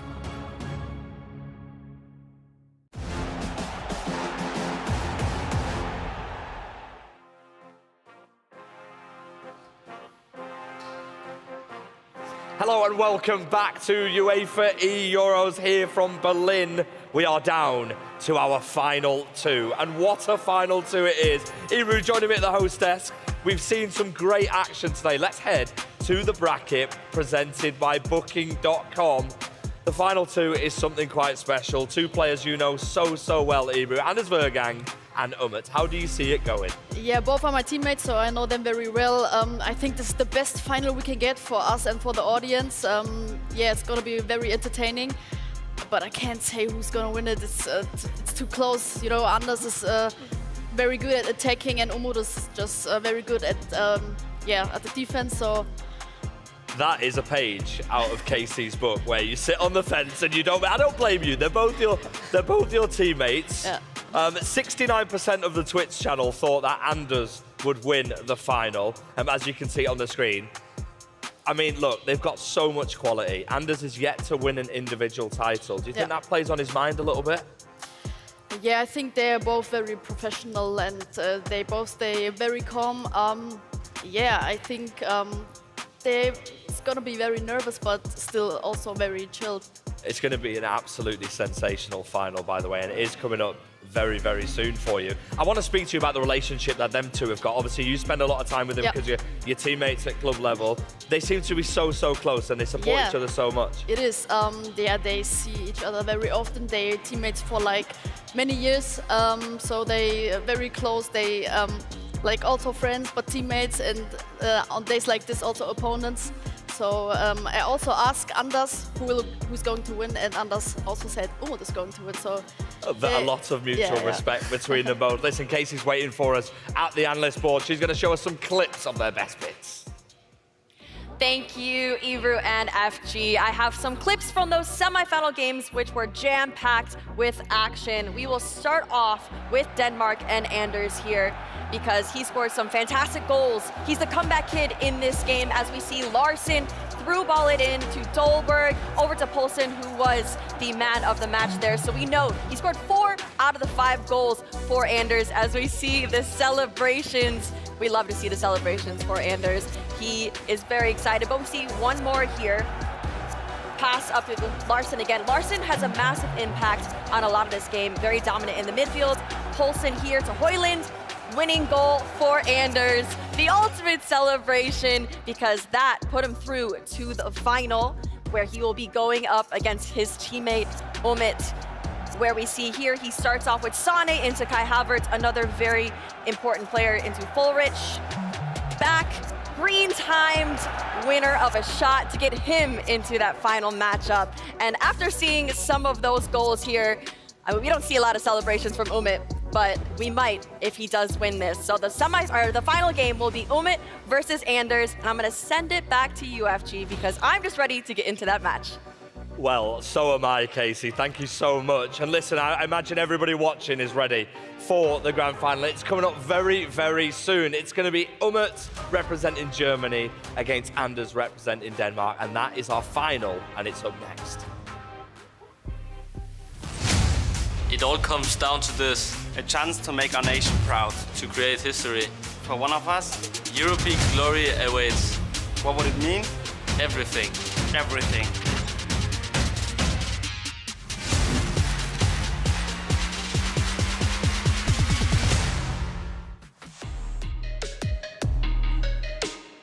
Well then, here it is, your UEFA eEURO's grand final. A walk that neither of these two thought they would have to make.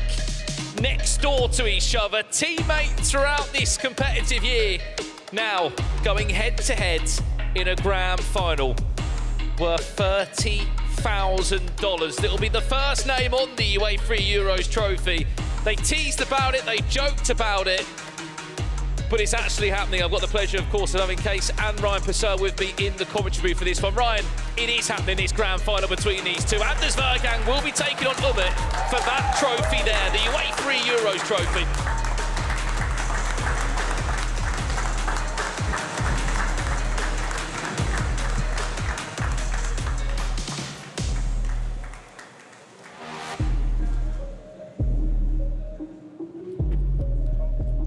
As they sit down now, this is what it's all came down to.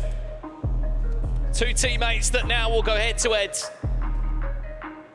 in no doubt the biggest game they would have had to play this season. They matched up just a few months ago, in fact, in Germany, in their own individual league there. That was just after they were teammates. And now they share the stage for national pride.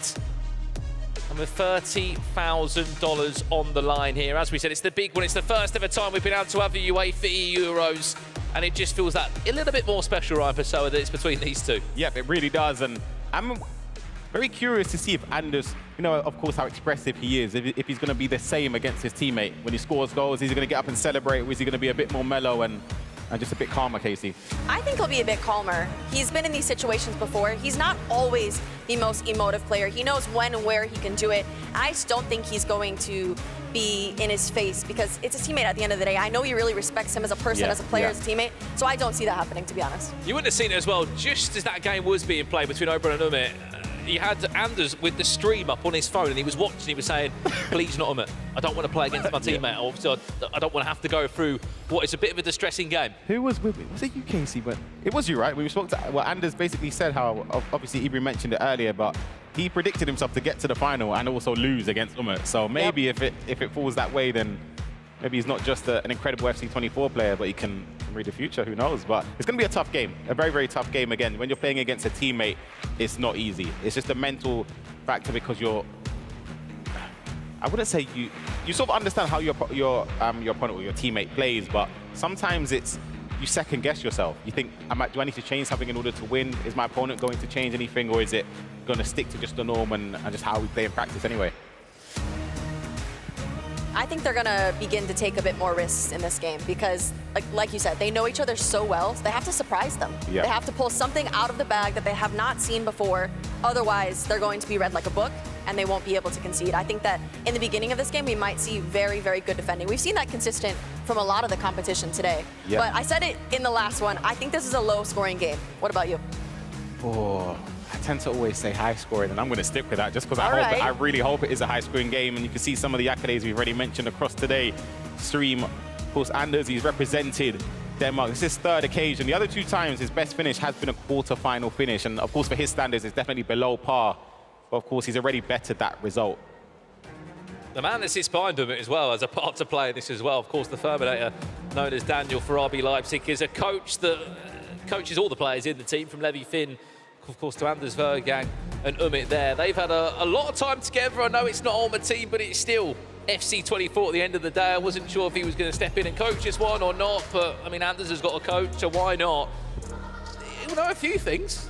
I did see in the chat, RBLZ Gaming typing in the chat saying goosebumps. It's a win-win situation for them. And so they're excited to be here because they are winners at the end of the day either way. But it has to be a little bit of an awkward situation for Daniel, like you said. Absolutely. Well, let us know for the final time in the chat. I know you voted on the poll that Anders was going to win this one, but what do you think the score's going to be? Remember, 6-minute halves, not 9-minute halves, not 2 legs. It's a one and done. We might need extra time. It wouldn't surprise me between these two.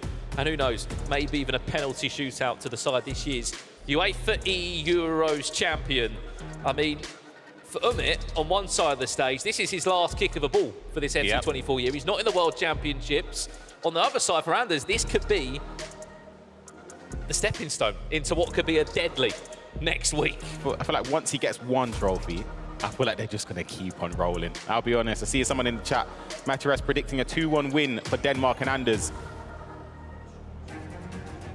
Well, you mentioned that tweet as well coming in from RB Leipzig Gaming. It's hard for them because it's all they've been working with, and again, it's another celebration for what they've been able to achieve. Again, RB Leipzig is the team that both of these two do represent, for those that don't know, Case.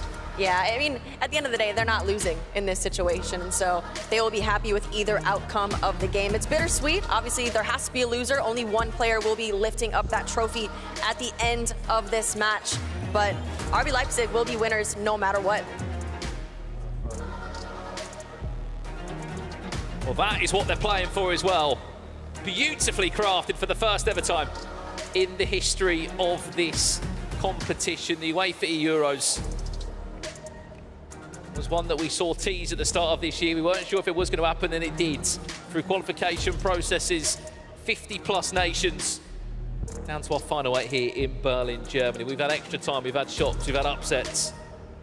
But we always thought maybe, just maybe, this could be a game that we would see, and it is going to be on its way very shortly indeed. We are just looking at the last few in-game changes that are being made for both of these two. Before we get going, we'll get a few score predictions in the chat. You asked an interesting question earlier, Ryan Passo, about Germany's all-time Euro top goal scorer. Yep.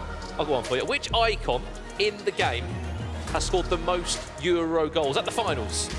Which icon in the game of FC24 has scored the most Euro final goals? Have a guess. Chat, can you have a guess as well? I'll tease you the answer as you unfold this. I feel like I know this, but I have no idea. Do you at home know it as well? Let us know. I know it. Which icon has scored the most Euro final goals? I'm going to wait for your little teaser first before I get my answer. I'll give you any teasers, just one. Just one. Is it a player from a country striker. of either these? No, I don't need that. Or striker. There we go. Nation, just nation. He's not. Nation will give it away, won't I it? can't give you the nation. I know Nation will give it away. And okay. it's not Miroslav Klose as well, for those that are in the chat. Scored loads of goals in another international tournament, not in the Euros. Fair. That's fair. Can you have a guess then? No, not yet. I'm going to wait. I'm still waiting. I want to think it over. No.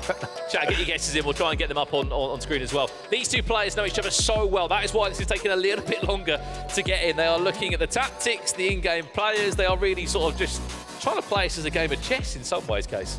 Yeah, I'm curious. Question for you both.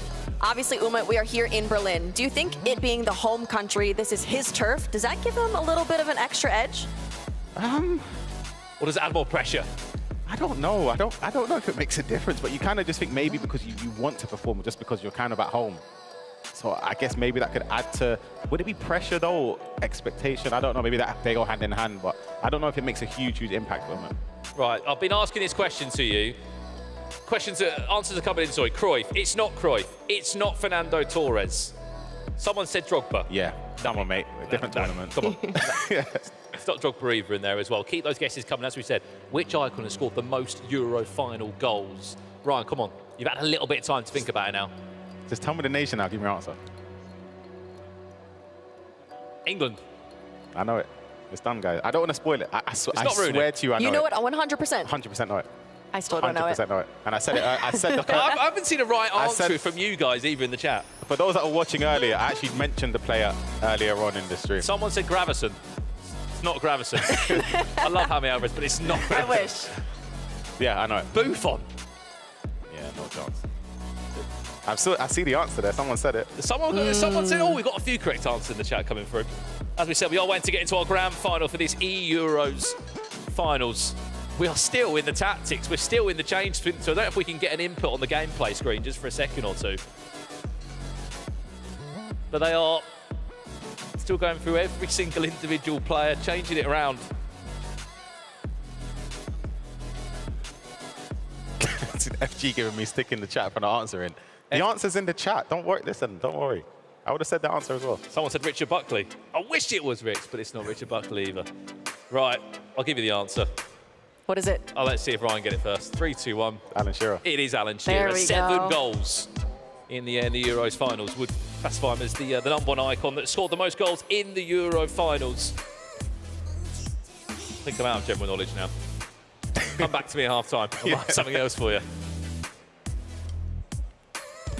I think what's key about this final as well, which I'm interested to see, Case, is that both the times today, Anders has not started well. He hasn't. But He's had a still very come back. slow start. But once he gets going, it's like something clicks in his brain and then he doesn't turn it off. But it does take him a while to heat up and get really into it. I mean, the game against AdrianCifuentes, he was down 2-0. It was really not looking good. But at some point, it just clicks and he's able to shift the momentum his way, and it stays that way throughout the entirety of the match. Do you know what, though? I guess I was about to say, actually, it sort of was mistake rather than him doing something extraordinary to get back into it. But maybe the extraordinary part of Anders' game is forcing his opponent to make those mistakes. I felt as if AdrianCifuentes, Ustin even said it, he's going to pain him, it's going to hurt him for a while, just because he knows that if he replayed that situation 10 more times, he never makes that pass again. It's a pass that you know more often than not you're going to give possession back to your opponent, and you can't afford to do that against Anders, but Anders can't afford to start slowly against Umut. And you can't afford to take those mistakes with such short amount of time either. One little mistake in 6-minute halves can be the detriment of the rest of your tournament. Yep, exactly. We're almost underway, just waiting for the players to get into game. And I think we are nearly there. I can see they're both in the loading screens. We will be kicking off this first ever UEFA eEUROs grand final matchup. As we look to load in him, it's still just on his changes at the moment. He has to make sure everything is perfect. Everything is on the line. Especially in this 95 rated mode, as we said, which is very different for a lot of these players. If you look to if you played 100 games in a season, you're playing 95 games in Ultimate Team, probably even 98. It's a different system altogether. Do you think he's making any squad changes in comparison to the last game? It almost seems like he is. Potentially, but I don't know. Is there a game plan? Is there an Anders game plan? I need to see us flow into the game and see. Anders seems like he's chilling. It's Umut that's making the changes. I don't know what he's doing, but Anders is ready.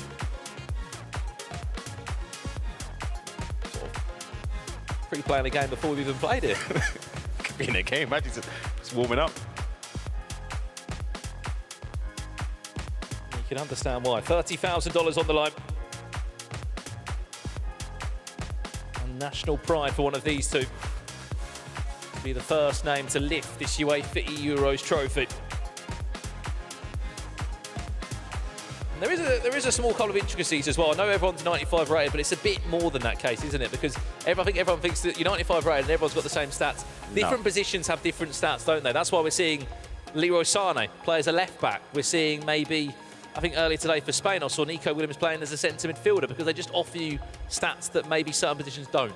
Yes, exactly. The attackers have 5-star skills in comparison to the defenders and center mids. They do not. All center mids, all midfielders to be exact, have only 4-star skills. And then in addition to that, the play styles are also different from the attackers to midfielders. Yep. And so we're seeing a lot of players play out of position because a lot of the times 5-star skills is very necessary. Plus, a player like Sané, you need that speed in that position as well. And the body types as well in game. Obviously, they're going to differ from player to player. That's important to factor in and consider when selecting your players for your squad. Headset is on one side of the screen for Umut, which means we should be good to go into this one.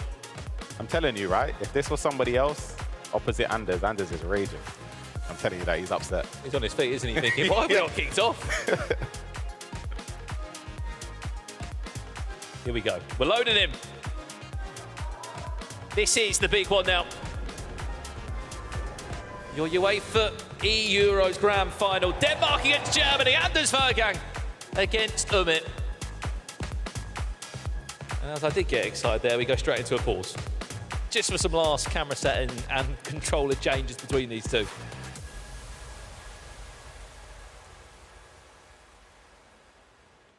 Score prediction. Don't tell me who's winning, just give me the score. 3-3. We're in extra time. Pens would be great. We haven't seen that yet. I'm going to say 4-2. Last minute goal just to solidify the win. 4-2. 4-2. That's my prediction. Case? I'm going to say 3-2. 3-2. Well, that's no home as well. Who do you think's going to come out on top of this one? Let us know a winner as well if you want to. There has to be goals. How can there not be goals when these two players are playing? I know they play against each other dozens, hundreds of times, but there just has to be I think they cancel each other out a bit. We need goals. You have to keep the momentum going. We've seen a lot of goals in the other rounds. I hope it continues. I really do. I mean, we've seen 95 rated mode. A lot of step overs are very, very impactful. We saw when we were watching a game earlier with Anders, just the speed they get off of it. And we know Anders is the best player in the world when it comes to step overs and exiting the angles and everything is perfect.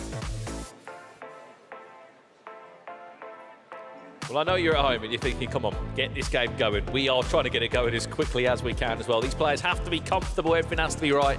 You can understand this is a grand final. And I can say right now, we're going into it. We're jumping into the game live round. This is it. And we can confirm it's officially underway. Germany v Denmark. Umut against Anders. Two teammates going toe-to-toe in the eEUROs.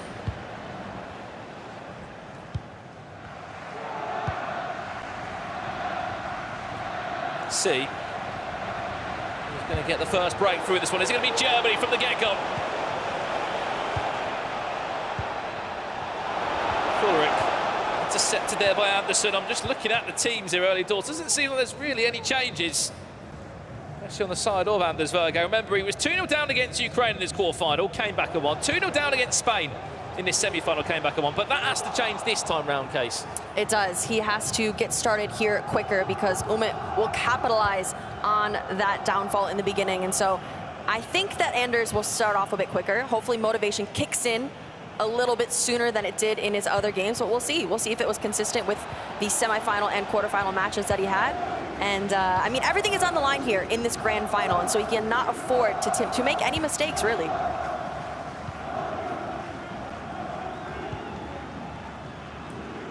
On the other side of Umut, it was a pretty entertaining quarterfinal game for him. A 90th minute goal it was to send himself through.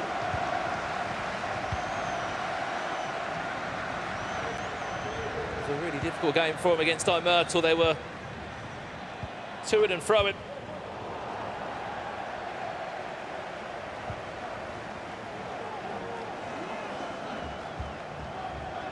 It's just trying to give yourself another plan, isn't it? When you planned against your teammate, you've practiced so many times against, you sort of know your strengths and all your weaknesses. And still, you've got to come out and play another bluff that maybe you haven't showed them so far this year. Umut, best of the chances so far. Looking to make a shot on target. Leroy Sane intercepted well. Let's go for the back of what Case was saying, Ron. I just really hope that these two just go for it.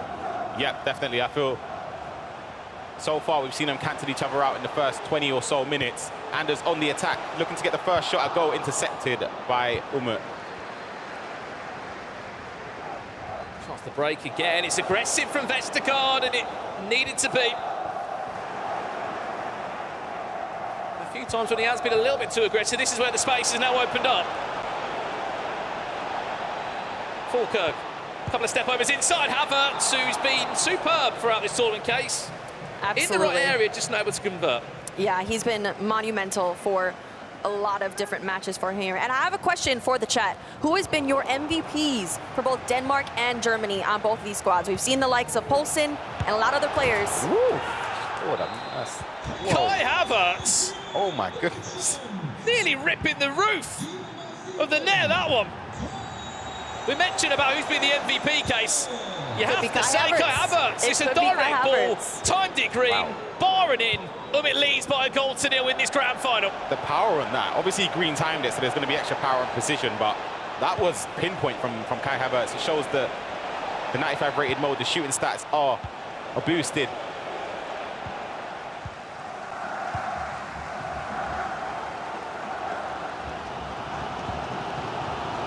For what is an unusual ending to the season for him, it's not the World Championships next week, but if he could end with a trophy here, it certainly would be something to take into the new year. Højlund dispossessed, first time we've seen Anders in the box of Germany. He's matched it well. 6-minute halves, remember, the games are flying past, already a third of it gone.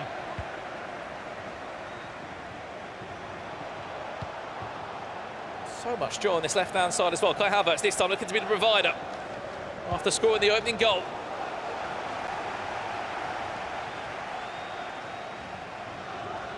And that time was a little bit too confident.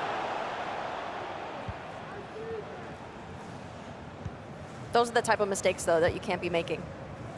You need every chance at possession that you possibly can, especially with these 6-minute halves. Poor pass there, dispossessed again. It's not been a good first 35 minutes or so. And he can punish it out. Falkirk, Havertz can turn, he can time it green. That's a great finish. Umut leads 2-0. And he's not even blinked. Beautiful play, building up here. Falkirk in behind. A turn with Havertz, shot back across the face of goal. Green timed again. If he doesn't green that, that doesn't go in. Because he's almost facing the other direction as well, so the green time is essential. Oh, hello! Hello, hello! Instant reply, Anders back in the game. With how quick some of these restarts have been, we've been caught in the replays and Denmark are back in it. 2-1. With how much longer? Back down to Germany now on the opposite end. Vestergaard stands on his feet. That could have been maybe an unfortunate animation. Ryan, it's looking like you're looking correct in the high scoring of the game. It's early days, yeah. It's just what we've seen today from the 95 rated mode. If this was an ultimate team, I think I would have said a close scoring game, but a low scoring game, I should say. It's just there's just so many goals. If you're comfortable green timing your shots, you get any sort of space in the area, it looks as if it's going to find the back of the net unless the keeper makes an unbelievable save with the goalkeeper movement. Dreyer. Højlund! 2-2 in the first 45! Once again, he goes 2-0 down. And he comes back. A 2-2 scoreline. How does he keep on doing it, Ryan? It's an incredible show of skill and composure there. That pass into Højlund is sensational. Doesn't even need to green it. He mistimes it slightly and it still finds the back of the net. But that just shows how comfortable Anders is in any situation. Is that why he's down by 2? Was he down by 2 in the first game? Was it by 1?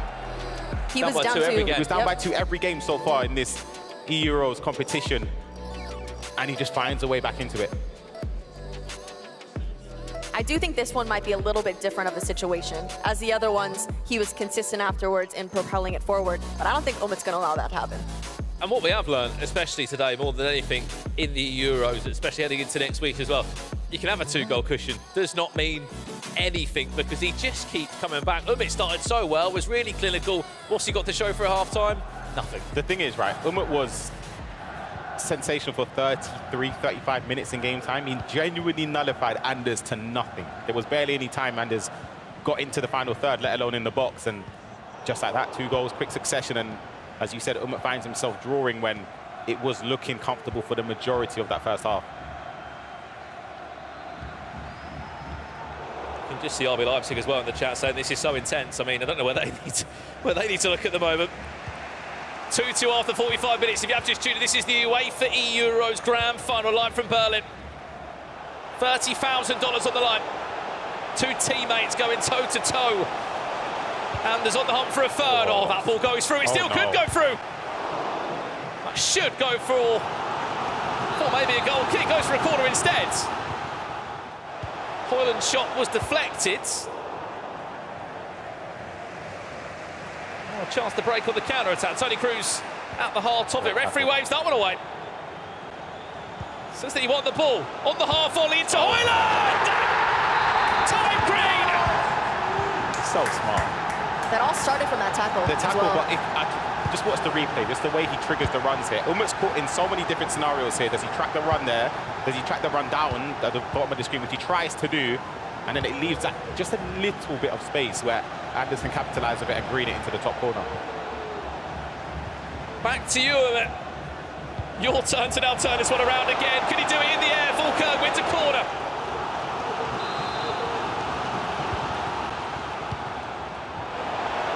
Can he rework all the way around? Havertz.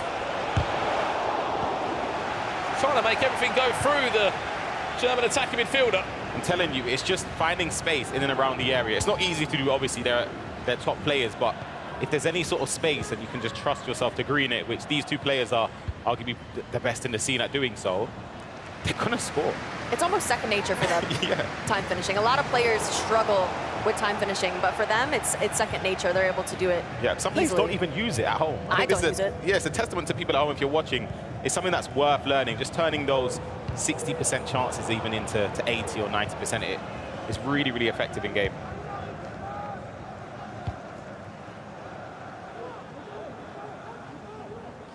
Volson. Just trying to get some calm into this play. It has been a frantic grand final. 3 matches in a row, as we've said. He's been 2-0 down and still always comes back. I mean, it's an interesting game technique, isn't it, Case? Go 2-0 down and I'll start playing well. It is. That has been consistent with how he's been playing today, and it's very, very interesting. I really wonder what goes through his head in those first few minutes, because it just takes him a while to warm up, but eventually he gets into it. And it's not to say that Umut is anywhere near out of this game. He's definitely still in it as he has the attack here. But this is where Anders has to come in, start defending, and making sure he's not giving any opportunity for Umut to score. That could have been one there. Could have been another mistake. After what we've seen from Schmeichel today, yeah, Ryan, literally. He was very brave to keep the ball there.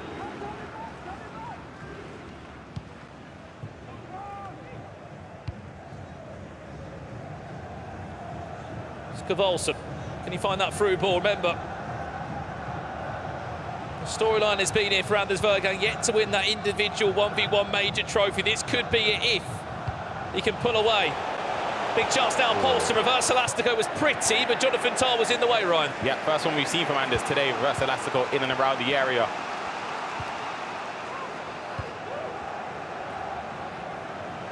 Yeah, chance to break away. Leroy Sane all the way from left back, who's been a big supporting out there. Can he dink it in? He can! It's all square again! I said 3-3 extra time, maybe. You did. What did I say? I think I said the same, right? Nope. You said 4-2. You did not. You definitely said 4-2. Take a page out of them, put that one. We don't see much crossing in this mode, but it still works. Yeah. If you have a player like Vejrgang in the right position, it does work. He's taller than the defensive player at the back post. It's just how it goes. Straight back down the other end we go. Big chance now for Anders. Højlund drops the shoulder, times it green. No, he's back in front. 4-3. Look at the way he made Højlund turn. Twisting and turning. It looked nimble.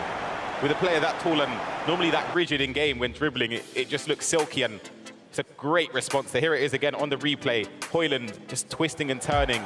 The thing is, Umut didn't do anything wrong defensively. He didn't overly commit. You could argue maybe just then at the cut inside, but I think he expected a shot, or at the worst case, a pass backwards. Just that cut inside and to green it is sensational, Casey. Yeah, I think he wasn't anticipating him to shoot at that moment. The twisting and turning and not knowing where he's going to go next. He was tracking him pretty well, but the fact that he chose that exact moment plus green timing it, it was a shock for Umut, and he wasn't able to track it. Yep.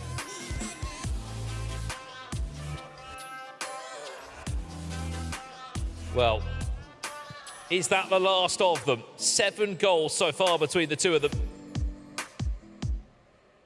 And there's still about 15 or so in-game minutes left to be played here.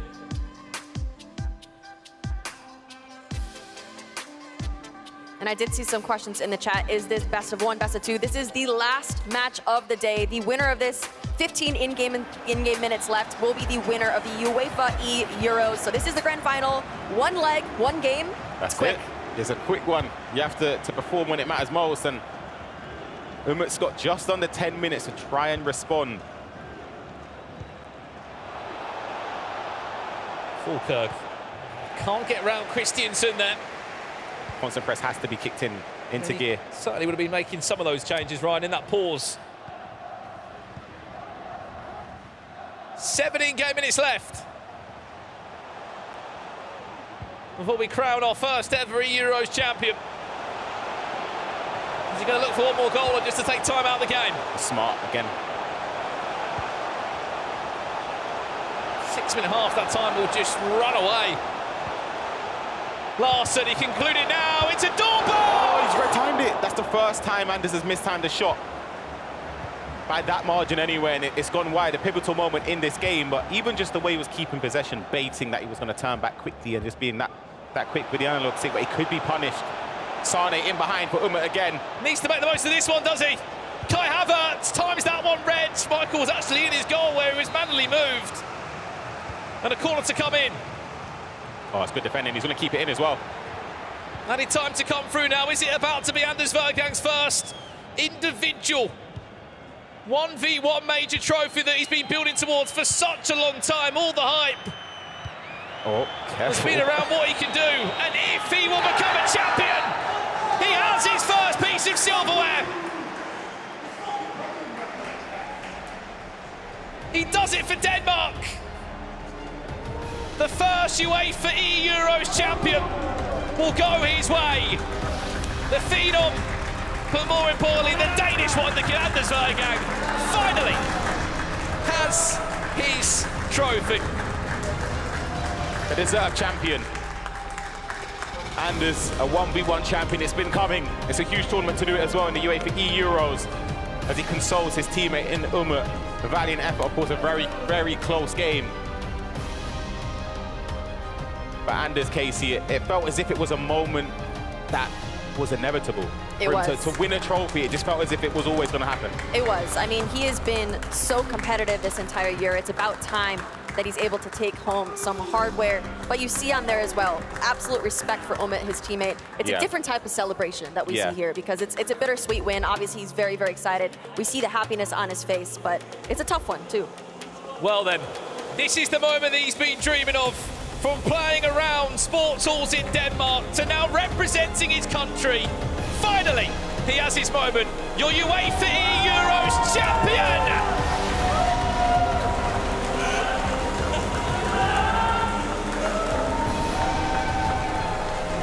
Anders Vejrgang has arrived. And it was only a matter of time, Ryan Purser, before he was going to pick up a trophy. Yeah, but he's got another huge tournament in the coming days, and I'll be honest, we could see him doing the same, lifting another trophy in quick succession, and Anders a champion. And it felt like it was destined to happen. Anders Vejrgang, congratulations. First things first, your first individual trophy. A massive congratulations. How are you feeling?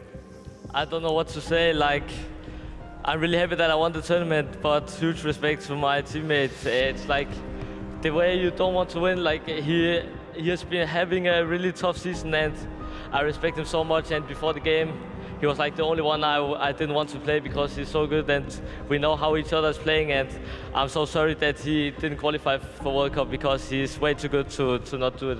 Yeah, I'm sure we'll see more of Umut in the future. Let's talk about your day. You conceded 2 goals and went 2 goals down in every single game, and you found a way. How do you do it?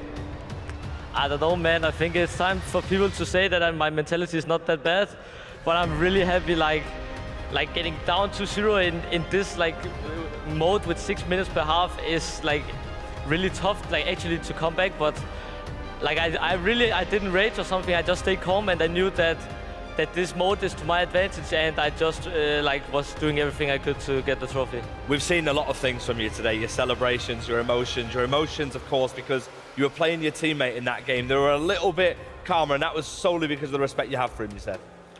I have a huge respect for him, and even when I qualified for Saudi Arabia 2 weeks ago, we was driving home to Copenhagen, and my mother was picking me up, and she told me that our dog died. And 2 years before that, my grandmom, my mother's mom, also died. And my mother is still supporting me in everything. So I want to thank my mother for everything she's doing for me. And I'm so extremely proud that 2 weeks after, I just do everything I can, and I get my first individually trophy. And I'm so proud of myself, and yeah, my mother and everyone who was supporting me this tournament. Thank you to everyone. And your mum will be super, super proud of that, of course. Your first individual trophy. People have spoke about how you haven't won individual trophies. What's next for Anders? Is it just a case of, do you think you've got one now, and was that hurdle, a mental hurdle you got over? Now I have 2 World Cups I also want to win. But yeah, probably you can say that it is the first 1v1 trophy, and this year also I lost against Levifin, my other teammate, to qualify for Champions League because I just think so differently when I'm playing them because I like them so much, and I don't want to I don't feel good when I beat them because I know how much they also wanted. So, but I'm really proud that when I get down to 0 on any other day, I would probably just give up and lose the game. But I was just trying to stay calm, not do any reactions, and I'm really happy that I got the win in the end. Well, Anders, a massive, massive congratulations. You are the UEFA eEURO champion. Your first individual trophy. Go and enjoy yourself. Congratulations, mate. Thank you so much. Well done, mate. Well done, teacher. Here you go. Well done. Congratulations.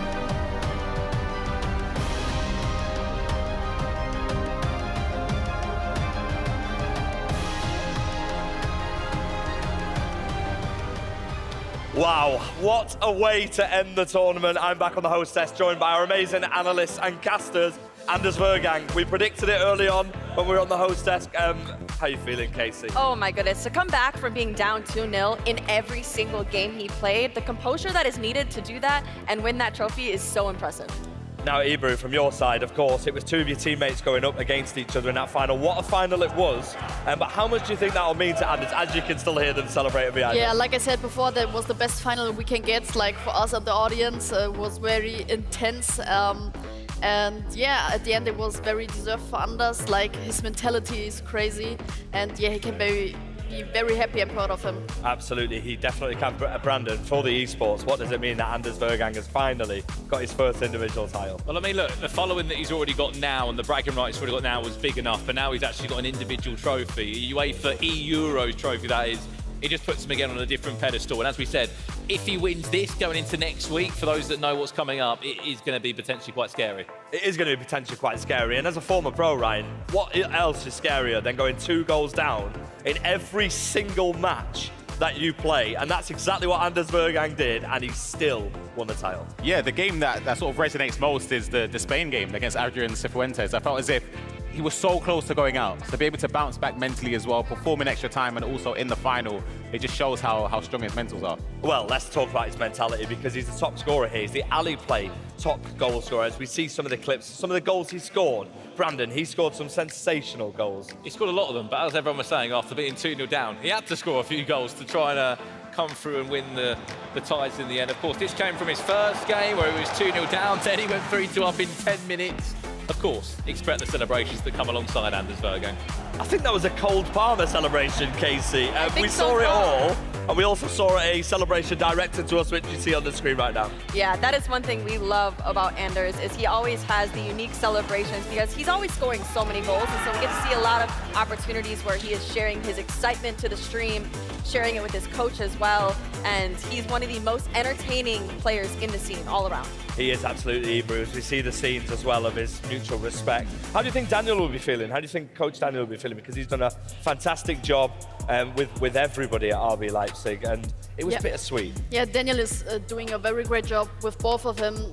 Anders is also very emotional, so sometimes very hard to handle, but he's doing a great job. And yeah, I mean, he's at the moment maybe very sad because of Umut, but on the other side, he's also very happy to Anders win a trophy. Well, one player who helped Anders a lot, our Vivo Player of the Day. It won't be a surprise because he scored a hat-trick in the final, Brandon. It was Rasmus Højlund.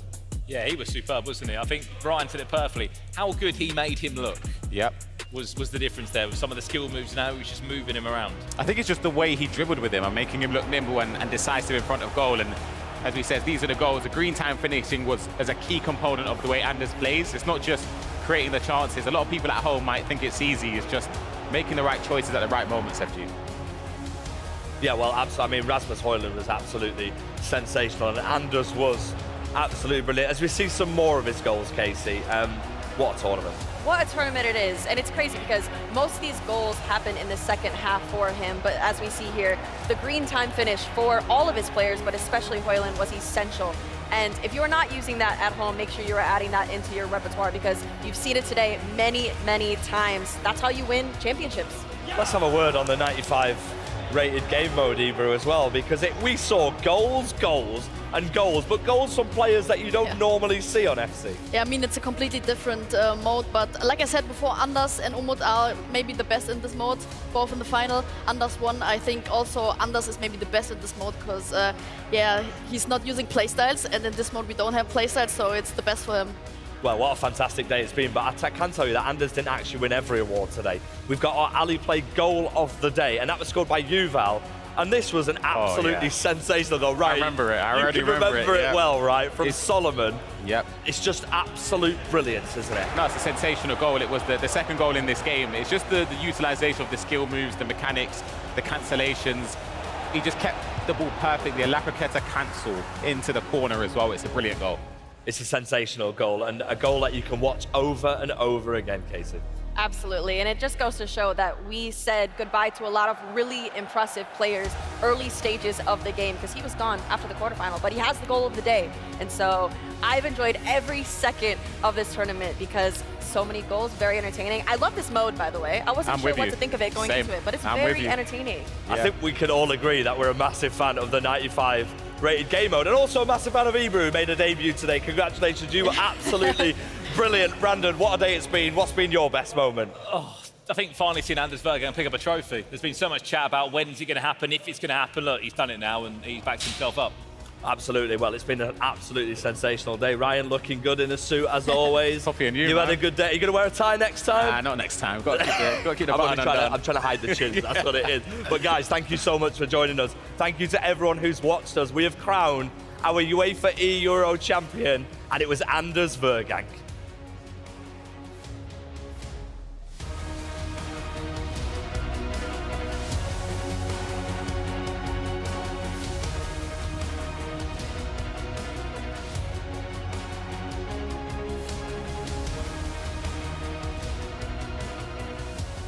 Yuval Belly. We have it, the closest game in terms of goals scored we've seen so far today. And the game is flipped on his head. That's the win for Germany. The eEURO's grand